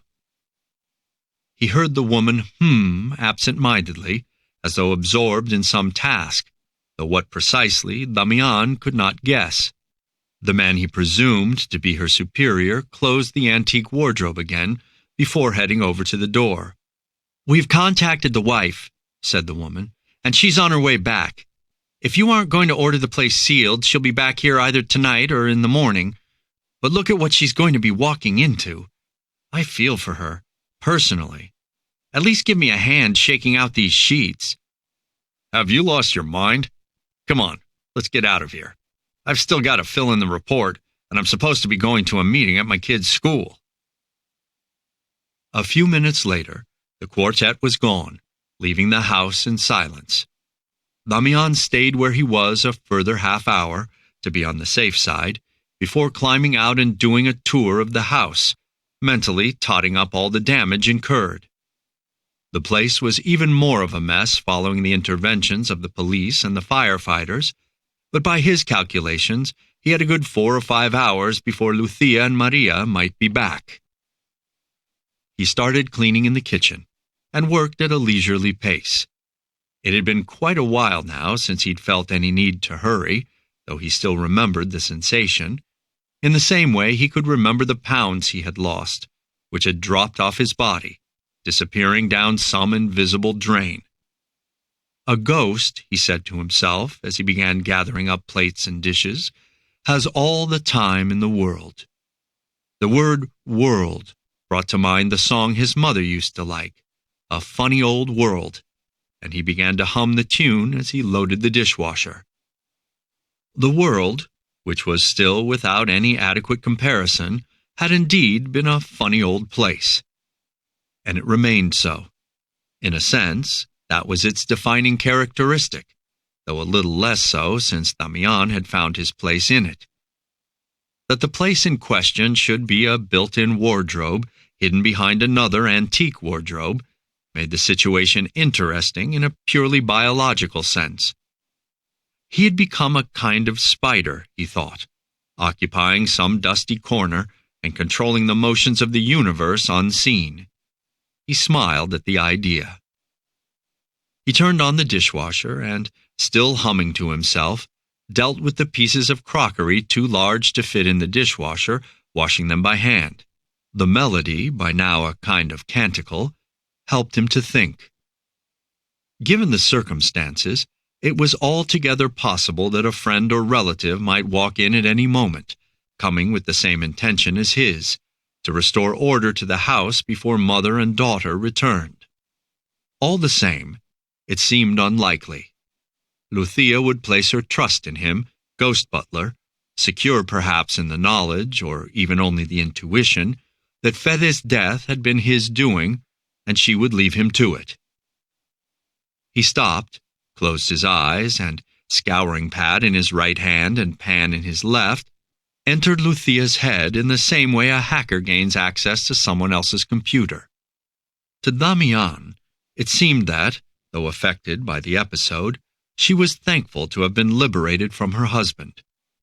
Before she had any chance to notice this alien presence in her mind, Damián slipped back out, with all the care he took when slipping out of the wardrobe, while simultaneously making a note of the means he had used to gain access. Sergio O'Kane and Iñaki Gabilondo both came to mind. The renown they had provided him was more or less banal in comparison with Ghost Butler's notoriety. This was a fame whose beneficiary was permanently absent. Probably the most famous being in the universe to remain totally unseen, barring 1 or 2 slips, was God. That was power, the ability to act from the shadows. Having seen to the kitchen and straightened the furniture in the living room, he swept all the rooms and vacuumed the hallway. Everywhere else was untouched, save for the master bedroom and bathroom. He went in, avoiding turning on any lights, not wishing to alert the neighbors, though it was dark outside now, and stripped the bed, taking sheets and pillowcases along with the clothes strewn about the place, and putting them in the washing machine. He put on rubber gloves and cleaned the toilet, the bathroom sink, and the bathtub before making the bed with clean sheets and vacuuming the carpet. He observed the room in the half-light of the street lamps outside. His work was done. The place looked good as new, and it was not yet midnight. Most likely, he thought, Lucia and Maria were spending the night in a hotel or at the house of a relative, and would not appear until the next day. He went back to the kitchen, took a banana out of the fridge, and sat down to eat it in the living room. He chose the spot facing the television, but didn't dare turn it on. A short while later, he was back in the master bedroom, where he lay down on the bed, on Lucia's side, and turned on the radio, waiting for the next news bulletin. And Fede's case had indeed been picked up by local reporters. The body was currently in the hands of the forensics service, awaiting an autopsy. The presenter, after a comment to all allergy sufferers and to the public in general that because of the last warm winter there were more wasps around this year than usual, briefly interviewed a firefighter who gave some advice on what to do if anyone came across a wasp's nest. Damián guessed the autopsy would not take place until the next day, and that it would be a further day or so before the burial or cremation. Turning off the radio, he got up from the bed and wondered if it would be prudent to take a shower.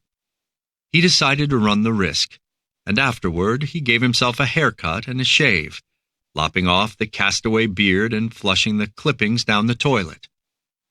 The face that appeared in the mirror was that of a stranger, someone he had never met before, but for whom he felt an immediate fondness.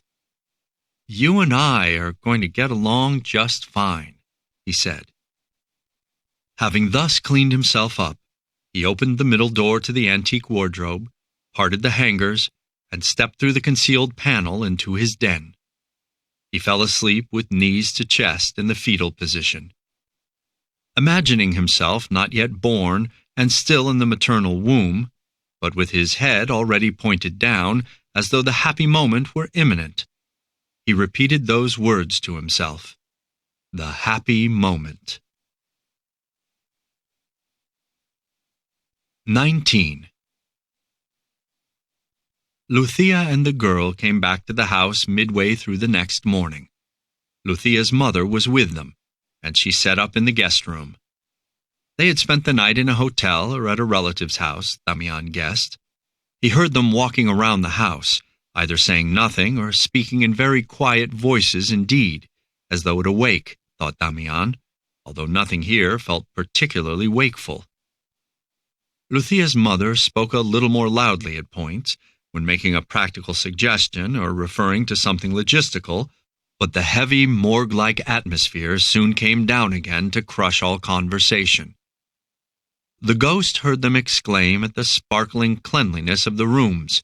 It appeared that Lucia had been prepared for a total disaster area, since that was how the firefighters had described it.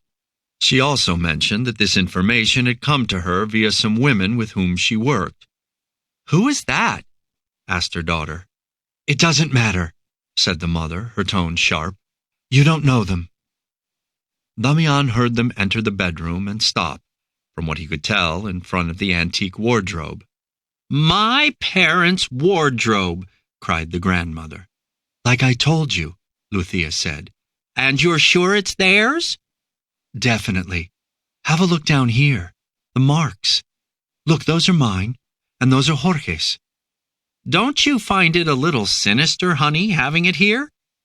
"Quite the opposite, Mama. I like its presence." Damián heard or sensed as one of them, probably the grandmother, opened the middle door and leaned her head inside. "Strange smell," she said. "That's the air freshener Fede brought. I've gotten rid of it now." "And what about the ghost?" the grandmother said with a smile, which Damián glimpsed through the edge of the hidden door. "What ghost?" Lucia asked. "The one that haunts the wardrobe?" "Oh, that was nothing. A silly idea I had. At first, when the wardrobe arrived, it brought so many memories of Grandpa and Grandma to mind. It was to do with that."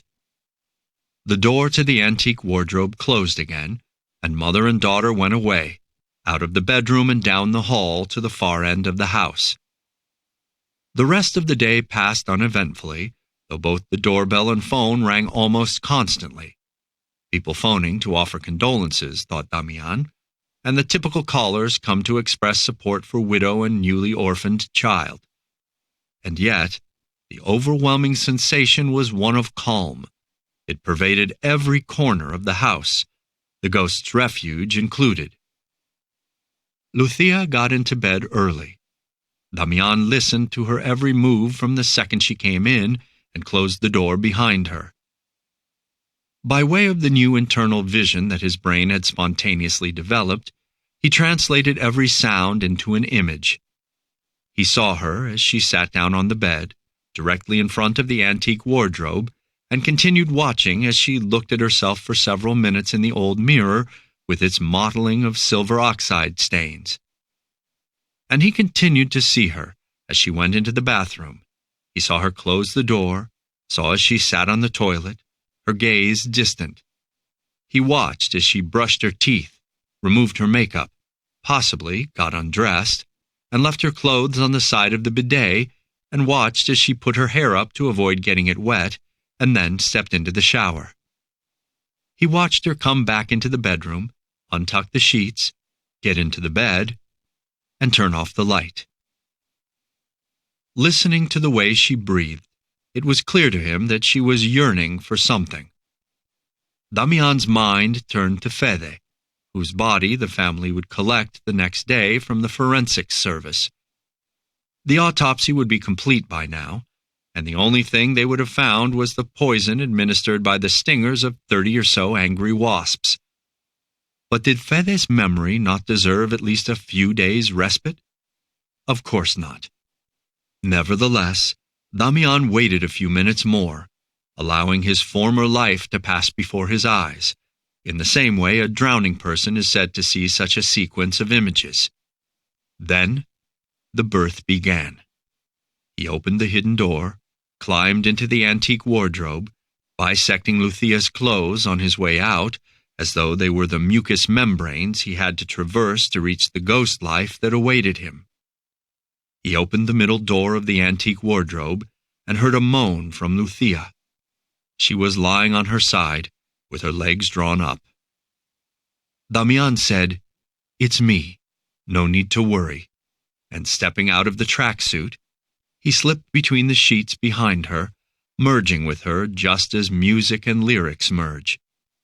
There was nothing to it, he thought. And yet, at the same time, it was a far subtler thing than he had imagined. Then, inside his head, he heard the voice. "You've arrived," it said. "Arrived where?" asked Damián. "Wherever you want to be," said the voice. And that was all.